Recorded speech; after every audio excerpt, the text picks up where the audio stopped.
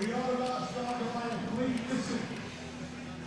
Please listen to the do's and don'ts, because this is quite important. We're going to hand over to Tunnel Director, Mr. Michael Stevens. One more players to the 1G of the Goliath main event today. We'll be playing 18 levels, that's 14 30-minute levels with 4 4-minute levels to go today. We're going to have a break in 2 hours of play. There will be an extended 60-minute break at the end of level 12. You will be able to limited weekend reach until the end of the level 12 break. Few rules to be aware of today. If you leave your table at return, you will face an instant 2-hand penalty on your return. If you go all in out of return at any time, you will face an instant orbit penalty. If you show your cards when facing a bet, this may be taken as a foul, so please try to not expose your cards when facing the event. In front of you on the table, you should see a slip with your name and table number on it. Please make sure it stays on the table at all times, and if you lose it, please ask the number 14 or replacement. If you are eliminated, please hand this to your dealer as you leave. Your button today has been drawn to seat number 2. Dealers, please place your button into seat 2 now. Your open line is 100, 100 with a big penalty of 100. Wish you all best of luck. Dealers, you can begin. Good luck. Good luck, guys. You guys, don't forget to put your cards in the boxes before you fold it. Enjoy yourself. Yeah. Whatever you're doing, don't forget you watch the live stream.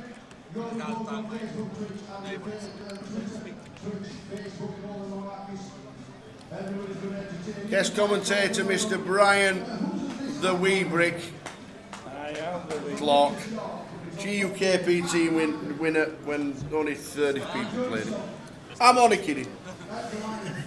341, you remember every hand.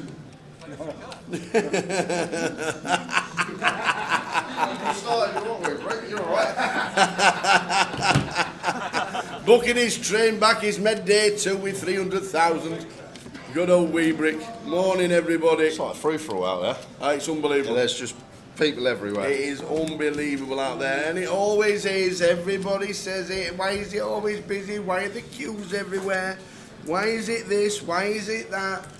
It's the final buying day of what potentially is going to be the biggest day in British poker history. That is what is going to happen today. It is potentially going to be the biggest day in poker history in Britain. It's just phenomenal. It's amazing out there. It's so busy. I know we started slightly late, but well done to the team for sitting everybody straight away. 100 alternates got in from the start straight away. Everybody's sitting down about ready. It is going to be a day. Morning, young man. Morning. Well, it took you 20 minutes to get in. Something like that, yeah, it did. It did. No, just, I literally could have got here 5 minutes ago, but on the way down, like, people, hello, like, I don't just go, whoop, say hello for a couple of seconds. Got to go work, though. I'm literally live in a couple of minutes. New one for me today. Go on. 3 selfies while having breakfast. Having breakfast? What, in the Hilton?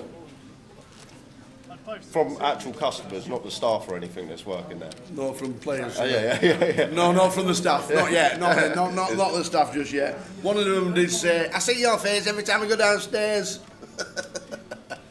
Yeah, having breakfast this morning. So live at the shed. Live at the shed have all turned up. Only tried nicking my table when I'm having breakfast. No, they didn't. Oh, What, that one? They were nearly fisticuffs Yeah. and all sorts of. Trying to get me on, what? Tell you. Morning, everybody. This is going to be an amazing day. The big Riz has asked if he can come into the comms sometime during the day. Yeah. So we'll grab him in for a session.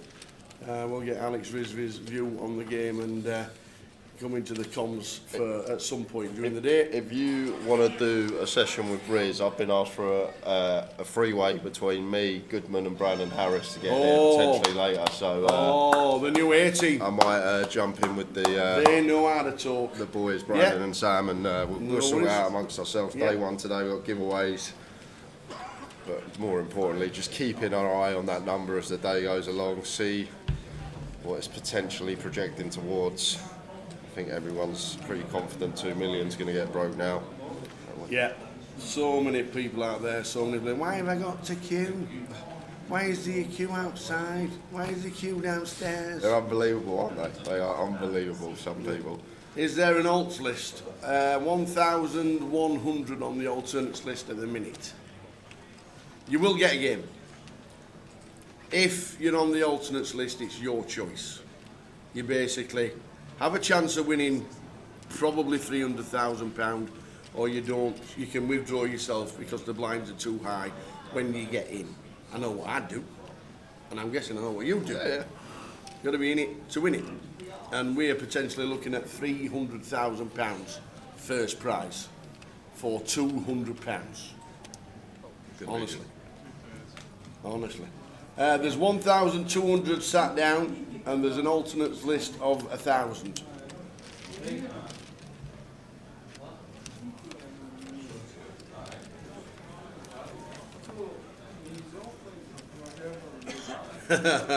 Ben Godward. The table 46 is too far away to take the chips all the way through the hole. It's usually a table around 10 spaces around the feature that's going to get on the feature table for transportation purposes.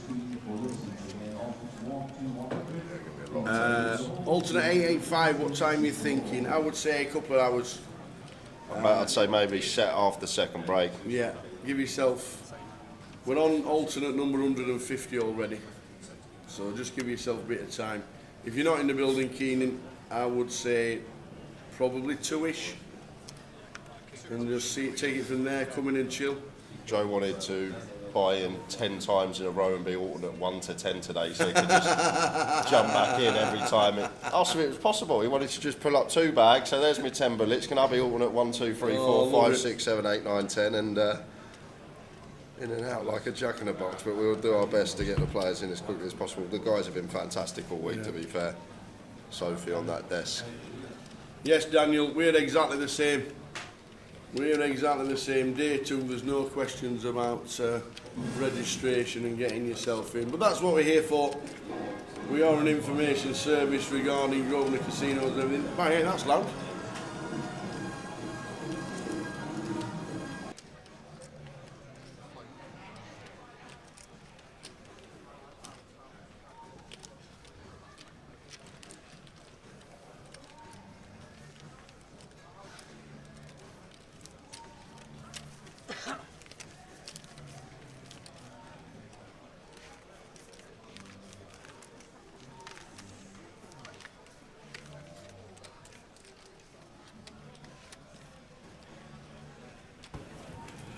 Remember when David A played and he had loads of bullets and didn't wait to get back in?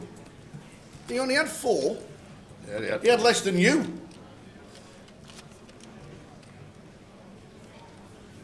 He had less than you. And what does that say? Played 1 Goliath, finished 40th out of 10,000 runners, and you're slagging him off. He had 4. only Played. Show you the list. Only played it 1 year. I've seen Brad here since 2010. Exactly. Has he ever come 40th, day 3? No.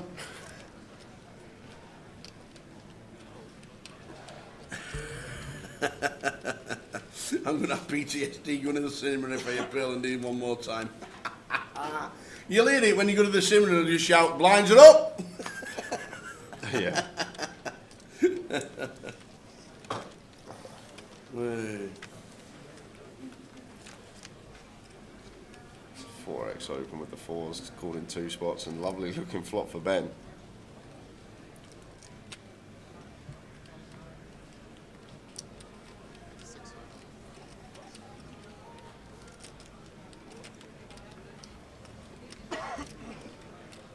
Could just bring this in position this deep right away and we wanted to, as Ben is just going to play cool. Have a look at the turn. Instant.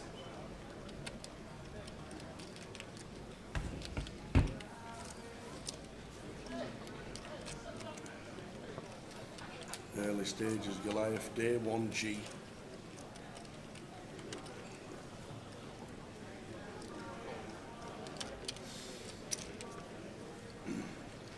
And And there's only 2 empty spots on the feature because people haven't turned up at the correct time. No,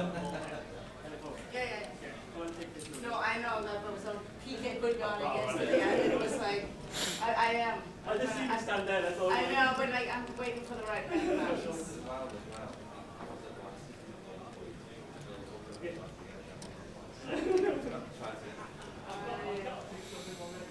The early stages, final buying day of Goliath. 3 days of streaming left. Will we get to the 12,000 runners? 12,000 runners? Will we get to 12,000 runners? Will we get to 2 million in the prize pool? If not, it's just been a huge success anyway. Yes, it has. 40 cash tables yesterday. 40. 40. Wow. New record. New record. 40 cash tables. Morning, 20. 20, look, Neil. Still got my mug. In fact, my mug's empty. But I'm all right. I'm teed up now. I've had a couple. We're all good.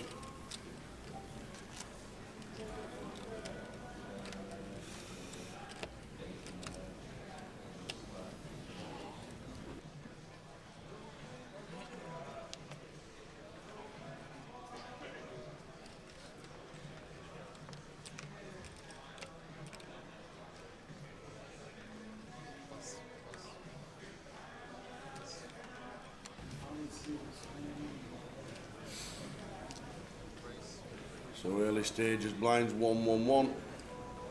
What level do people who haven't turned up have their stacks removed? First break, level number 4.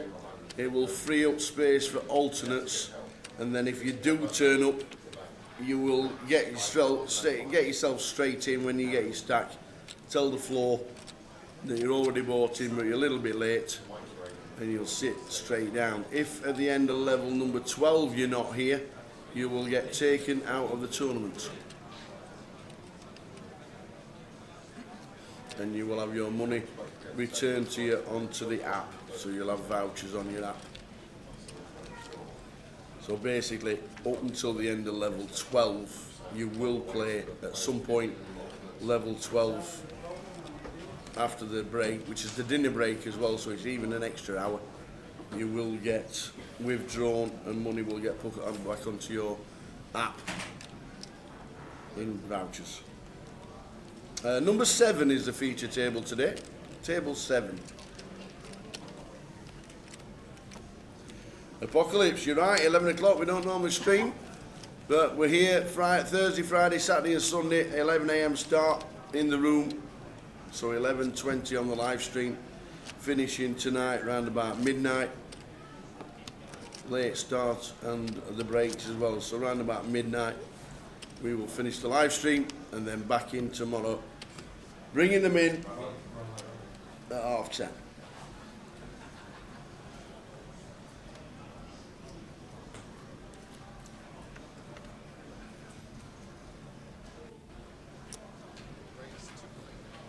Damien D, Buster Goliath, day 1A, end of level 14, second time at the Goliath, can't wait to play again next year. It's tough to only have one try. With 8 buying days, it's really tough just to try day 1A. Maybe next year, Damien, get yourself a couple of days where you could try and make day 2.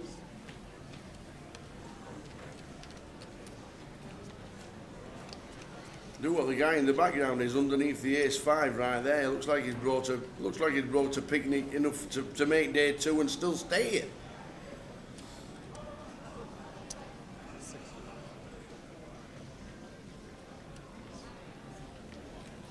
Unfortunate to see Paul bust out yesterday, ace, queen, ace, jack versus his wife. Oh, his wife made day 2. I thought you meant it was her that knocked him out. Oh dear. What happens in the turbo tonight if the daytime is too busy? Well, that's why it's capped at 250 at the minute, and there's an alternate list for the turbo because that's all, as you say, all table dependent. We expect a lot of tables to have bust by that time, by the end of level 12. But we're also expecting over or around about 1,500 alternates today, which would be insane. But that could just increase. We reckon there'll be about 4,000 runners in total today. I think that's a good projection, which is just, when you think about it, absolutely insane. What a week. 40 cash tables running yesterday. Unbelievable effort by everybody involved.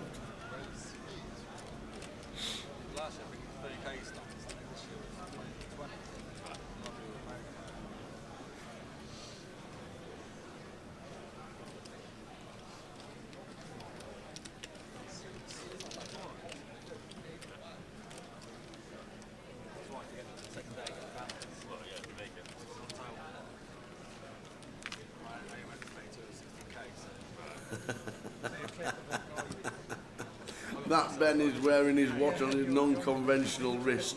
I never understand. See, my watch, whenever I wore a watch, goes on my left wrist. Always has.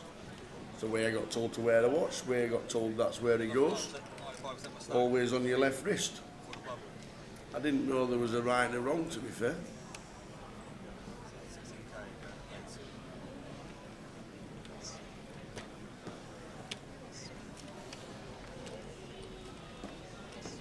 So early stages of day 1G. We are on the Friday, the final buying day for Goliath.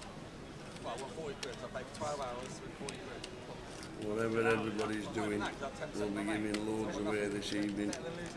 A couple of tickets left over for Saturday, and then Sunday there'll just be a free roll because we'll be concentrating on the final day of Goliath.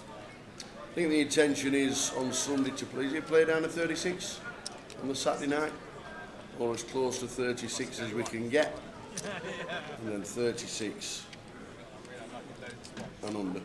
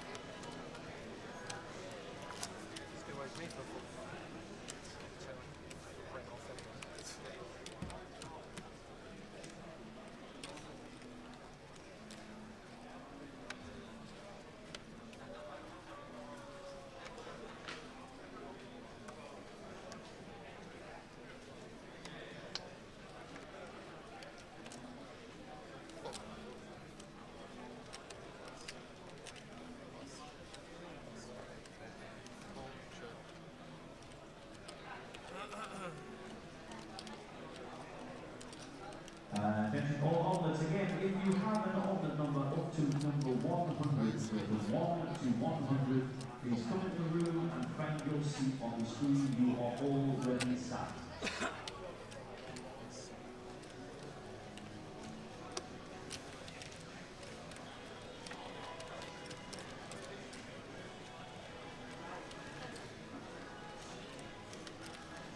So early stages of Goliath, nobody's making it 8x or anything like that at the minute. No, none of that 6x to 10x range. The turbo is 10 o'clock tonight, 6 o'clock tonight, 6 p.m.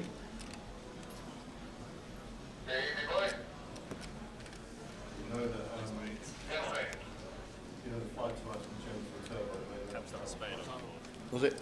No, no.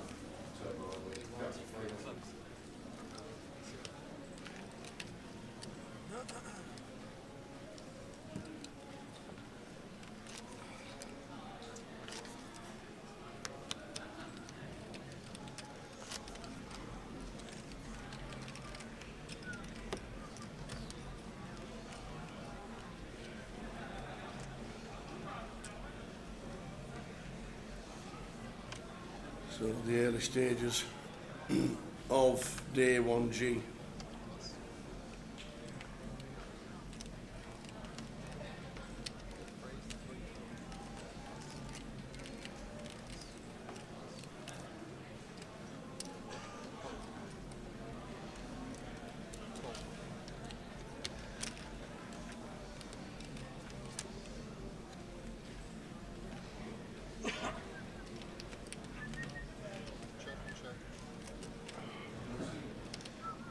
No signal, don't say that. Don't say that.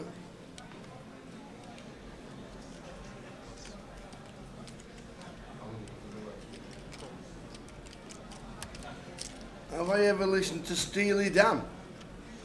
Steely Dan, they're a really old group. We'll be reeling in the years. What a house of day. Steely Dan are great.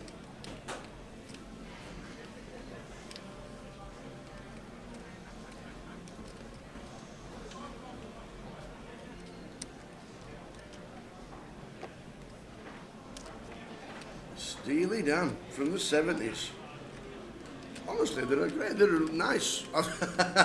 Cheers, Jackie. Cheers, Jackie Chan. I'm sorry about the dulcet tones. We're starting to suffer a little, but we're holding up really well. I must admit, we are holding up. We're not doing bad at all. It is Friday. It's the 7th live stream day on the trot, and as you know, we've brought them in at 10:30 in the morning every morning.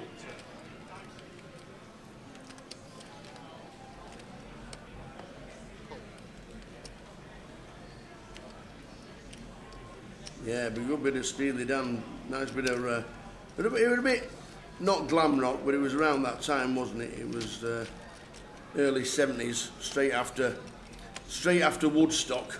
The old Woodstock look, didn't they, the old Steely Dan?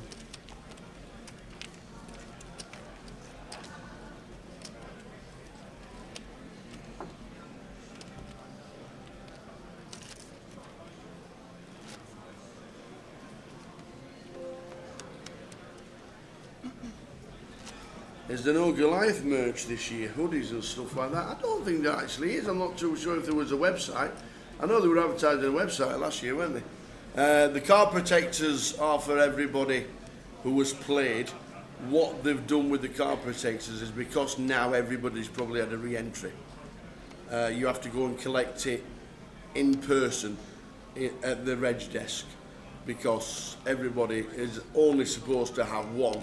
What they realised, if you've already had a re-entry on Sunday, you were getting 2 and 3 and stuff like that. So when you do turn up, you do get a card protector. If you've not got one and you have played, make sure you go and get it from the reg desk. But you have to do it at the break because obviously the registration desk is so busy. The Pierce Adventure. Hey guys, won a seat but can't make it. Says I'm at table 74, seat 6. What happens to your ticket? Your stack will be taken out.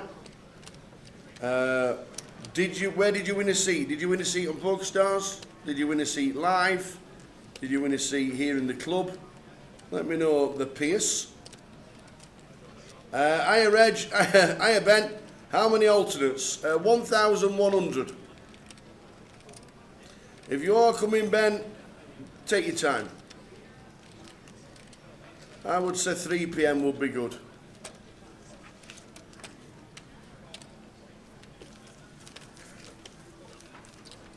Crazy John says, can you give me a shout out to Clem, who's playing? Mr. Clem Price, yes.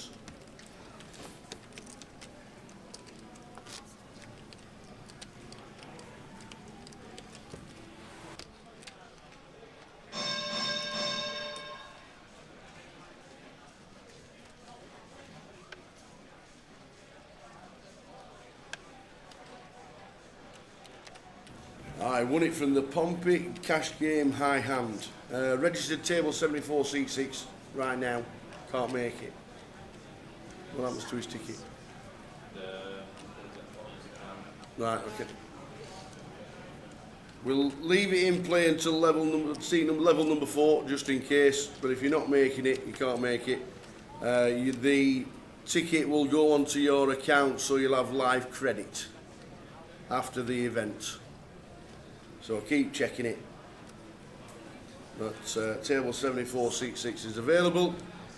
It'll go as live credit onto your account after the event.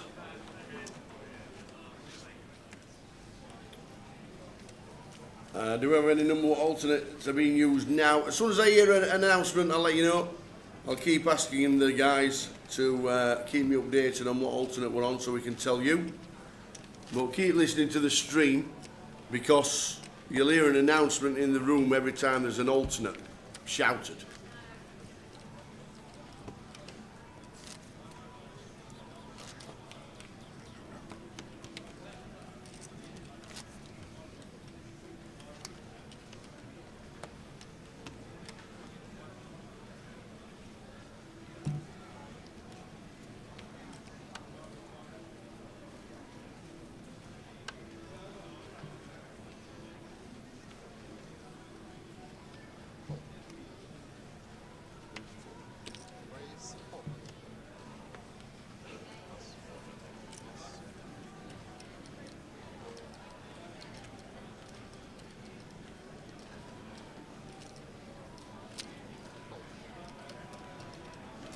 Yeah, the alternates will get shouted out. You can probably hear it in the background. If we get to know what alternate is already sat down, we will let you know all the time. Information day, that's what we're here for.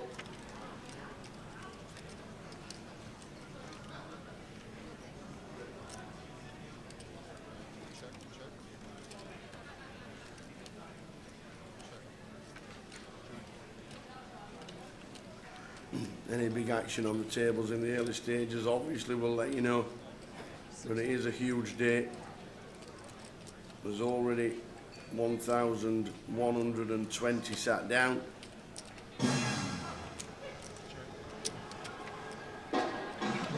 And a lot of people today, because of the size of the field, play it like a freeze out, because they know it's going to be really hard to get straight back in.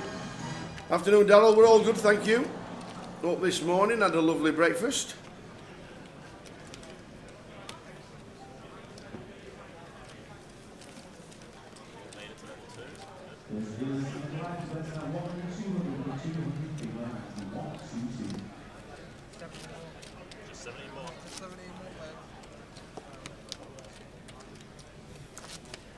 Why empty seats? Because people have bought in, they've got the stack, they're on the list to start with, and their stack is with the dealer waiting for them to turn up. That's why there's empty seats. So they're pre-regged, they're on the list, they're on the walls in the morning, they're in the seating plan. They've just decided not to turn up for the first level. At the end of the first session, if they're still not here, they'll get withdrawn and alternates will come in then. So that's what happens when you pre-reg.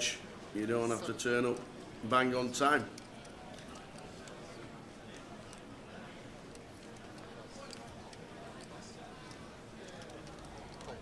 To be fair, head was fine.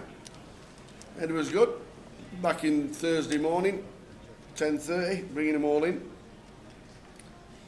Great day, Jokers Wild and Weldon. We had the biggest winner for us on Jokers Wild, because Julian, who's head of European operations for PokerStars, actually won it. And he says to Jim, it's the best poker event, atmosphere, and just poker tournament he's ever played. He said he had so much fun, people dancing on the tables, on the chairs, singing their hearts out, having a great time, having a drink. He says that's how poker should be.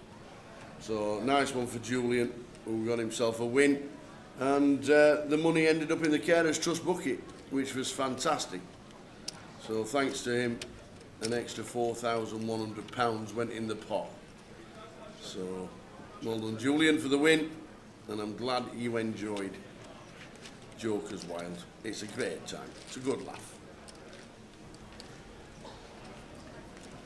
And don't forget, if you were in Jokers Wild,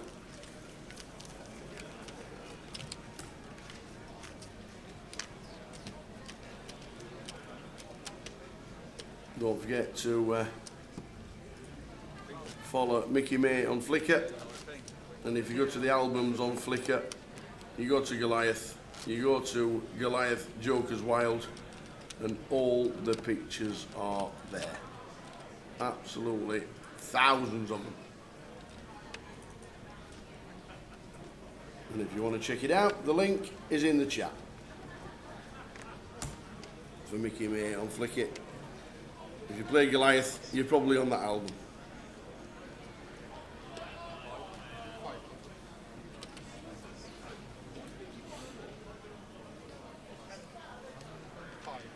First time I've missed Jokers Wild since it started in 2011. Could not get time off work, says Chris Bampton.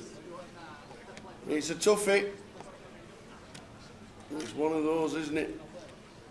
We know when it is. And tomorrow, apparently, I've been told, they're announcing the dates for next year.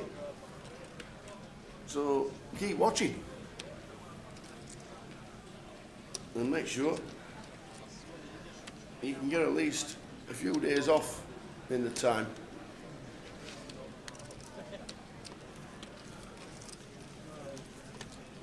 So not much action today at the moment. Start with 25,000. Couple of stacks still to get here, get in. Yeah, go on. Do you want a coffee or anything? Proper. From the coffee place. No, the coffee place. No, thank you.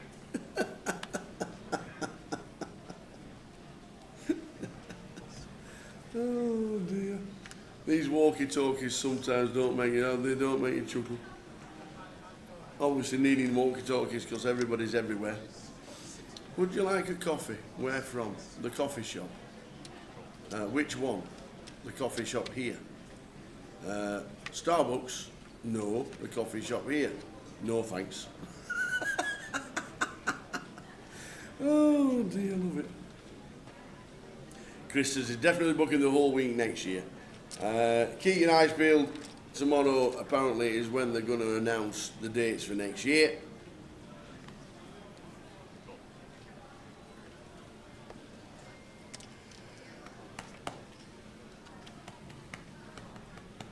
$40 cash tables yesterday. 40.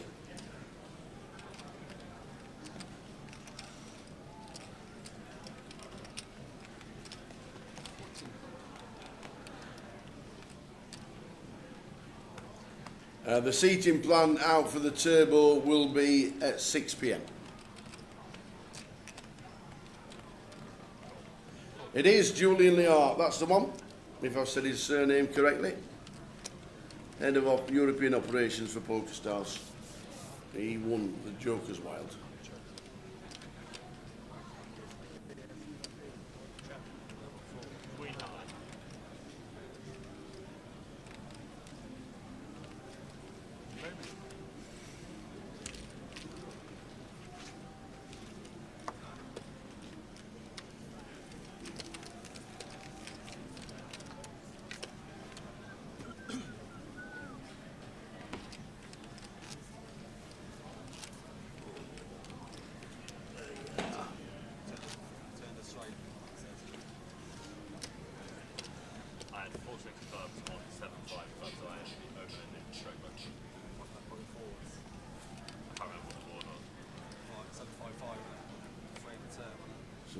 Second level of the day. Blinds 100, 200 with a 200 ante.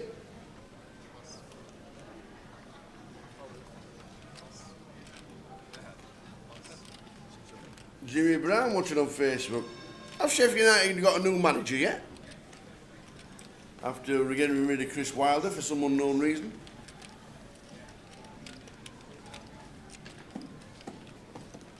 Would have fancied Sheffield United's chances next year, but they got rid of Chris Wilder. To be fair, they should have got promoted, but they had a bit of a wobble in April and didn't quite make it. And lucky for you guys, as it's August, start the football season tomorrow, Towers trebles back. Woohoo!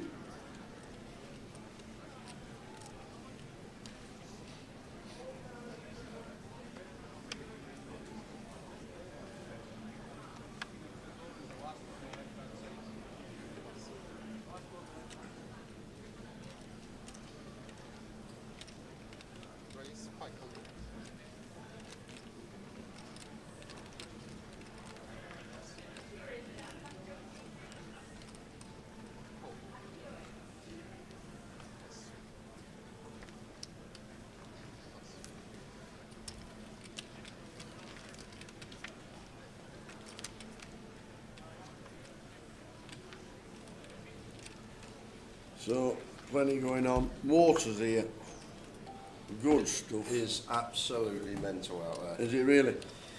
Like even you know you know when break's just about to finish. There's about 6 minutes on the clock before they let them in. Yeah. And they're all crowded outside the old door. Yeah.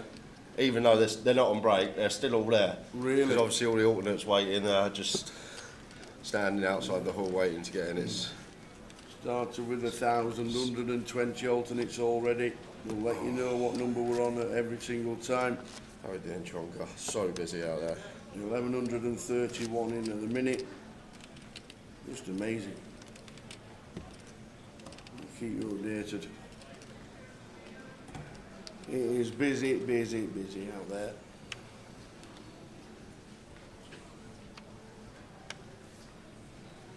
Yeah, I don't understand why you got rid of Wilder. No idea. Bit of a crazy one, that. But there will be decisions in the back. So not much action on our feet still to start with. A lot of people these days on the Friday play it like it's freeze out because they know the queues are absolutely mad.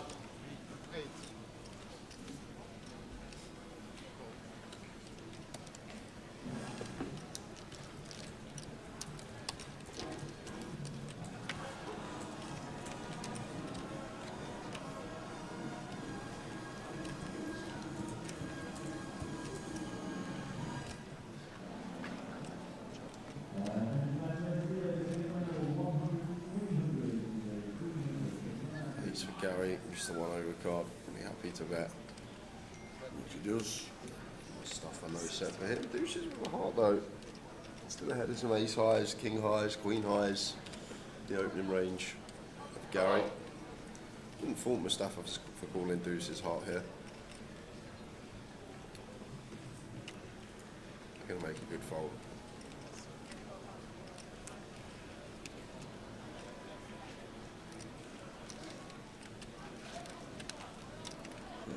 Nice steady start. Plenty of questions from guys in the chat. Do you think we'll ever do a PKO Tony at Goliath? Not sure. Regarding the progressive knockouts and all that malarkey. Maybe with the size of the fields and size of the side events, maybe just a little bit too tough to monitor. Would be good. There's got to be a gap in the market, like a bit of software for poker tournaments for PKOs. Like everyone gets like a little like device or tablet, and it has their bounty running like on like that. There's got to be, because PKOs, people love PKOs. Like They do. They're the favourite tournament online. They're the most popular. But it could end up with like 1,000 runs. If someone could, Is it easily done?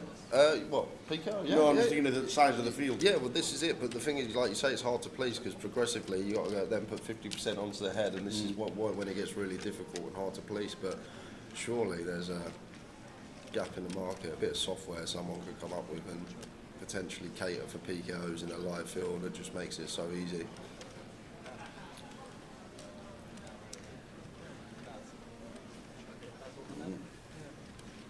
Well, you never know. Rotherham are going to share their ground with Sheffield Wednesday. No, they're not. Oh, I saw. I think. No, they're not. I think I saw this. No, they're not. They don't even like each other. I'm not having Yeah, it. because Sheffield Wednesday aren't playing their players. Players. They haven't paid them since May. Yeah. They've got a manager who's not even being paid.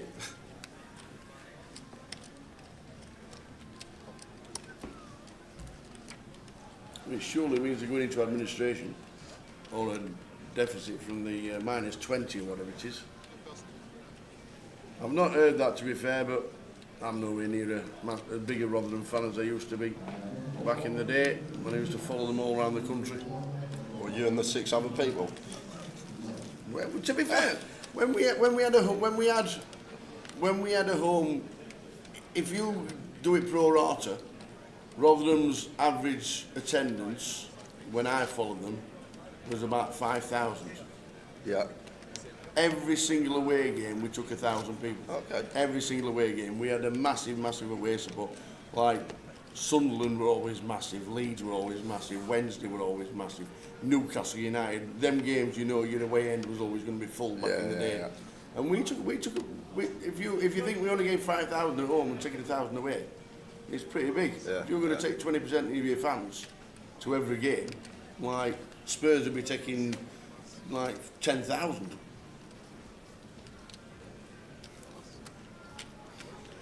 So we always had a good away following.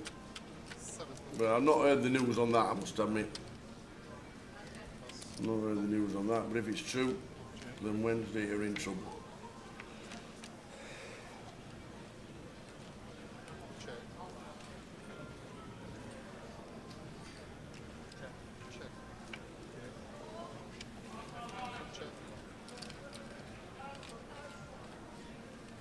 Guessing the treble will be out tomorrow. Yes. Someone's already got it, ain't they? In the bounty. In the bounty, yeah, they have, actually. No, it's not us, it's no one else in Zioni, watching on YouTube. Hope you well. there. You first talked. Okay, if you want to fold.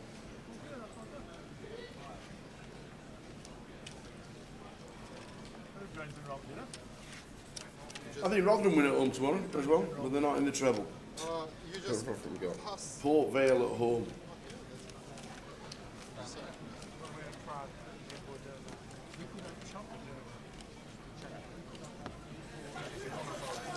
Higher than a bloody 6. Yeah, just I think instead of confusing dealer, you just can say pass or whatever. I'm surprised PokerStars didn't bring them little spin and go tables that they had at the Irish Open this year. Yeah. They'd have been great in the cash table area. They'd have been right fun, right? Good fun. I won't do it again. It's Richmond FC. I didn't even know Richmond FC existed. I've never heard of Richmond. Always comes in, exactly. The treble comes in 1% of the time. Comes in all the time, 1% of the time. Raise 6.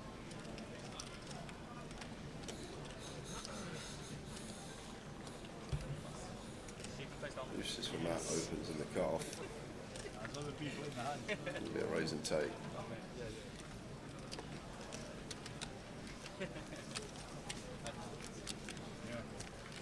Well, you raised. I only fold because that's someone got loads of ones. Action was him.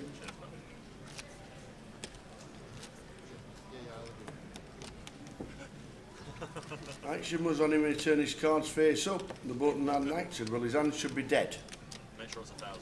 I don't miss the action there. Was just catching up on the chat box. I think what happened there, I just open folded river because he had 6 high on the river button versus big blind, and I think he just turned his hand over like I'm not even like an open fold in a way. He knew he was never going to win the pot with 6 high.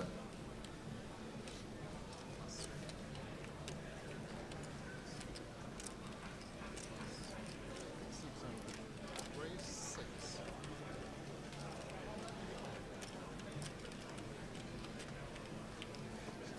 Sixes for Bruce and Gary. Like these are the ones that at this sort of buy-in I don't think anyone's going to find. Like King Jack suited here against this open to 3 big blinds. We're probably just supposed to make this like 3.2k here with King Jack of diamonds. Like nice and healthy, 16 big blinds, out of position. Just bump it up, but Gary going to go with call. Just going to float the flop.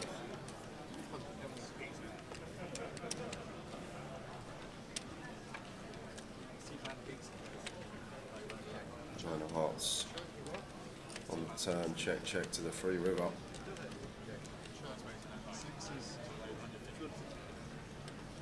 6 is good for Bruce.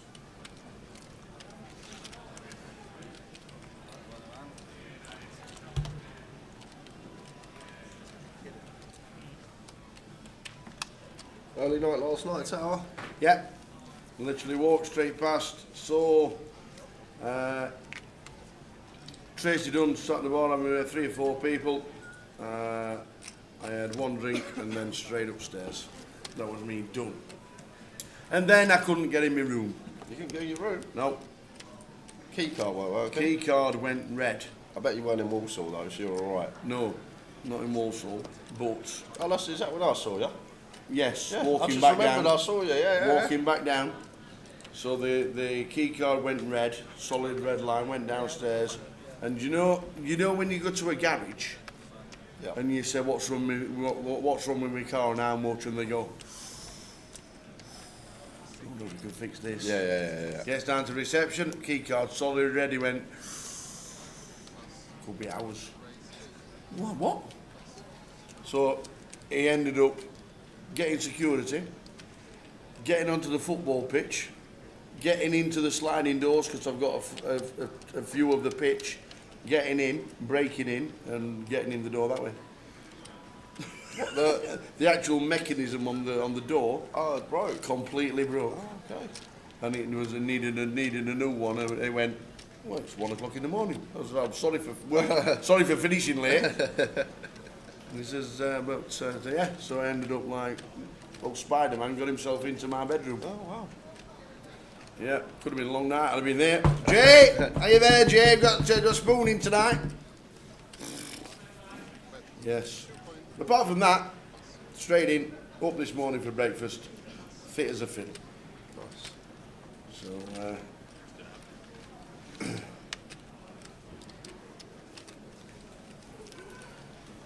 it was a dead hand, so there you go. Hi guys, thanks for all you're doing this week. Question, is it necessary to show chip totals after every hand? Curious question. It's just automatically done by the computer. I like it as well because when all the stacks are up, I can see all the stacks. It makes a difference. It does. I know at the start of the tournament, everyone has around 20k, Yeah. but you need it for later in the tournament because you need to know what stacks you're opening to. Yeah. So when I'm trying to dissect a hand, I need to know what all the stacks are at the table because it makes a difference. And then after every hand, it just shows you the stacks because it's just a computerised image. I can show you the VP if you want me to. You should get in that habit, Dave. If you play poker, you should know everyone's stack before the cards are off the top of the deck. You need to get into that habit if you want to do well in this game. There you go. Don't just be looking around the room, actions on you, look at your cards and you just open because you got King Jack without even thinking about stack depths behind. Try and get in that habit. There we are. Take a good look every time they come up.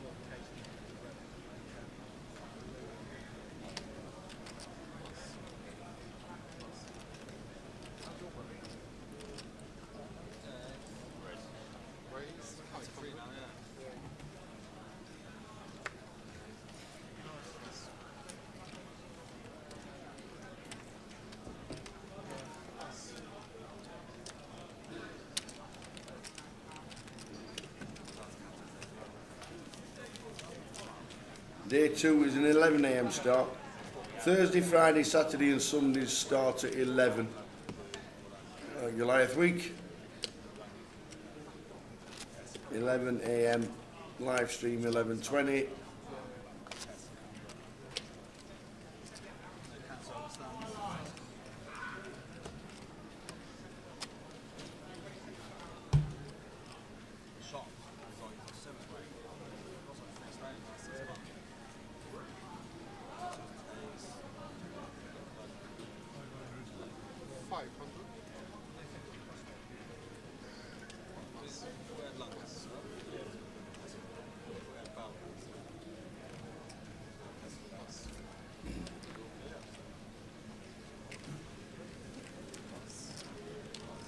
See that? C5. Yeah. Gone and brought his own drink. Oh, no lazy arse about it. Yeah. I need a drink. Yeah. I'll go and get one. Yeah. Love that. Love that. People stood outside with their hands up. Can you get me a drink, please? I like it when they're about 2 foot away from the machine and they still get the waitress to bring the drink. How many tea runs you done this week out of interest? 30. Under 5. To be fair, Under 5. to be fair, we've drunk a lot of drinks at different times. We have, to be fair. But We have. all I'm See, saying, I've had 2 teas. What have you had? A Red Bull. yeah, I can't. Well, I get my coffee, don't I? Yeah, that's it. Did you hear the Mike? No, you weren't here. Nah. You've got yourself a drink from the really nice coffee place here. Yeah, Because I can tell because of the cup. yeah, So you know because we've got the walkie-talkies. yeah. We get the question. Anybody want a coffee? Where from? So who says where from? My kid. Correct. The coffee shop. Which one? The one in the hall. Which hall? Starbucks. Okay. No. No thanks. The one. These walkie-talkies sometimes are just so funny. We need to get Doak on the face. I saw him walking in this morning. Dara O'Kearney. Nice Dara here. Saw him walking in this morning. Nice to see him.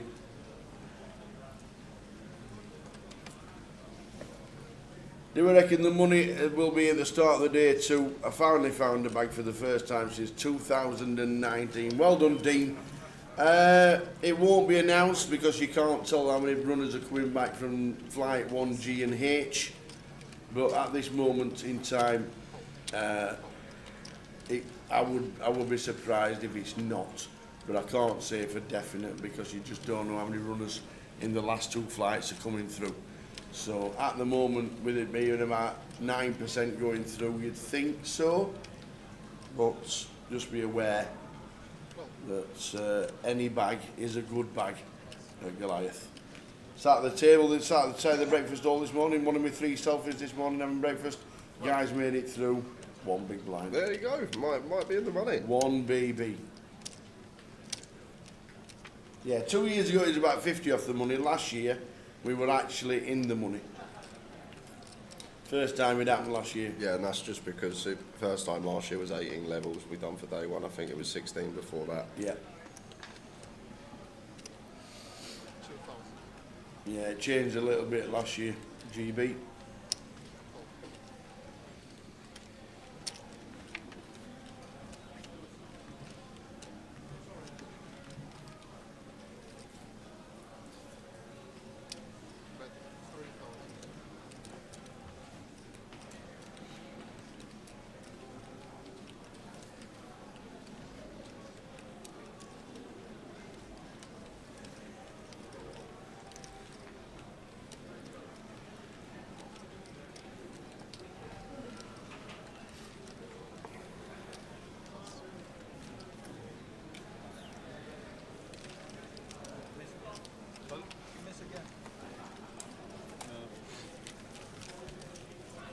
Ali Osborne was on the feature yesterday.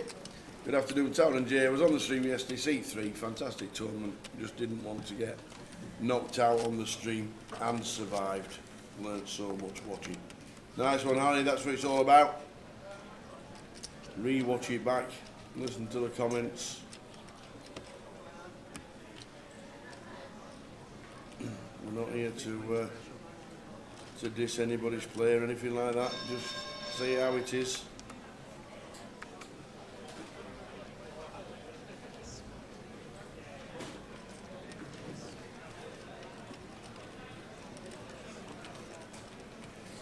You think, Norman, says, how about a £5 side pot for a Royal Flush next year? So what he's saying is everyone pays an extra £5 on their entry and the first person to get a Royal in the tournament wins the pot.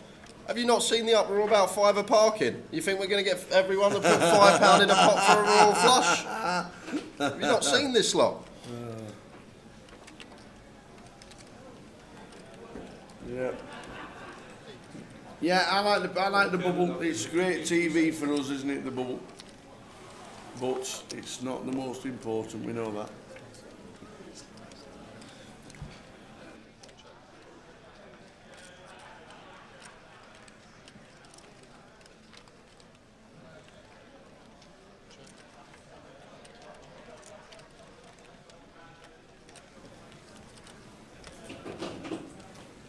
Got the first batch up from the name. Thank you.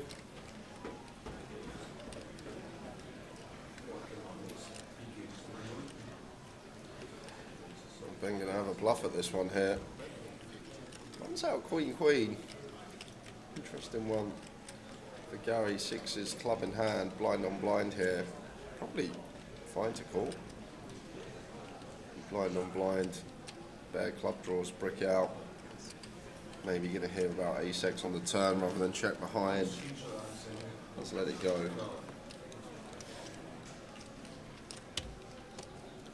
How are we doing, Stacey? We're all good. Yeah. Do we know what alternate number we're up to now? We don't. All we can do is ask you to listen to the advertisements in the hall at this moment in time. But we've already sat down 1,217, so that's 217 alternates in already. We were capped at 1,000, so 217 in at the money is what I get. I'm guessing. We'll always keep you up to date with that.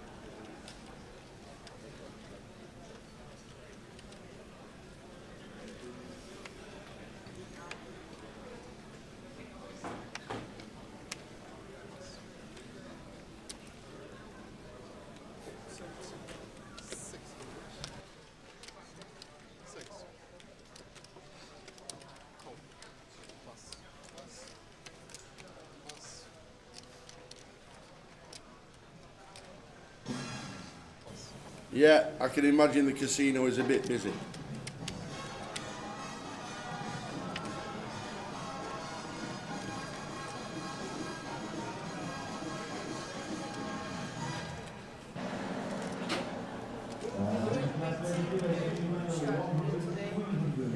After the dinner break, so it'd be like 47 or something like that. Stage.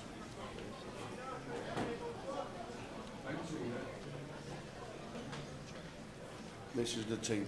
Yeah, but I'm talking all dealer, and I know this is the VIP. Get it? Get it? Hey, VIP.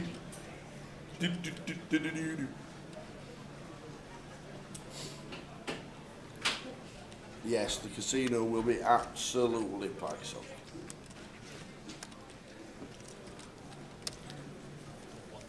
Yes, correct.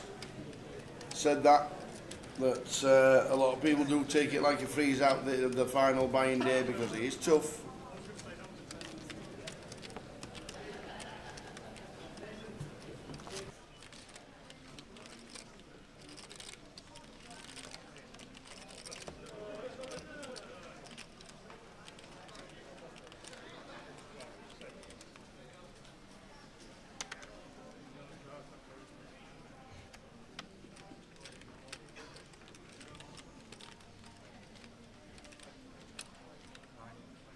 Raise 9.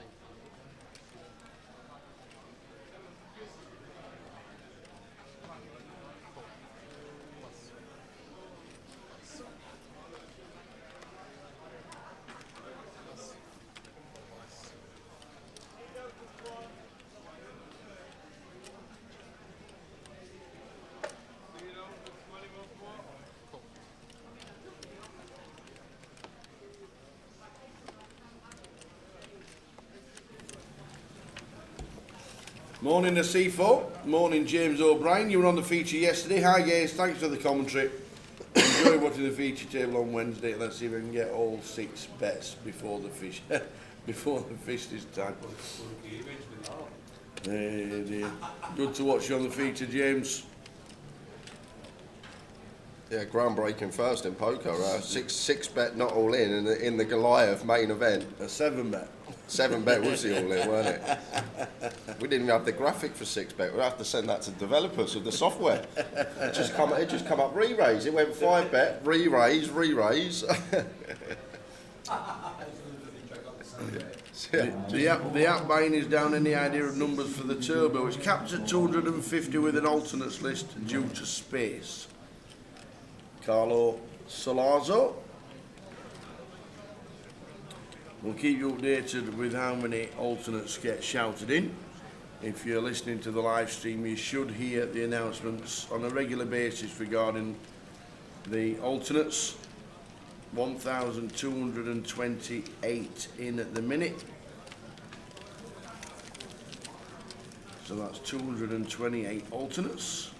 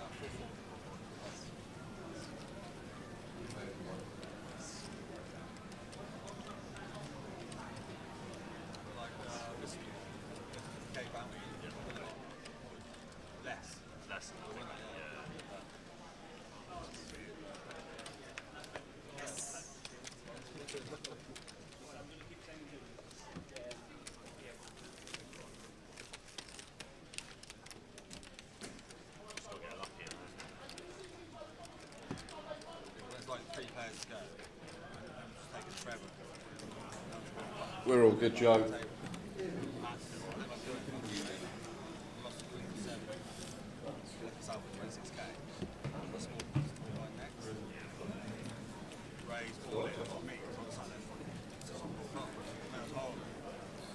Early stages of Goliath. We'll do some giveaways a bit later in the day. Hour left of first session.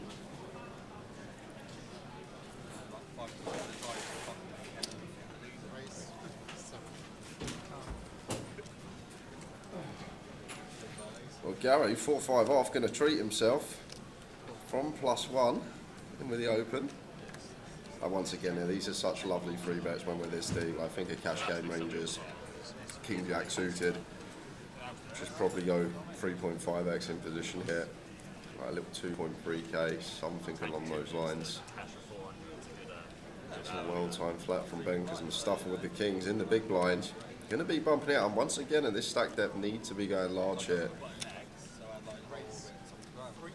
Probably go at least 12 BBs. Spot on from Mustafa. 3.8k seems on the money in terms of size we want to go. Very nice. Loses his customers, but like the sizing choice.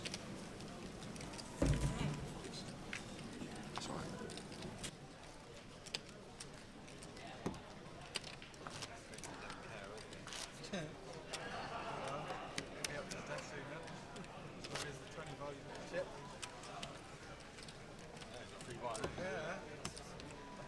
You went done again before here. We done it again.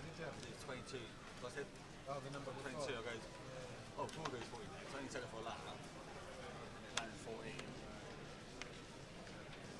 As I'm walking past, it's 22. So I can't go for a 10 on there. Fucking 9 went out next door. Oh, was it? Yeah. I was 15 quid on there. 6-7 suited.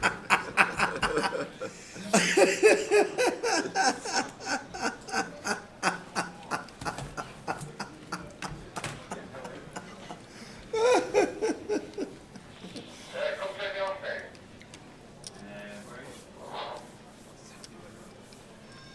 Okay, we have 2 minutes.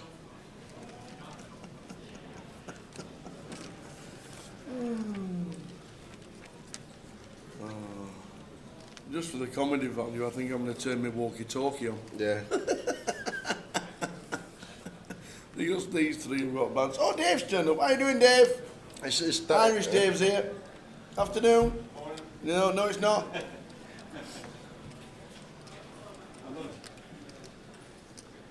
How many women entered the World Series main event this year? Oh, how many runners does the man get? 9,800. Yeah, they make up about 3%, around 350, I'd say. Yeah, About 3% of the yeah, field. about 3% of the field. 350, 360, I'd go for.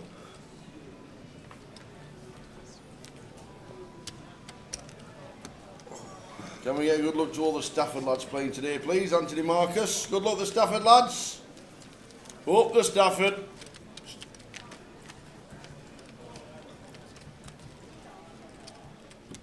Stafford.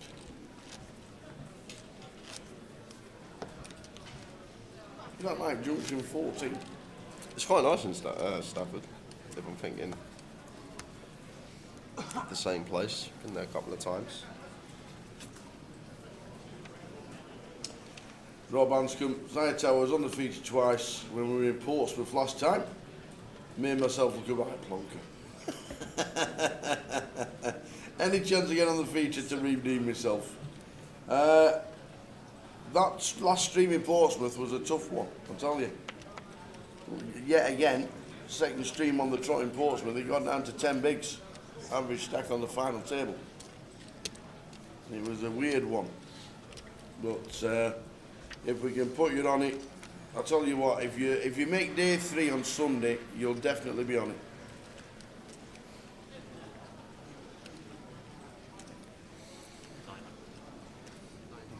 Yeah, the difference is today's Goliath is playing like a freeze out. Another 1,000 alternates to get through to get back in. If you are an alternate, by the way, you will get a game. You will get a game. It all depends on whether you want to play with the stack that you have. You should do, because it's going to be nearly £300,000 to the winner. And if you're on the list before the end of level 12, you will get a game. Coventry City are at home tomorrow at 3:30 in the afternoon. So because Goliath starts at 11, it shouldn't be too bad. Let's just have a look at the side events for tomorrow. Where's the side events? What's on tomorrow? The Giants starting at 6 and the Cup starting at 2. So yeah, just be aware, Coventry City are at home tomorrow. They're playing St Pauli. It might be busy. If you can get here as early as you can, then please get here. But there's just 3 events on tomorrow apart from the main events. The Cup, the Giants and the Turbo. Is that on one day? Oh, main event. The main event open. The Turbo, the main event open. So there we go. Hal, I'll tell you what, if you're coming down today or tomorrow and you bring me a Justice for Westlife top, I'll wear it. Absolutely no idea what's happened. No idea what's happened to Westlife. 10 bits. You can buy it on like level 12 for 10. The seniors is on Sunday at 11 AM. I'll show you that again for everybody on the side events. Sunday, seniors, 11 AM on the Sunday. Early start for the seniors. Final day, 5 side events plus the main. Juicy. Yeah, it's a horrible road, the M6 to Seafo. Always, Shocker. whenever I'm coming out of Birmingham, that Walsall junction is just always queued, it seems. Whatever time you're there, just always absolute tailbacks. It's horrendous. I don't think it's ever been clear in the years I've been driving, and as you know, since I passed my test. Yeah, It's awful. Just constant roadworks, working on it, traffic. To be fair, we do have too many vehicles in the United Kingdom. Yeah. For the state of the roads. A lot of it is to do with just congestion. Yeah, and you're right. The toll road at £10.50 a pop. When did that become a tenner? Absolutely ridiculous.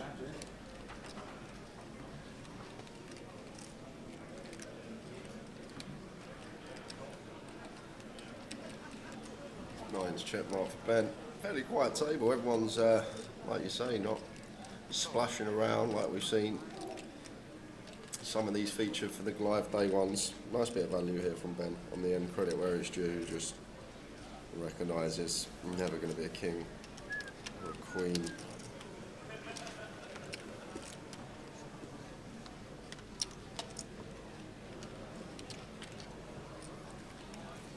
$50 plus for the seniors. 50 plus.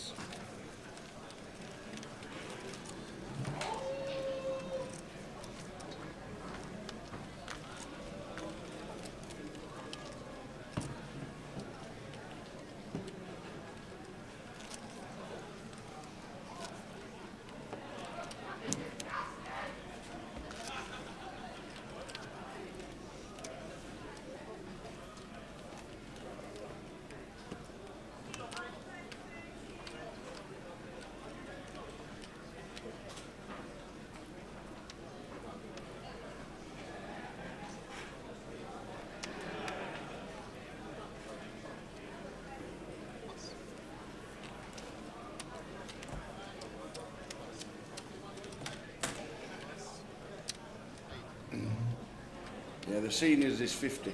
50 and above. Then with the 10s. Once again, like this is a spot we're probably supposed to go like close to 4K. See what size Ben chooses. Yeah, just 2.1, way too small. Any cold force from Gavin here? if he can find a little 4.5K here with the Jack 10 suited, maybe not the ideal combo for like a king jack suited, king 10 suited there, but the suited Broadway, Colt 4 at this stack depth definitely viable in these positions. Nice flop. Well, if you know you're going to flop top set, you might as well make it 7 bigs. Yep. In general, when we are this deep to start the hand, needs to be going nice and chunky out of position, facing these facing these opens on the button. Be in the hand, nonetheless.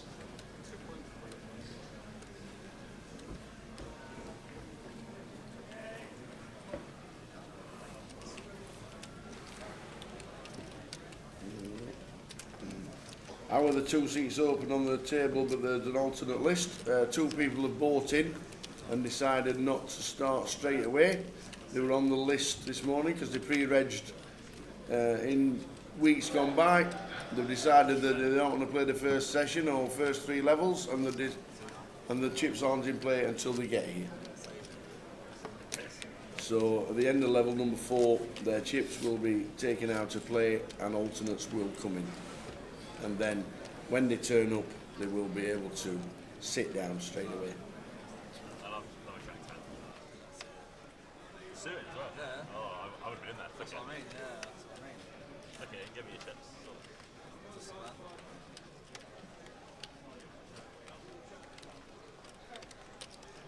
Raise 8.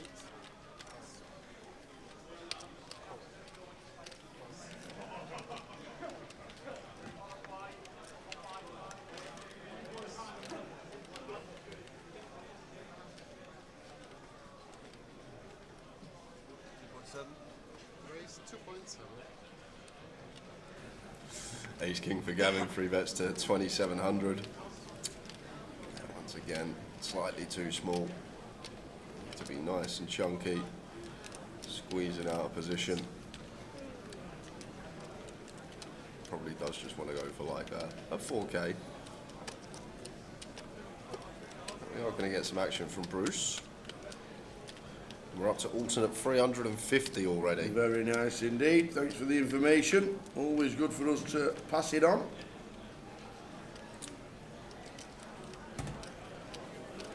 Oh, that's one way of getting there as Bruce. It's almost the check mark here. Gavin going to continue his ace king height. 3.2.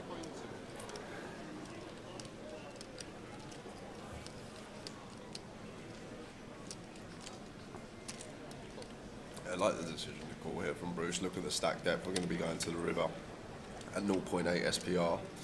So even when it goes check on turn, we just get to jam rivers ourselves anyway. So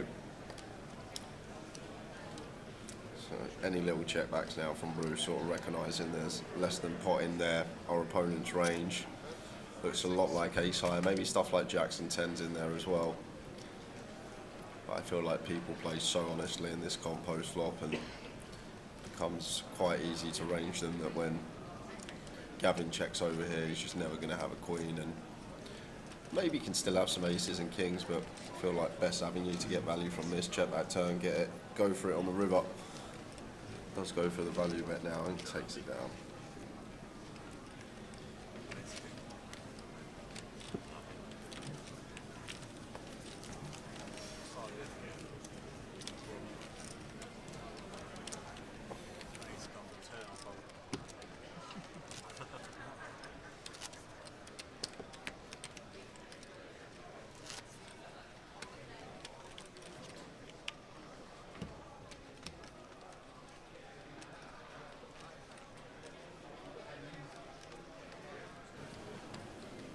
How is the money decision made?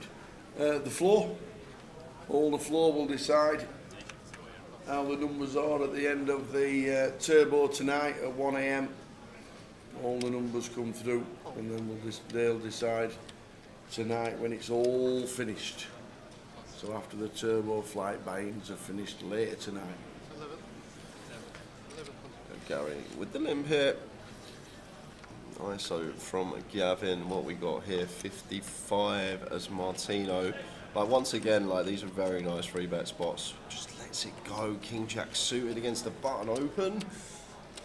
I guess it's close to 4x, but over a limp seems pretty normal. Martin with a Jack 9 suited, and now Gary going to come along. King Jack of clubs just hitting the mark.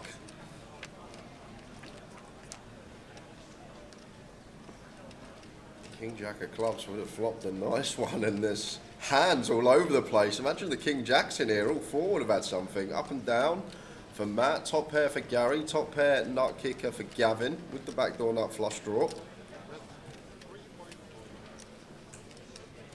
31, big old size, like in general multi-weight. Gonna have some smaller sizes here as Gavin, but goes chunky, 3,700, just north of 80%. And now, do just expect to see Cool. Doubt either are gonna want to raise against this size, but wow, Jack 9 suited just into the mark. I actually kind of don't mind it. Still a player behind. If we're heads up, kind of inclined to call, but I guess we've still got Gary who can reopen the action. Reopen the action he does to get it in against Gavin, and Gavin will see he's in fantastic shape. He'll just stand up. Will be sat down ready shortly.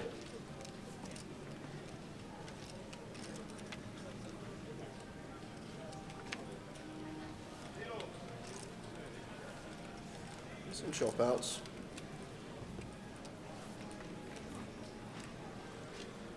Sit right down, sir. Instead of not knowing whether you're in the money on day two, why don't you say 10% get paid, and if you go out after the bubble on that one, you get them in cash, because that means you then have 8 bubbles. And every single day, and it has to be announced before the tournament starts, which is what we don't do. We don't play down to a certain percentage of the field. Might do in future, we don't at the minute.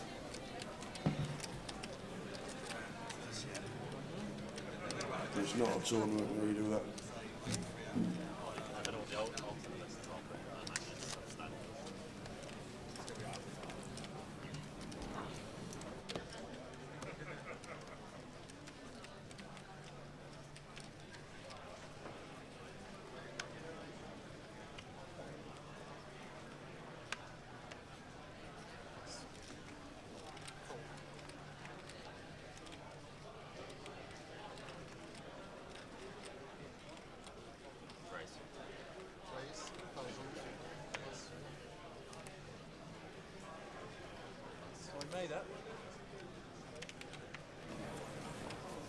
Let's go, Gary lad. You're on 10,000.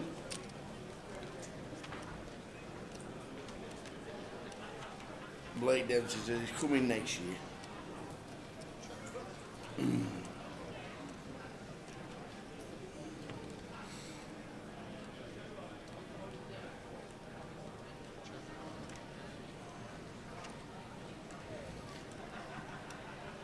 Beautiful turn card for Gary. Gets the chat to shout for him. Let's go, Gary lad. Boom. Straight in. That's a check mark as well.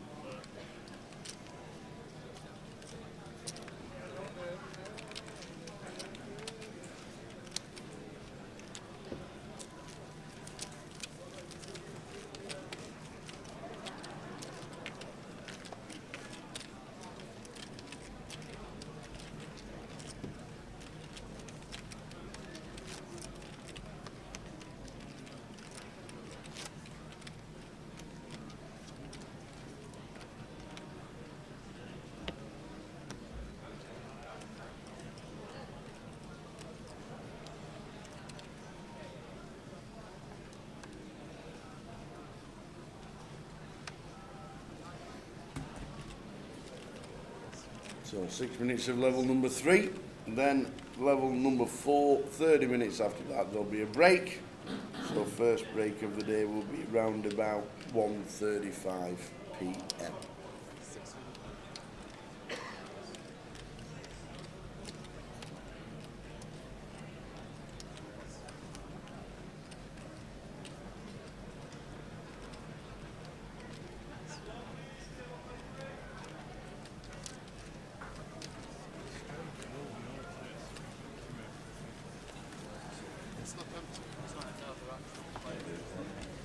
Go on the butch, says Dave. Go on the butch, says Dan.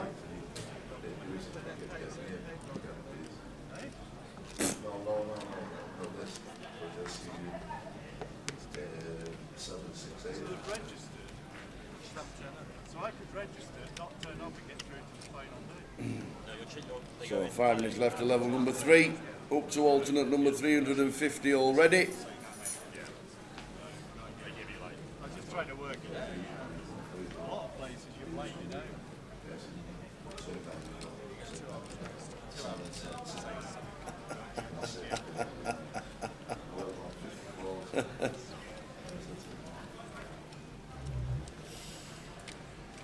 Martino in scene number 9.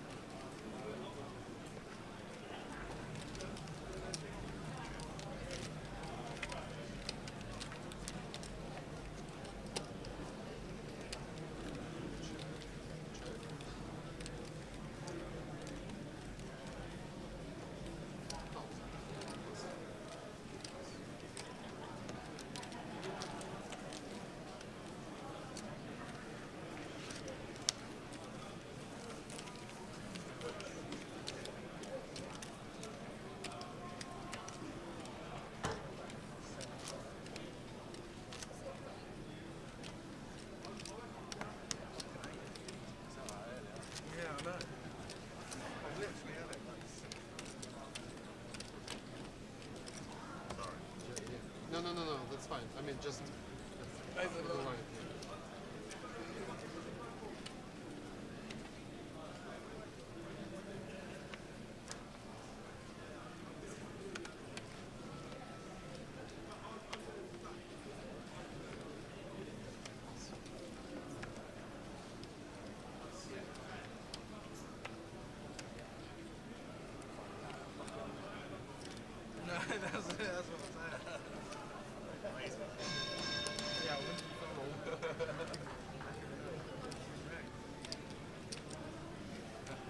So early stages of Goliath Day 1G, potentially going to be the biggest day in British poker. What time will day 2 finish? Day 2 finish, well, it's either going to be the 18 levels as normal or down to 36 runners. I think they stop at 36 for day 2. How long is alternate list? I haven't looked, I don't know. Guess it's going to be last night they said it was 800 last night. Ah, sorry, because it's a 40-minute day tomorrow, it's 16 levels.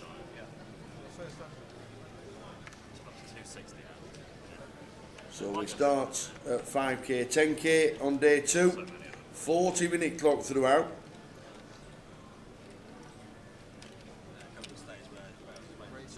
So 11 hours of poker, or 10 hours, 40 minutes of poker, or 36 players. If it's 36 players, I will be surprised if it's not even in the final level of the day. Dave? Thank you. I don't know everyone else, but What's that? I don't know everyone else, but you're sorted. Have you got any sugar-free stuff? I don't drink that. Me neither. How did Michael Greco get on yesterday? I'm not sure if he made day 2. I'm not sure.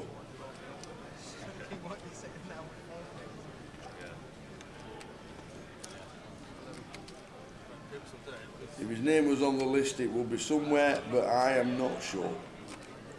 Lovely to see him though. Not seen him for a few years. Really nice to see Michael.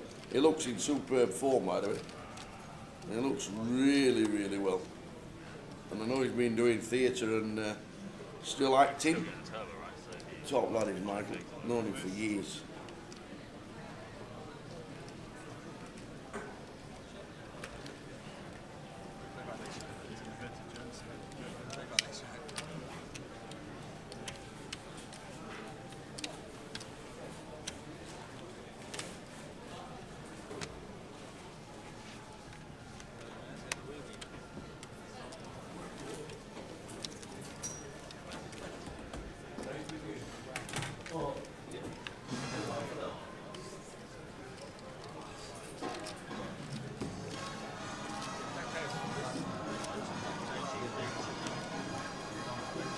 Conor Kelly, bite 45 BBs, absolutely buzzing. Yeah, 2,100 entries yesterday. 2,175 yesterday.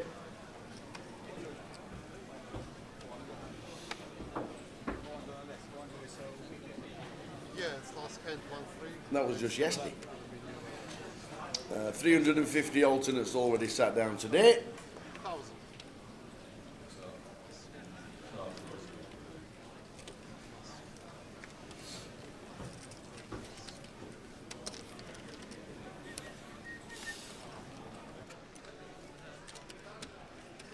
So it's 2-4. Massive now.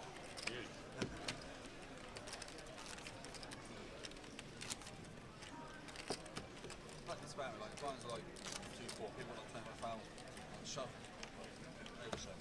Because they got like one chip. Yeah, they Just just like, I mean, come out, like, they got one chip. It's like nothing. Yeah, amazing numbers, Kev. Not too sure they'll even beat yesterday's numbers, to be fair. With the amount of runners and alternates, we know it's always a slower day on the Friday because people play it like a freeze out, the last chance saloon.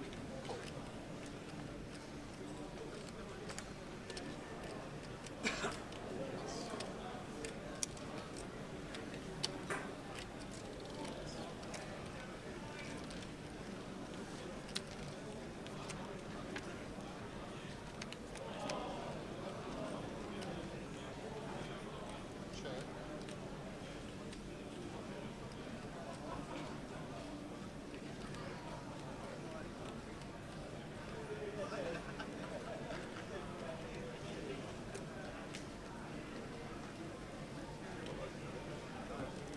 Yeah, it's going to be tough to actually beat last year's, even yesterday's figures, because of the play. You know, you can get straight back in yesterday, whereas today there's that many alternates. You know, you're going to have to play a little bit more solid, a little bit tighter maybe, and that's what people realise, because they already realised that. You see. See how we go.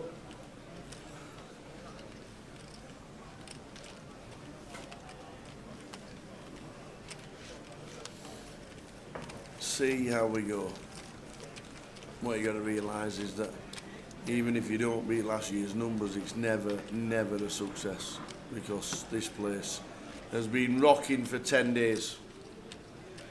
Every corner of the building. 40 cash games yesterday, a new record.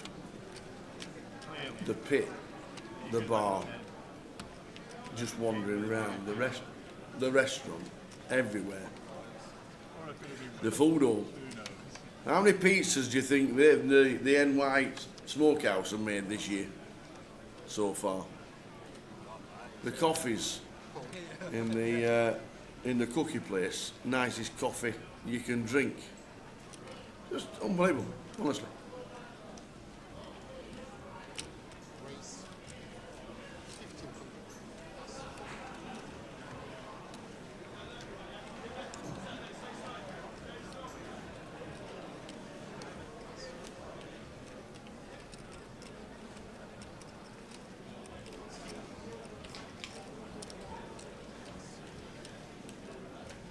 We're up to alternate 350 at the moment. How are we doing, Pesky? How many victims have we got today? Well, there's alternate 350 so far. Check.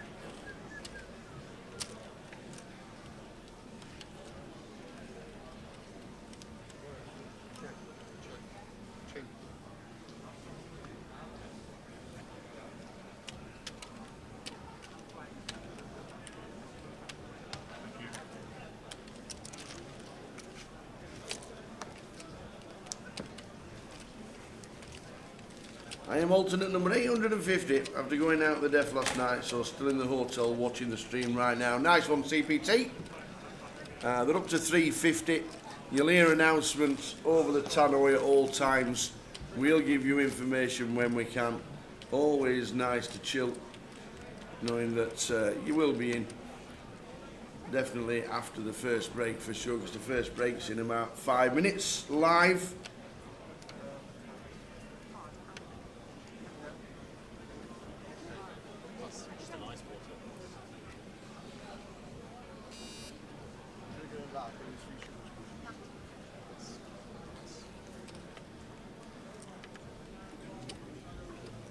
They're playing the bangers today, M&M. And you see your music today. Bit of late, tell I'm not late on the 90s, decks. early 2000s. You can tell I'm not on the decks.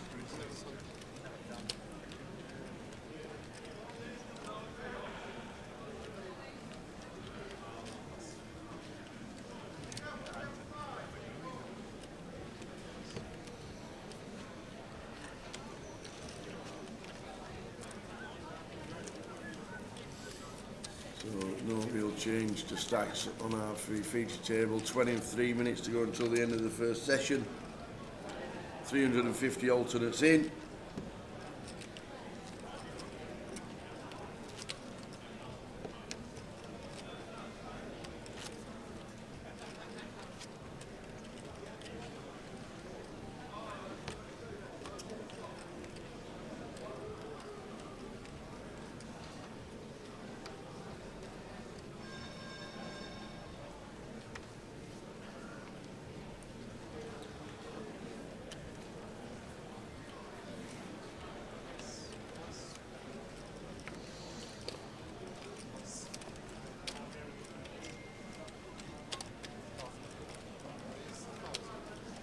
Anything, Tower? Popped out for 10?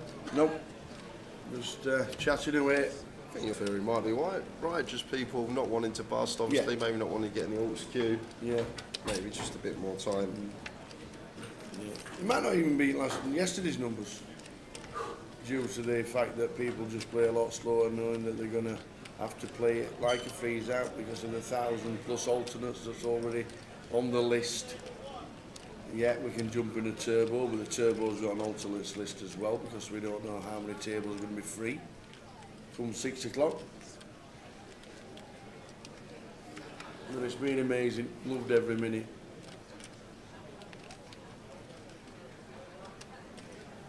As always, your life has been special yet again.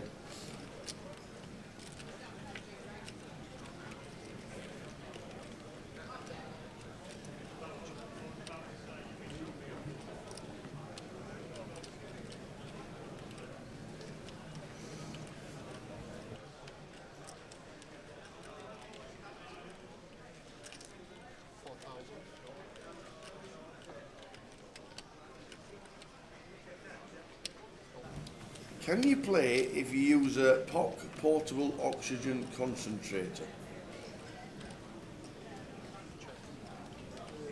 I don't even know what that means. Is it a little? I don't either. Is it a little oxygen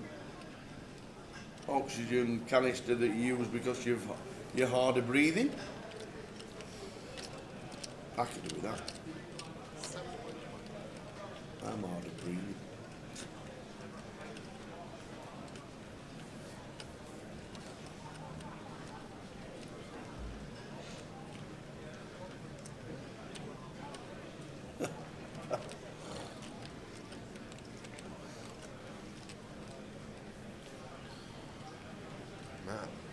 Going for the bluff, and Gary with top pair, and Jay's number one rule in the Goliath. People don't like folding a pair, Tower, especially top. Don't try and bluff. That's gone for the 3-barrel. Like, in most tournaments, I'd be saying we don't really beat much. As Gary here, flush draws got there.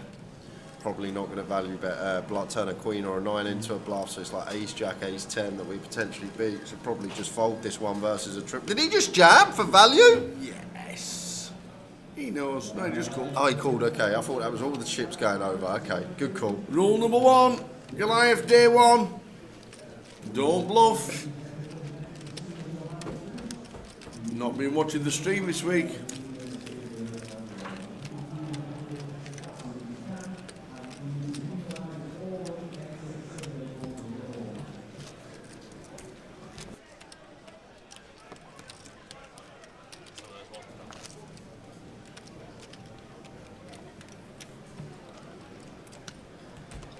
Yes, I don't see it being a problem at all, Stan. Maybe if you want to confirm it, ring up the casino to get you in at reception. Hopefully everything is good.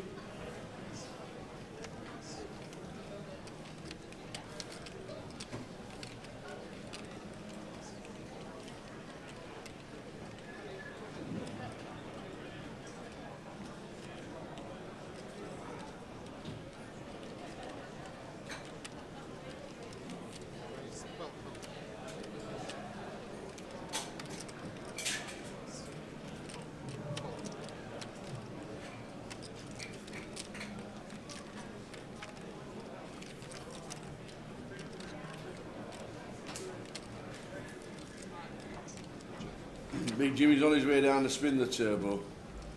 No good so far. Well, good luck, Big Jimmy, when you get yourself down here later.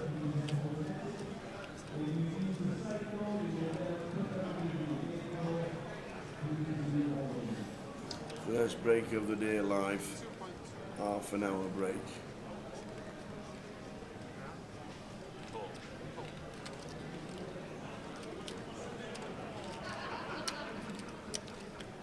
Canelo. Canelo sat in seat number 1. I can see a little bit of it. Has he been the best thing in boxing for years? I'm not really full of boxing, so it's tough to. Canelo. That's it. Jay's voice was in my head all day on Monday. Don't bluff. Don't bluff. Find a bag for day 2.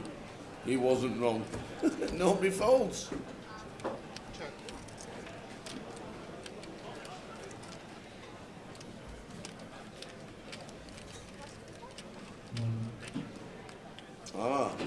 You only wonder because I was due to play but couldn't travel from Thailand due to the doctor not allowing you to board the plane.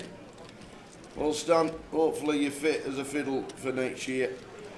The date's getting announced tomorrow, I've been told, and it's on social media tomorrow. So, please be aware. And if you can make it over, then good luck. And fingers crossed you're fit as a fiddle next year.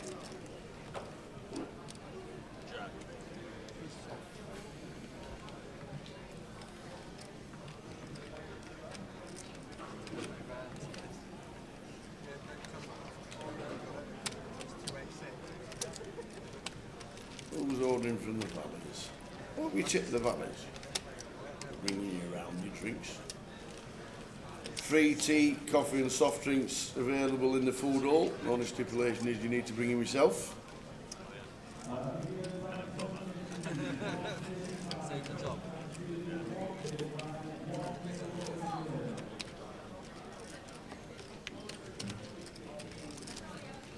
Just over 15 minutes to go until the first session. 350 alternates in already. It is busy. It is mad. It is nuts. It is nuts. 350 all in, already in.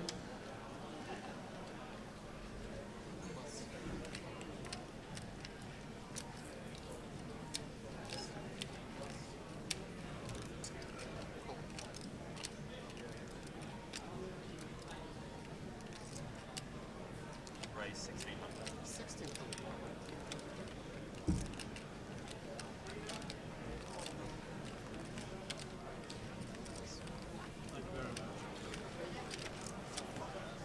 For Ben, blind on blind. No, sorry, limp.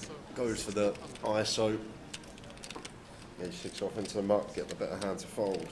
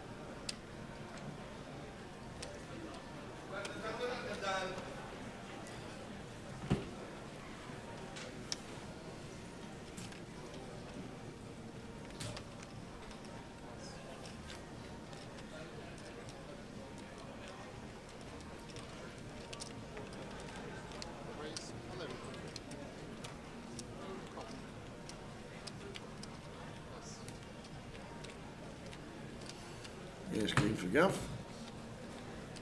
900 to make the call. How big do you make it? 1100 here, I'd probably go around 5500 as Gavin. Once again, no one ever finding the correct size. It's always too small out of position. It's just the same inconsistency we've been seeing all week in this tournament. I think the stuff up earlier on in the day did get a 3-bet squeeze spot out of position, actually had the on-point sizing, but most of the time you just generally see this people going way too small out of position with their 3-bets, not recognising they need to be much larger. But then this is the £200 Goliath main event. These people probably used to playing their red tooth, their pub tournament poker. They just play the same way. They see people play that way, and it just sticks. It's contagious. I'll get you.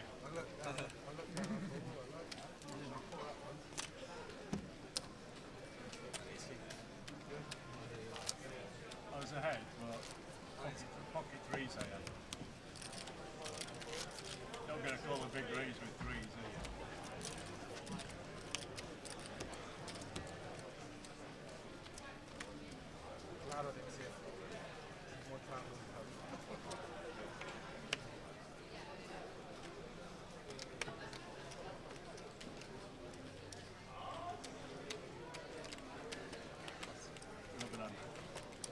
Raise 1100. Sorry? Plus. That's yours, yeah. Say it again, it's on the phone.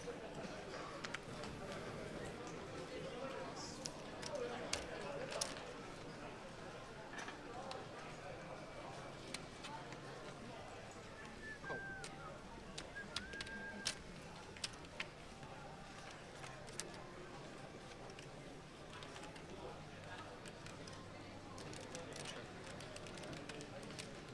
Check. Check, check. Did you have to pay for the game? Sorry? For the coffee, you pay?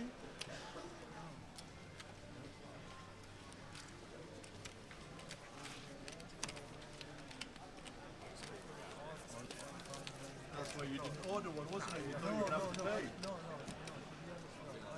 Only because I love coffee. But the Right. soya milk. All right. Say, people are still no, I don't pay for it. Still stick it in. Big blind fancy, please. 4 and 4. No, but it's quite fancy stuff.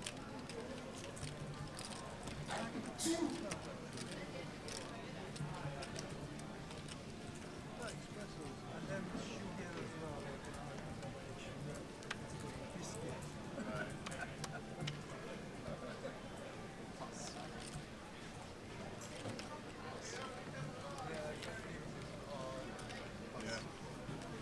So really, at the first break.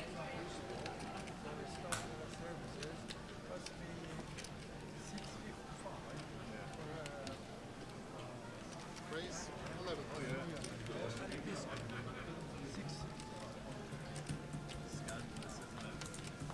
So the final 10 minutes of the sesh.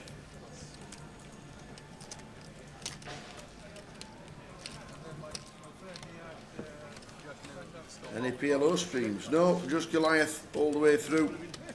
Final buying day of Goliath is here.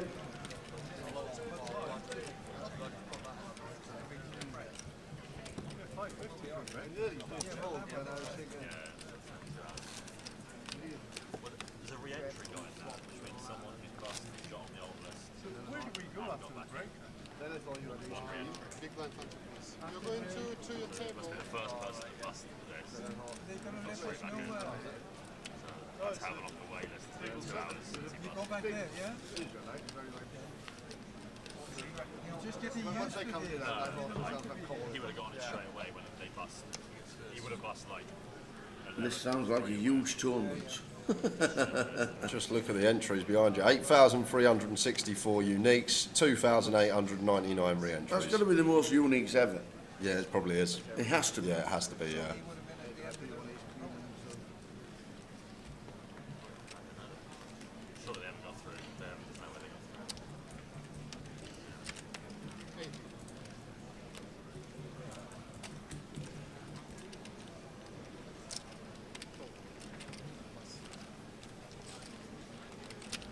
We will not be entering this Sally Me and Tower. We will be covering it until finish Sunday evening. Yep. Chair. Chair.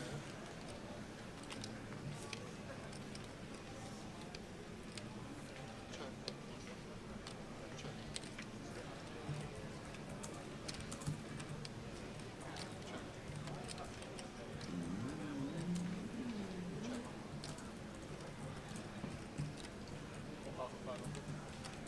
1.5.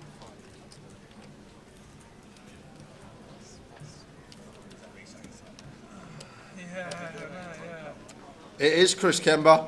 I was holding off because I didn't want it to be a big surprise for everyone, but it is true. What's happening? Who's going to be coming on the feature table after the break? Lucky bullet number 7, I believe. 7? And we're looking for bullet number 8 to occur next session. That would be fantastic. You're not anti-railing. Of I course can only think of one person you'd anti-rail. It's Joe Saunders coming on the feature table after the break. It's all going to be kicking off. We are looking for more King of Clubs. Rivers, please.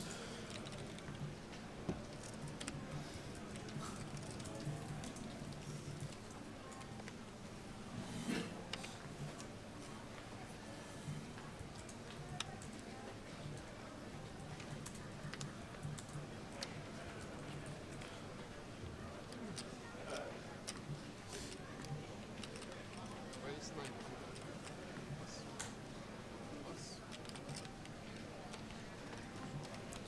Plus. What's the time? 9? 9. Call. Plus.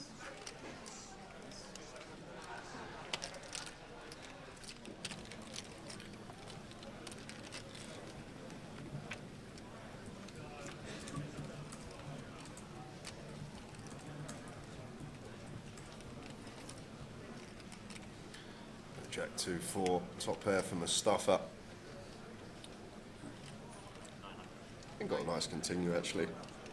Queen 10 heart, over guard.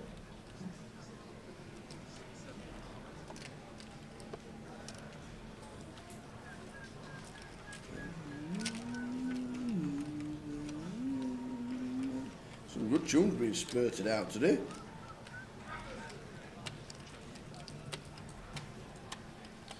Owen's turn. Going to shut it down as Ben kind of agreed, not really the most appetising turn to barrel. However, we have an avenue to win this now as Ben. Right, gotta bluff this river now when we get here with Queen High. Going to be stuff like some Jack X, King Jack down to like Jack 9 suited. It's going to be some 6s, well not 6s, 7s, 8s, 9s, all this stuff to fold. Nice from Ben. Just recognising we're going to have a lot more ace-X here than the call up of Mustafa. And Mustafa can't really call here. Well, I say he can't really call, but we got a non-believer.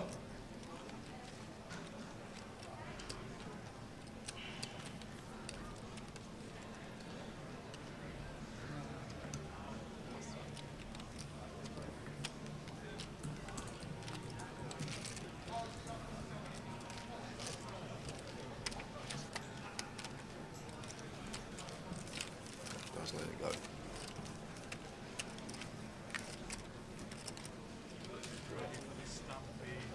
Sally, so.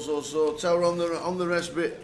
On the respite, there was a video playing of you through the years, recognising the old blue square stuff. I haven't changed one bit. There's a picture of me from Brighton in about 2009.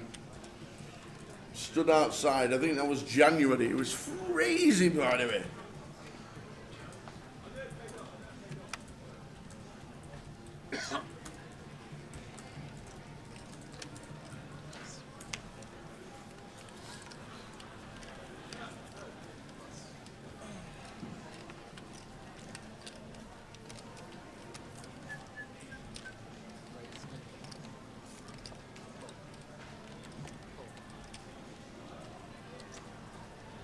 That with a freeze, in with a call. Mustafa Jack 10, overlimbs cut off. Could have squeezed here as Bruce, but I guess one merit we do keep some dominated hearts in that might fold to 4 big blinds. Both blinds come in 5-way.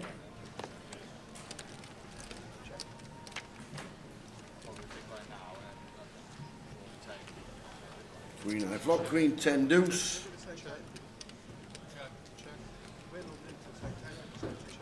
Couple more hands for first break, guys.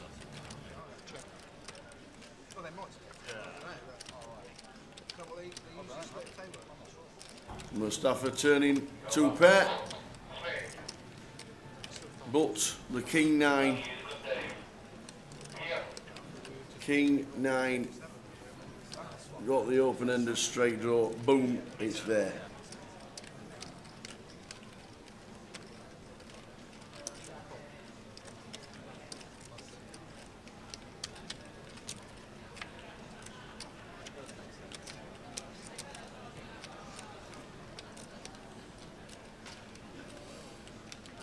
And just gets better for the Broadway, but it'll probably kill him now. Any flush draw gets there, and his straight draw with the King.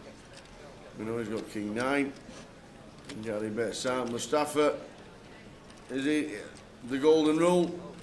Don't call. We're never bluffing. Ever. Never ever bluffing. Nobody's watching the stream on this table.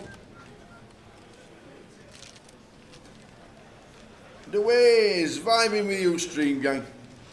Got friends who would love to join next time. We don't do Discord, do we? We do not do Discord. We're on Twitch, Grosvenor Poker, on YouTube, Grosvenor Poker, and we are on Facebook, on Grosvenor Poker.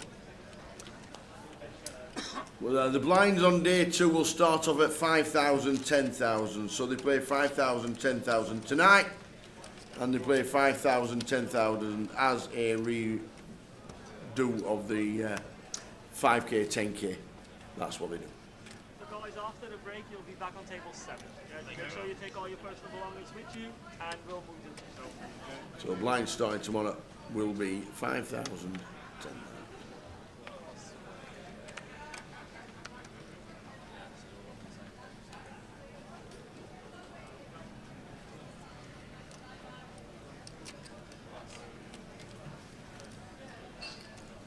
In 90 seconds time, it'll be the end of the session. Raise 900.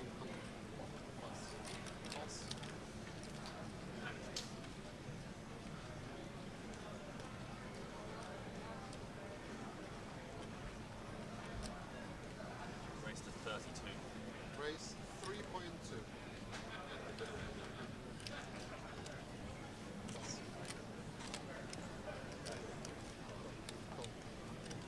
Can you have thousands, please?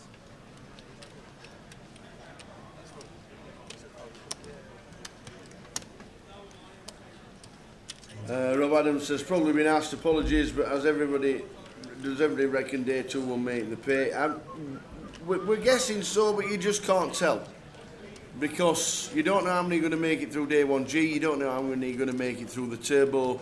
At this current state, it looks like it may be that case. If it's not, which is why we're not committing to it, obviously, the floor will tell us if it's a case, or we'll just leave it until tomorrow.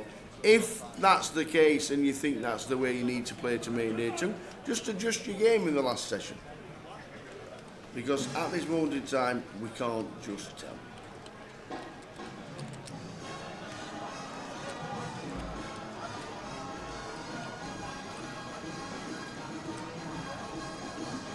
I can only advise on that thing. Any possibility scenario where the last player is eliminated and day 1 could get paid too? No. You need a bag. If you haven't got a bag, then there's no way possible. Same as any tournament in the world. If you haven't got a bag, you don't get paid. Alright, the World Series paid them, but they can afford it.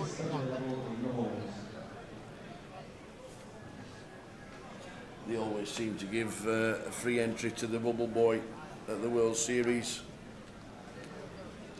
And that is it. Ladies and gents, Jay's just nipped out for a coffee. We will see you back in 30 minutes time. Session 1 is over. 350 alternates have already got in. We'll see you in 30 minutes for session number 2 of Goliath Day 1G. See you soon.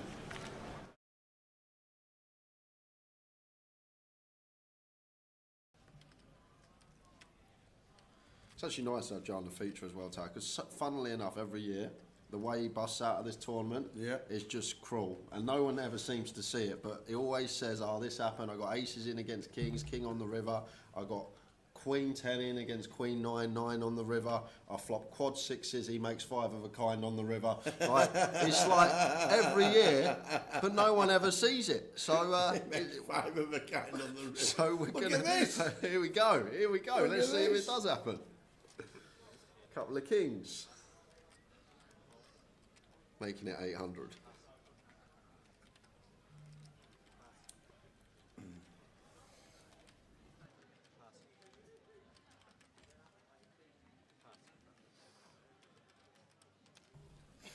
So Jack 10 for Ollie who calls.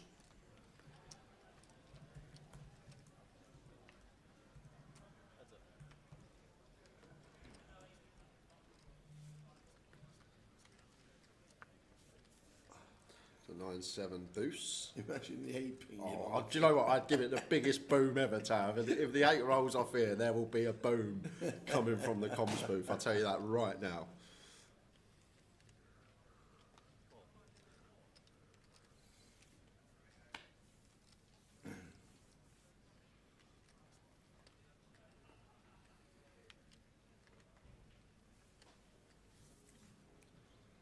Better 1K.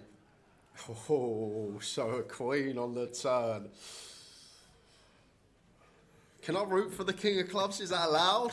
Am I allowed to root for the king of clubs? Of course you can. At 1.9 into 4.3.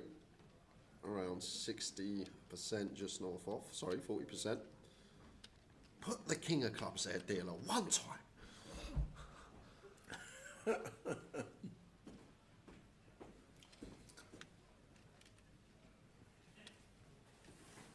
Oh, yes!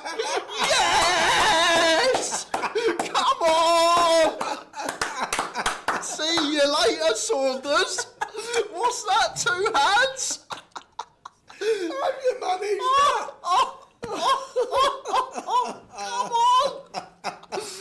Come on! Have you managed that? Oh, this is brilliant. This is just gold.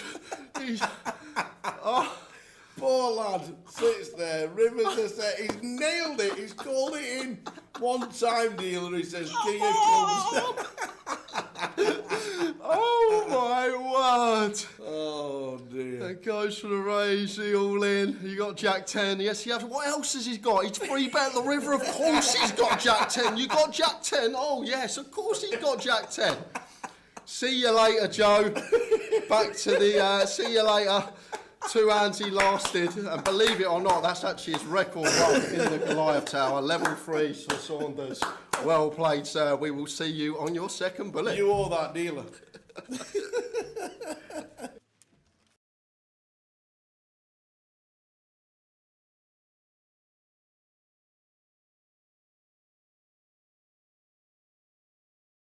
I'm going to show you a little trick. It's called Finding the Kings, but it's a trick that only works with the 4 kings, okay? I'm going to ask you, sir, to touch the back of any one of these cards, okay? Anyone you like.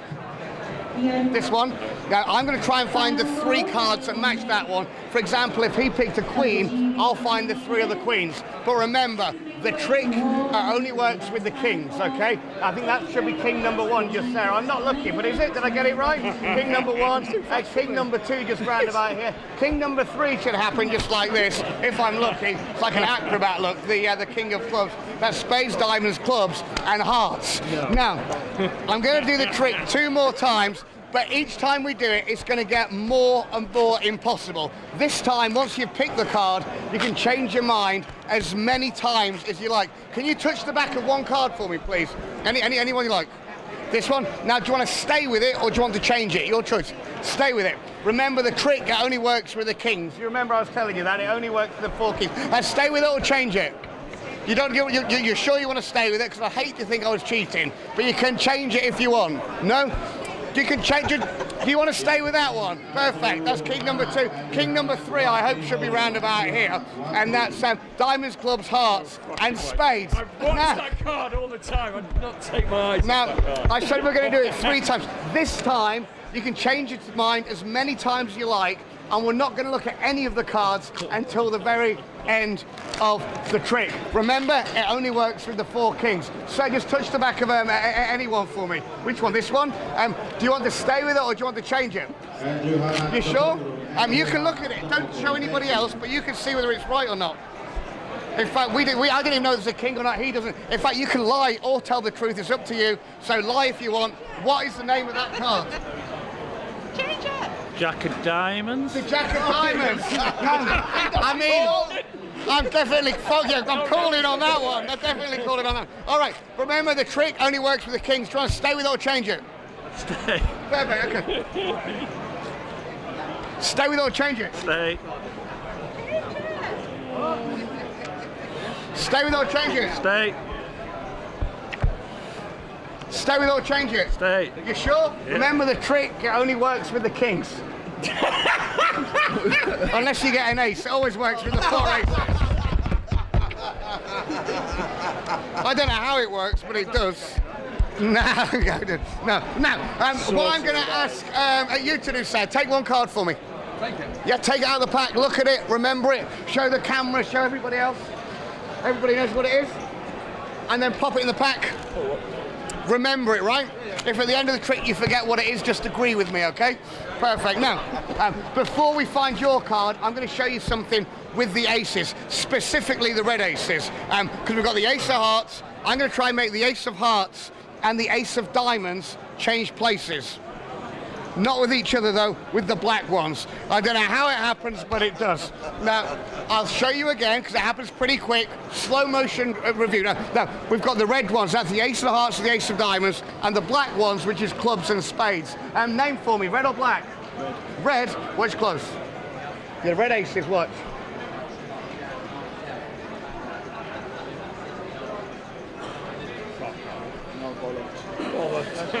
So what card did you pick?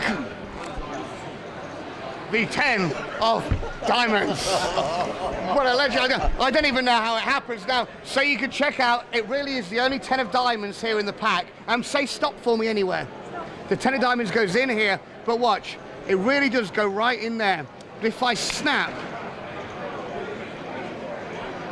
the 10 of diamonds changes to the ace of hearts. I don't know what you're thinking. Where is the 10 of diamonds?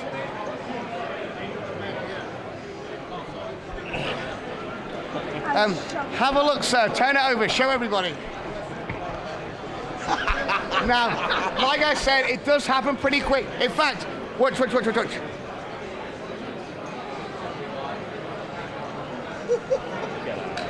But I know you're thinking, where did the 10 of diamonds go?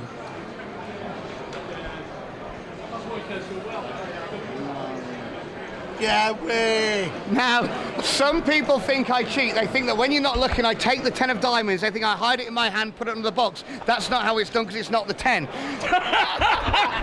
To change the ace back to the 10, you shake it like this, that's when it happens. Some people think maybe there's more than one 10 of diamonds. If it was true, it would look hopefully something just like this. Obviously, that's just a lie, because you see, all I've got is the 4 aces. And if you want to know where the 10 is, have a look just here underneath the box. Now, are you not watching any of this? Pay attention. Now, I'll show you again. The 10 of diamonds, so you can see, it really does go down here into the pack. So I don't cheat, sir. Please push it in the deck. And then have a look over here. In my mouth. You know, I don't even know how it gets up there. Now watch again, the 10. It really does go in the middle. Now if I snap, instead of the 10 disappearing, look, the whole pack disappears. I know what you're thinking, where did the deck go? Now, very finally, we'll bend it in two. The bent card, the 10 of diamonds, really does go down in here, so you can see, watch. 1, 2, 3.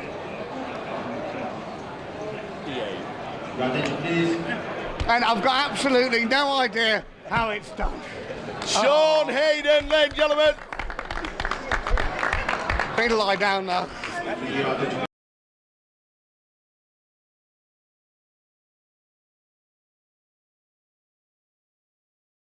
You can just tell he understands like how the ranges change and when we get to lead, when we don't get to lead, and I've been thoroughly impressed with Jean Juan. And not only does he have that tower, he has something that not a lot of people have, and that is the capability to run it when you're playing for tens of thousands of pounds. We saw the huge check raise, 140% all in turn yesterday with 2 tables left. So he's got that move in the locker as well, so that is a dangerous opponent. Someone that has a great fundamental baseline but can really put the pressure on as well. We're going to defend the big. Brendan has opened 10 Jack of Diamonds. Brendan has opened 3-bet to 200 with 9-4 against Brendan. All aboard the exploit train, this has to be, and this has to be what we spoke about. So David's obviously picked up on what we've picked up. Feels like Brendan's not playing enough hands, he's potentially playing too tight, and he's not going to have he's not going to defend correctly. I feel like that's how David will feel in this spot. So if David feels like that, maybe he feels like he just gets the 3-bet deck. But I'm not sure about 9-4 tower. To be fair, I'd never take it myself, but it has to come from that baseline. I feel like this is where David is coming from here. He feels like Brendan's not going to be defending correctly. He's going to be overfolding. So he's just decided to roll in the old 9-4 off. On the flop for Brendan, 8, 9, 10 flop, top pair wrapped around it. David scored a piece as well. Yeah, I think David though, just aware now, like once Brendan does defend, gonna tread carefully. Jack 10 of diamonds. Top pair up and down.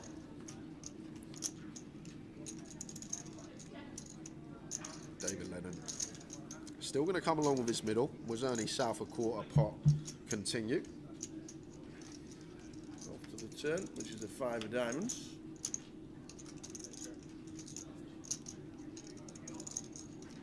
Yeah, and now it's Brendan, maybe where we do check back.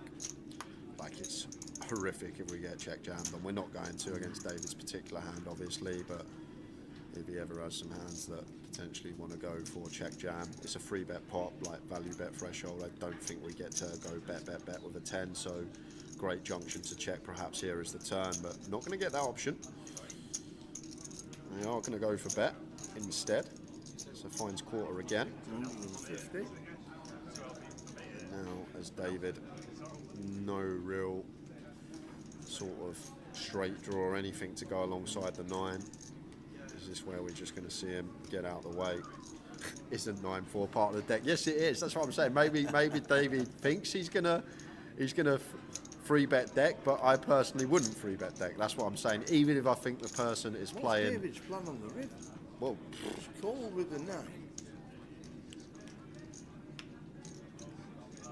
Oh, that's grim. Wow. What a river card for David Ledden. That is ridiculous, Tower. And to be fair, now he snags it, he might actually go for the lead, because Brendan shouldn't have any 9x other than, like, no, he can't have 9x. He's called the 3-bet. So Brendan actually can't have 9x here. So therefore, like even 8-9 suited, 10-9 suited, they're not going to call it at this stage. So therefore, he's probably going to check back a lot of his range on the river as Brendan. So we're going to take this away from him as David Ledden decides to donk jam the 9, just sort of realising this is a river card that's going to be checked back heavily from Brendan. So taking it away from him. And now Brendan in a real grim spot with the Jack 10. And this is really strange, because where is David going to find bluffs from? What hand wants to call twice, check call, and now wants to donk shove the river? Like, with no backdoor flush draw present? You're really stretching, Tower, because like if David has 3-bet something like ace 10, he never donk jams. If he's somehow got like a Jack 8 suited, sort of the pair up and down, pair gut shot, he never jams river, because we still beat some like King Jack suited, some King Queen suited, some Ace Jack suited, some viable bluffs for Brendan. So where on earth is David meant to get a bluff from? But now let's flip it the other way. Where's his value coming from, Tower? Like, what 9x is going to call twice? Jack 9 suited, Queen 9 suited potentially, but you're not going to assign him 9-4 off, that's for sure. No, not at all. So it's really strange. spot for David here, because it's you struggle to assign bluffs, but you also struggle to assign value as well. Like, would David really check call, and overpair, and now want to donk jam river? I don't think so. Would he want to check call, ace 10, donk jam river? I don't think so. So he's basically saying he's got a 9, but the 9x that get here, I guess, are the ones with the straight draws with no backdoor flush draw present. So Jack 9, Queen 9, these type of holdings. I'd never give him 9-4 off. Like, I expect the 9x with no redraw to just fold turn if I'm sat there as Brendan. So it's a really weird spot for him. Yeah. And he's time banked himself into the break. Queen Jack, we have a Jack. That could actually work. Queen Jack may make sense. Someone in the chat saying Queen Jack potentially. Yeah, I could see it. That actually could make a bit of sense for David. Flop the nuts, check call. Doesn't want him to check back this 9 river. But Brendan has a key blocker to that, obviously. We have a Jack in hand, removal to some Queen Jack. Last time bank. Into the break. We are. What a last hand of the session. Brendan McManus, it's all of it to call.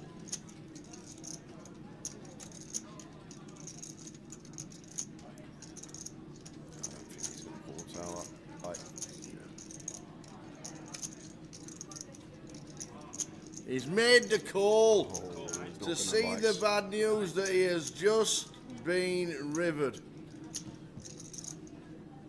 Brendan McManus. Just finishing in 7th place for £13,840, and it's time to take breath from that hand. You could have run through all the guesses of David's hand. It would have taken a while to get to what he actually had, Tower. The old 9-4 razzled him from the big blinds. And as we said, I think lead on the river's really good from David. I personally would have folded turn against Brendan, but once we do call turn and we ping that 9, I feel like we have to lead, whether it be all in or a different size. It's just one of these rivers Brendan's going to check back high frequency. We'll see you back in 13 in a little bit minutes with 6 players. Brendan just being eliminated in a bit of a whopper. See ya soon.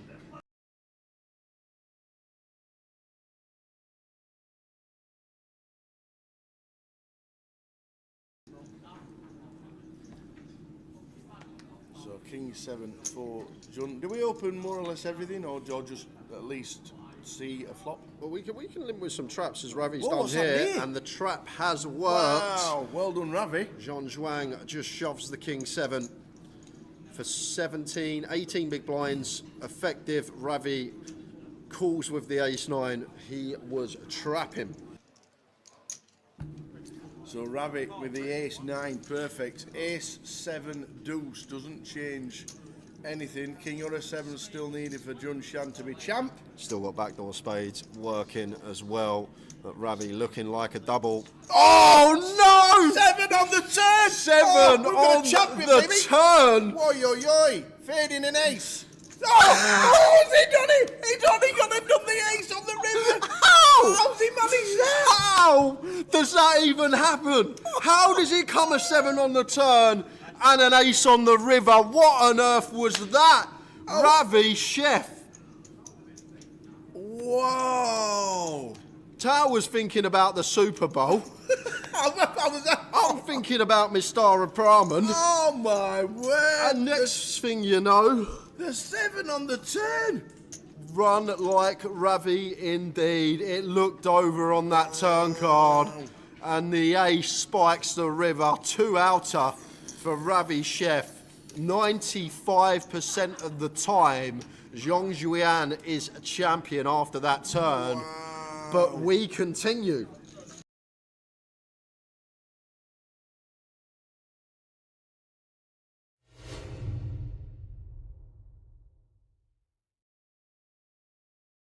Hold on a second. Hold on a second. Hold on a second here, guys.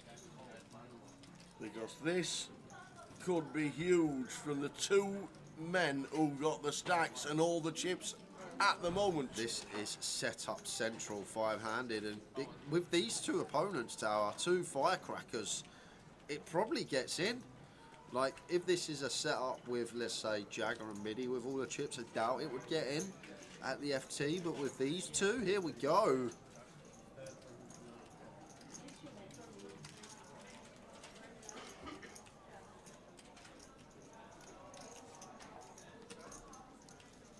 Incoming 4-bet. And Tuan Lee's not going to put in a third of his stack to fold queens, I don't think, Tower. Here we are. Tuan on Tuan action, says Ben. And it's probably going to end up in the middle because Tuan's not folding kings and Tuan Lee's not going to fold queens after putting in a third of his stack. Here we are. And this is a huge point in the tournament. This is going to be for well over half the chips in play. Assuming Tuan goes with 5-bet jam, I don't see any merit in flatting now we get here, Tower.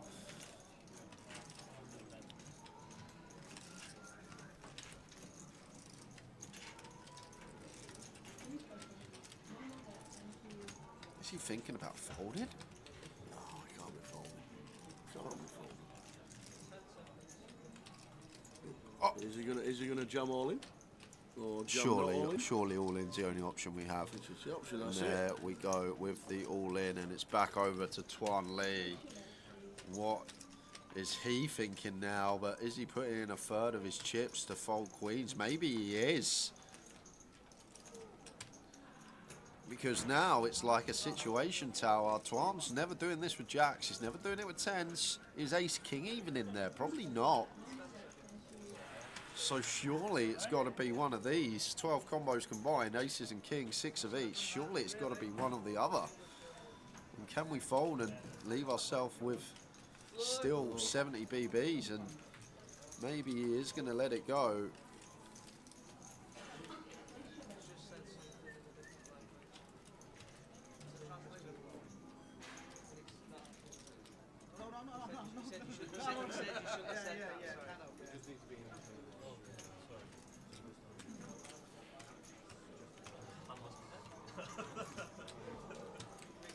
So Tuan at the bottom of the TV has said something in native language, in a different language, that Tuan Lee then says you shouldn't have said that. So floor was called. I don't think there's any action or any penalty, or if there is, it'll be after the hand. But he's made the call with the queens. And the table love to see this, Tower. Second and first in chips colliding. Everyone at the table's loving this. You're not wrong. And if you are not wrong, Tuan Lee gonna need a queen, and if he doesn't find it, Tuan Win is gonna be runaway chip leader. Oh, it's on the flop. A flopped set, but brings in tens and a king. What a sick flop. What a flop. Biggest pot of the tournament. We got our opponent dead to 2 outs, and now we're needing to hit. Doesn't find it. So Tuan Lee up to 2 million. Tuan Win down to 372. But what a huge turning point that is in the final table. Huge.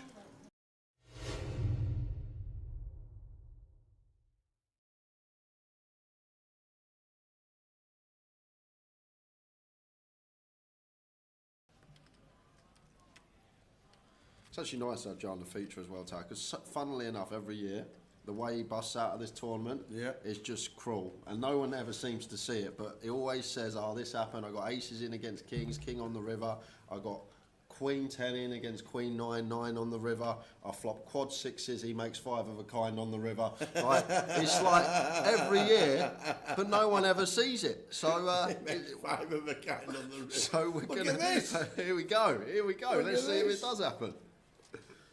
Couple of kings. Making it 800.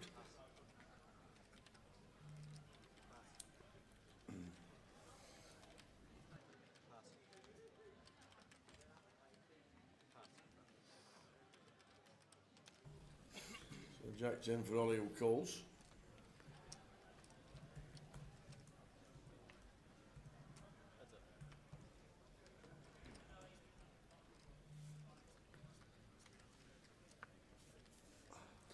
9-7 boost. Imagine the 8 ping. Oh, do you know what? I'd give it the biggest boom ever, Tav. If the 8 rolls off here, there will be a boom coming from the comms booth. I'll tell you that right now.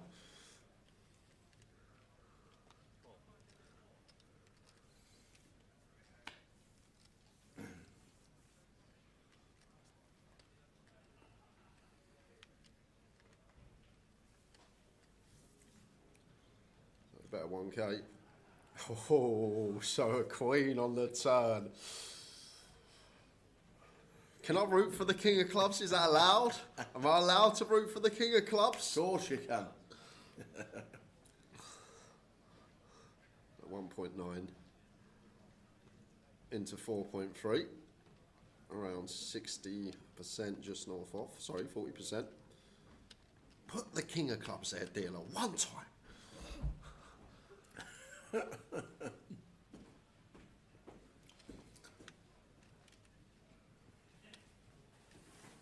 Oh, yes! Yes! Come on! See you later, Saunders. What's that, 2 hands? Have you managed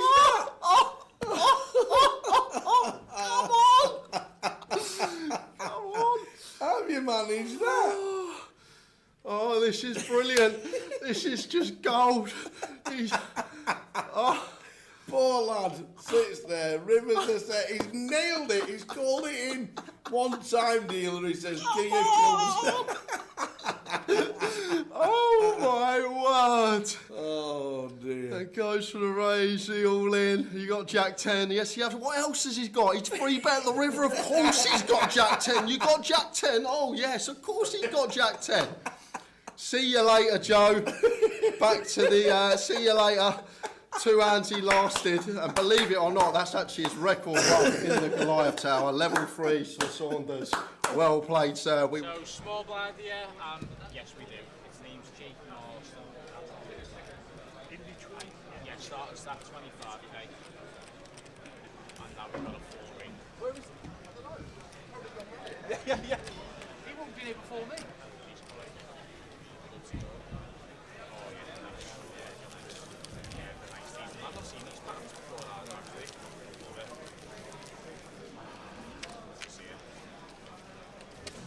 Right boys, if I could have your blinds, it's going to be 255.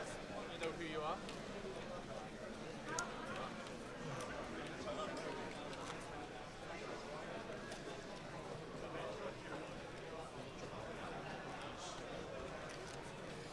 Anyone got a change up, please, mate? Yeah. A minute. Perfect timing, guys. What a time for that clip to come on. Oh, the king of clubs. I can't believe you absolutely nailed that. King of clubs one time, king of clubs, boom. So I think you all know he's not turned up yet. You'll see him shortly because I'm also there 20 minutes ago. But this is the feature table. We have, just turn the comms cam off for a minute, let you have a listen.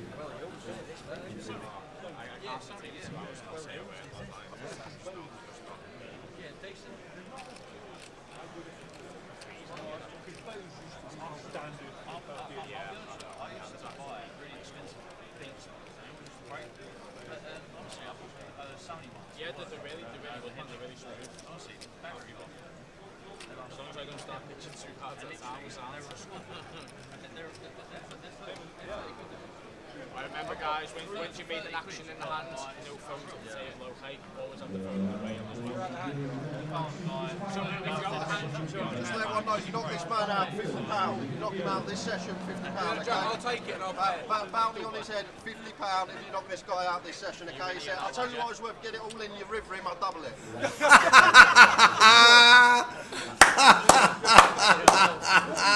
What have you done the dead for, lad? I put a bounty on his head. I know you did. I've offered anyone busting this session, they can take the cash. See you later, Saunders again. Looking for lots of all-ins, everyone trying to bust There's a him. 50 quid bounty on his head. Oh, I'm looking forward to this. Oh my word. Oh my days. This is bullet number 6 for Saunders. Apparently, I don't believe him. I think he's had a few on the sly. But we will see him right into the action, 6-5 suited. We got the pigeon, Jake Marston in seat 1 as well. Going to be a fun little session. Come on, David, with the ladies. Yeah, there we go. There's the call. Yeah, and the thing is, I always say about streams, Tal, like, it's not just for the entertainment. You can learn a lot from the streams as well. And if you want to learn today, just watch what Joe does and do the complete opposite. And you're not going to go wrong, guys. Like, that's another way to learn on this stream. Just watch what he's up to and do the opposite. It's going to be tough for David to bet here. Saunders might even take this one. It's going to be tough for the Queens to be calling. Oh, don't bluff. Rule number 1. The Queens is a non-believer. This bounty's changed the game. Oh, Queens with the Queen of Hearts. David. I'd love him to just jam and get called and be out first now. Please. How's he even got in this spot? How's he got to the river with 4th pair here? It's going in. Oh no. The back door flush gets there. Oh dear.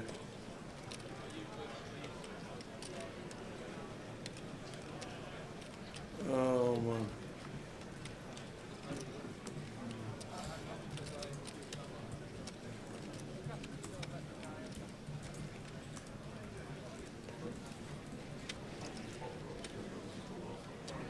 Oh, huge decision with the Queens. Is he doing it? I really hope he does. Is he making the call? Come on, David.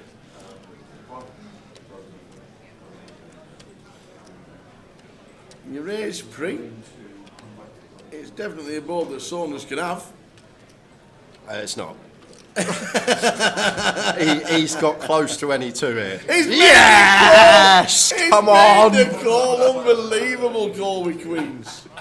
And it's like, how have you called with Queens? How have you called? How's he called here? How's he called here? What's he up to? It's all good, Joe. It's all right. They got the Boohoo fashion show at 6 o'clock. You can go to that instead. Have a walk down the runway. Oh dear. Did Will Watkins make it through? No. Is he playing today? Yes. Now he's trying to say how's he called here, but he's just called a free bet with 6i anyway. He's got in that spot on his own. Oh dear.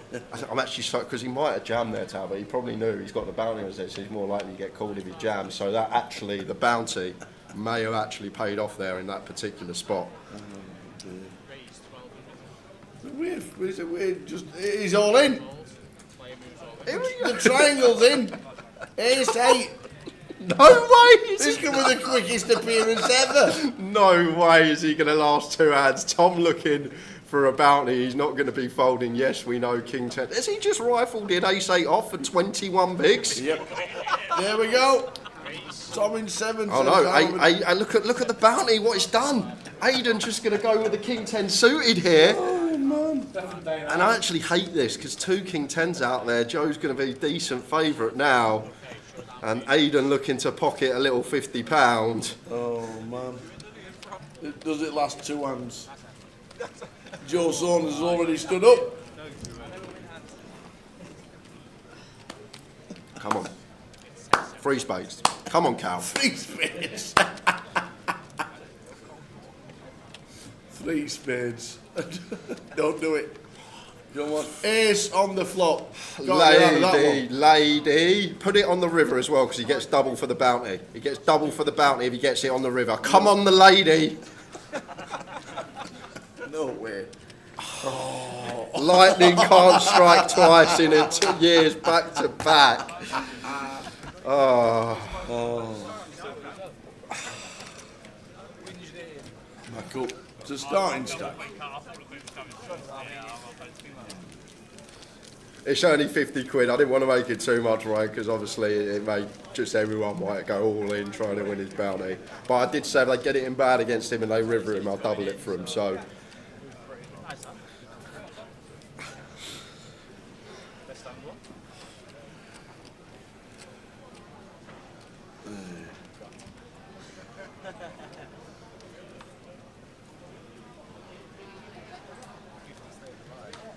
Said it's there till the end of tournament now, wasn't it? I can imagine a £200 bounty being carnage. That's why this was only 50. Here he goes again. King 10 suited in with the limp.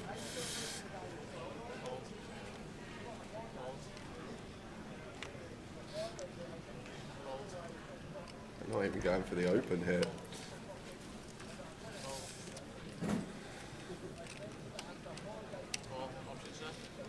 Ace queen for Tom. Gonna check in the big blind, doesn't even squeeze it up.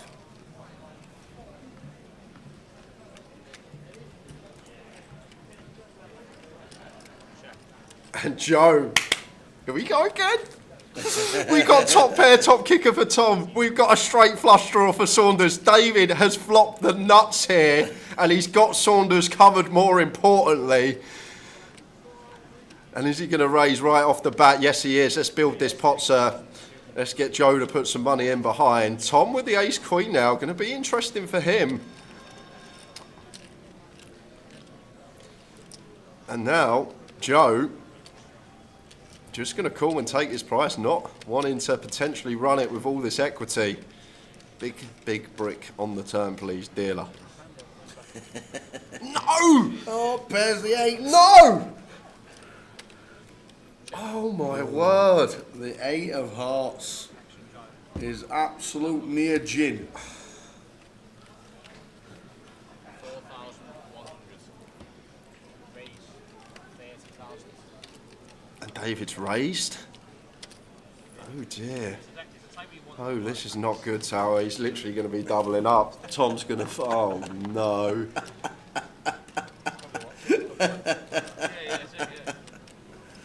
Oh, dear. The guy's just a luck box. He's not folding the second up flush. If he had King 10 with the King of Hearts here, he wouldn't be folding. So he's not folding this one. I'll tell you that right now.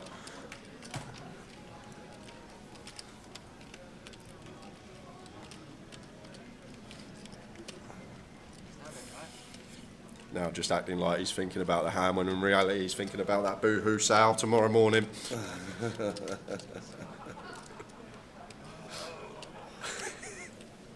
Please fold, Joe. Please fold. He's not folding. So here we go. Absolute check mark. Nit roll. He was never folding that hand. Nit roll.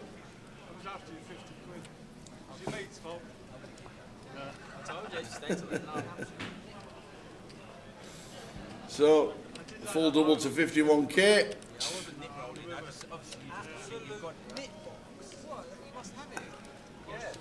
What's the rivalry, Jay? I've known him a long time, probably about a third of my life now, probably over a third of my life. And he was all right at first, but once you get to know the bloke, you just can't help but hate him. That's all it is. It's one of those, unfortunately.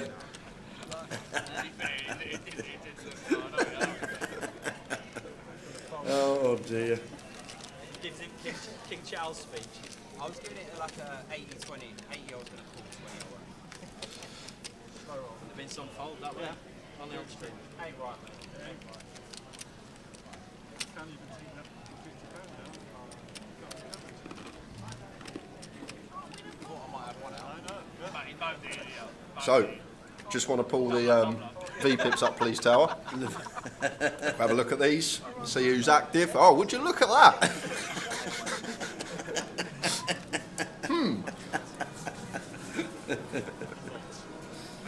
Queen 8 off, locked up under the gun. King Jack for Andrew. 55 bigs to start the hand, going to open. Don't forget, if you river him, it's double. Yeah, if I've got aces and you've got king on the river, you're not getting 50 on that. Tom, aces here in the small blind. How much? Raise 3,800. 3.8, very small size. To be fair, at this stack depth, what, 35 to start the hand, probably don't want to go the full 4x, but still at least 5k here. Would have liked to have seen, but it's going to be the same result. Guys, just put him on queen, so it's like, just trying to obviously get that hand to hold out. They'll pass your hand. Get this sort of stuff. This sort of stuff. This sort of queen X holding stuff. There's almost 103 people like this. What's the likelihood of me getting to day 1H, which is a turbo alternate 350? Yeah, very, very likely. It's capped at 250 because we don't know how many tables there will be spare. You will get in. There were over 1,000 runners in the turbo last year. If you think that it's going to be a little bit too late for yourself and you don't want to take the gamble, you can always withdraw and it'll go back onto your app as vouchers. But when you're looking likely that it's going to be £250,000 plus to the winner, then it's worth a flicking, I reckon. Like this, Jakey opening Saunders big blind. Couple of aces.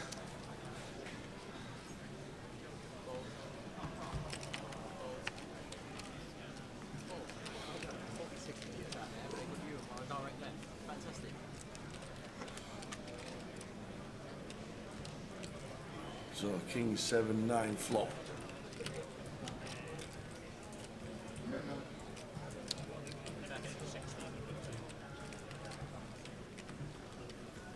What alternate are we on at the minute? I don't actually know. I'll try and find out from Dave, who's working the floor constantly. Call! Raise. Even Jay's all in.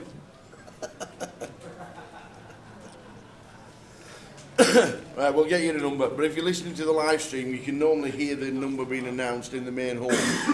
I think we were up to 550 at the break. I think we were. I think I heard Matty shout 550 at the break. Jay going to go for another street here. I think it's quite nice if, looking at the speed that Aidan called there, I feel like he is going to have something like this. Pair flush draw, pair gut shot, these type of holdings. Don't forget, end of level 12 is the end of the binds, so whatever the blinds are at end of level 12 is your last bind time. And if you look on the structure, end of level 12 is 10 big blinds. So 10 BBs, end of level 12. Alternate 700. Already 700, thank you very much. 700 is the alternates, already in.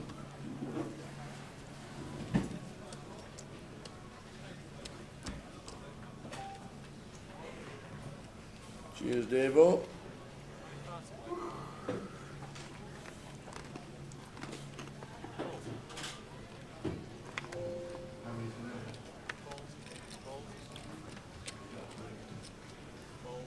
Yes, Zacabello, the Dingadonga. He's 805, he's on his way.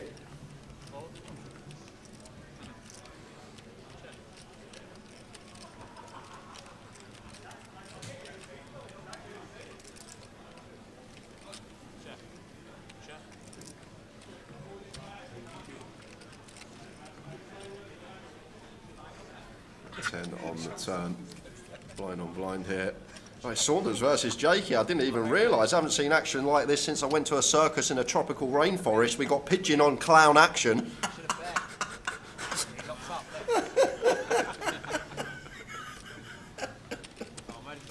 Oh, shame it weren't a bigger pot.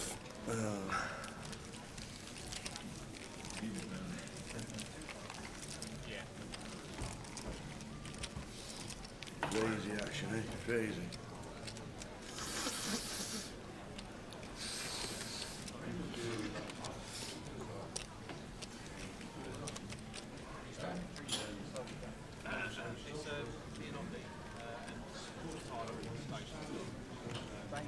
Well, he should have been out, Stacey. Could have been gone straight away. He was left with 10k.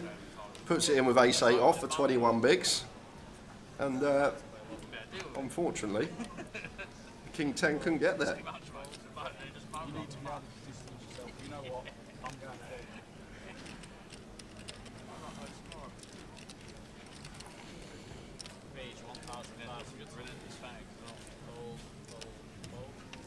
Saunders with a double stack. Out of the way on the button.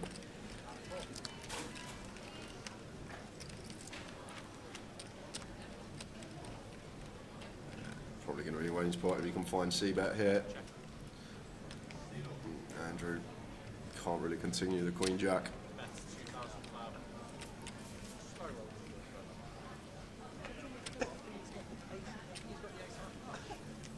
Just like a cooler, yeah? You open pretty. Have it. Look. Have it. Have nice. This sort of stuff. This sort of stuff. This sort of A6 combo stuff. So level number 5 of the day. When you set up. It is. It's just always a set up. Always. Just that part of it. Yeah. Apart from that first ever time.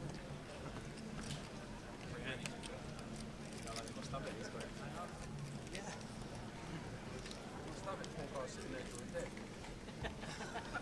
He went up to that 50. I thought he had me drawing dead.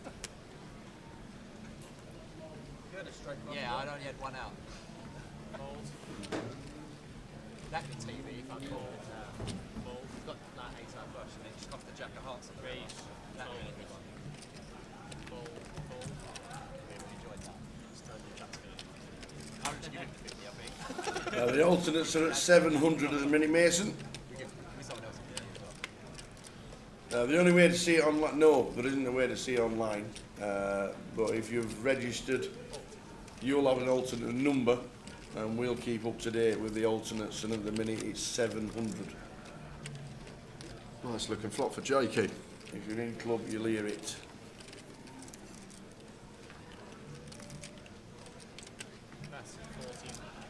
So I'm going to start with bet here. Might just see call from Jake. Just got a lock on this board. We got position. No need to raise. Keep the king, queen, king, jack, queen, jack stuff in. Yeah, the feature changes your game, trust me. I have to slam the anchors on here as Tom on this queen turn, and as Jake, he got to just fire here with our 2 pair, like even stuff like ace king, ace jack, ace 10, suited a7 for ace deuce. Going to want to check this turn out of position. Still enough to get some value from. At 9-7 heads into the muck. How many alternates are there already for the turbo at 6 o'clock? I think it's about 350.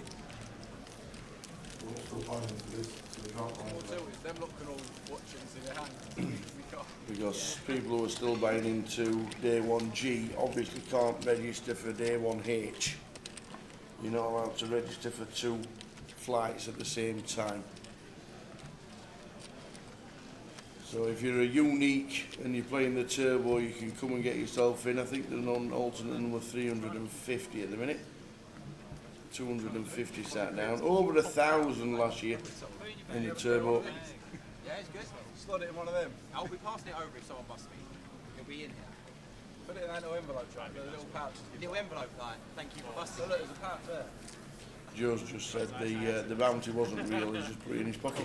Oh yeah, I hope he thinks if he makes the end of the session he doesn't get to keep it. And knowing him, I'll probably get it back in euros. Well, that should have been the bet.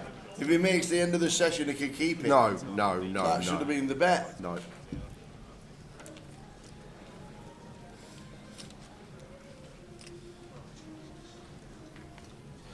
Jack in seat number 3.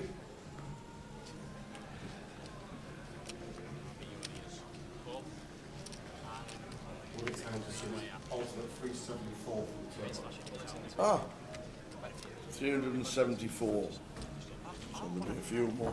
The alternates for the turbo might be up to 400. Because Willie Tan is number 374.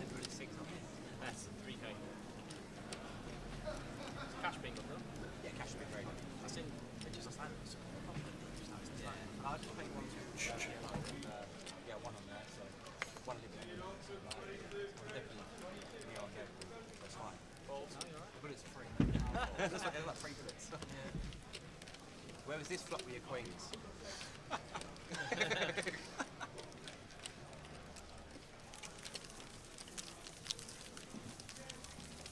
Still sulky. Should have had your 50 quid twice. Queens. Yeah, does not not want to so go much over queens, there. but to flop the nuts and runner. Alright. Pretty grim, isn't it? Yeah, it is grim. It was grim. Even worse when But I'm never I've folding. been I'm never folding folding like that the all flop. week. If you're moving on the flop, I have to call, so I'm never folding. You have a good shot as well. You have a good shot as well, didn't you? I flopped straight flush draw. King 10 of hearts, Queen 9 of hearts. You get it on the flop. I'm never folding. But obviously, just wanted to wait till we can Like unflop. So if you are unique, then good luck.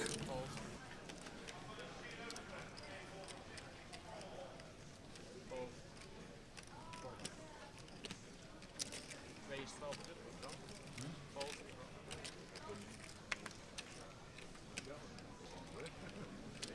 Call.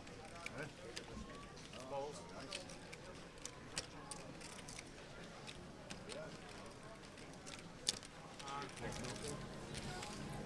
There's 9 for Jake. There's another hijack. Queen 6 deuce flop. Check.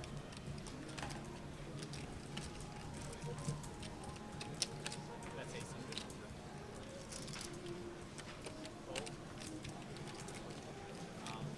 Another pot goes Jakey's way.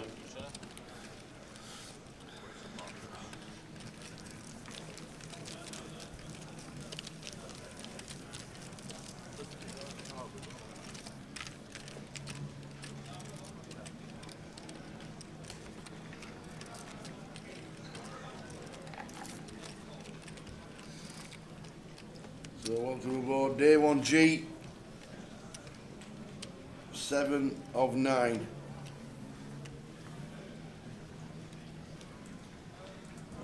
On the live streaming dates, 7 of 9.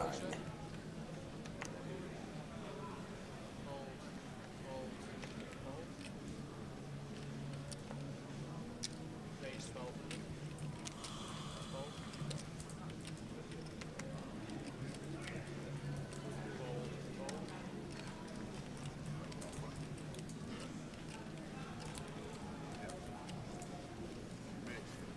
Jack with A7 opens in the low jack here. Wayne with the 10s in the small blind.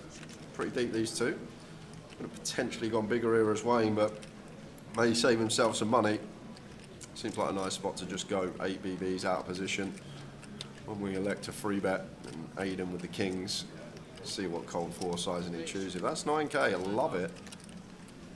Yeah, right on the money here at this stack depth from Aidan. Almost exactly the size we want to go in this given setup. Wayne not going anywhere with the 10s, going to make the call. And potential bother awaits. This is fine for Aidan to continue. You've got to remember this is a 4-bet pot. Wayne's the 3-better. Wayne's not going to 3-bet stuff like 8, 6s and 5s, or at least he shouldn't. So therefore, it's not like a 3-bet situation where our opponent can have the sets in this scenario. He can just still have stuff like 10s, jacks, queens, ace, queen suited, the backdoor flush draw that we just want to start getting value from off the bat. So like this from Aidan. Sort of recognising those sets out there for his opponent, and he's going to have a lot of stuff like this: 10s, queens, jacks, 9s, maybe one that doesn't always free bet. Oh, but it's a 10 on the turn. And Wayne loves to see this. And Aidan now going for the little check behind, and 7 on the river, 4-liner to straight. We have to go for value here with our top set as Wayne. We need to recognise there's no 9x, no 4x in the 4-bet range, sir. And even King's going to go for value now. And he's not going to raise, he's just going to call. We got the effective nuts here. 9x and 4x, not a thing. 10s are good. Potentially have got some more. Just think about opponent's range. 9x and 4x eradicated.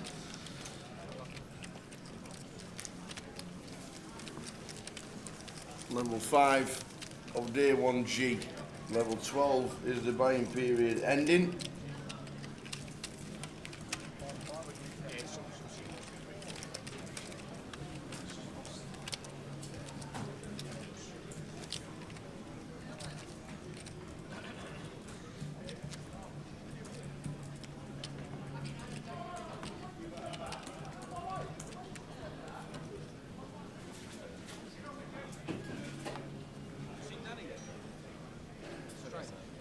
Yeah, I've seen that last night. He's up for the weekend.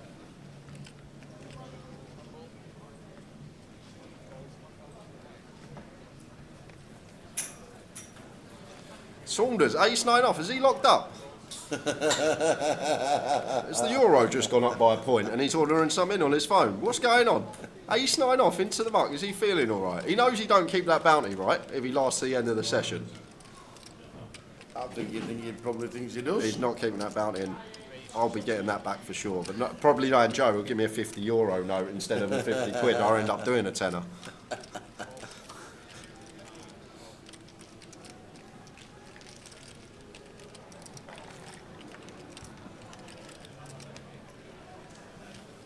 King 9 3, 2 spades.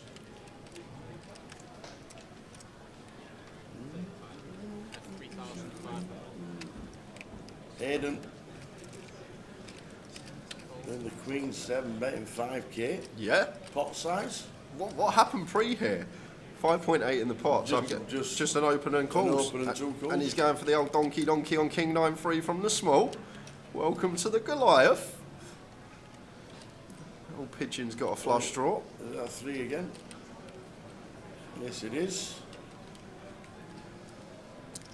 Yeah, what is Aiden up to here?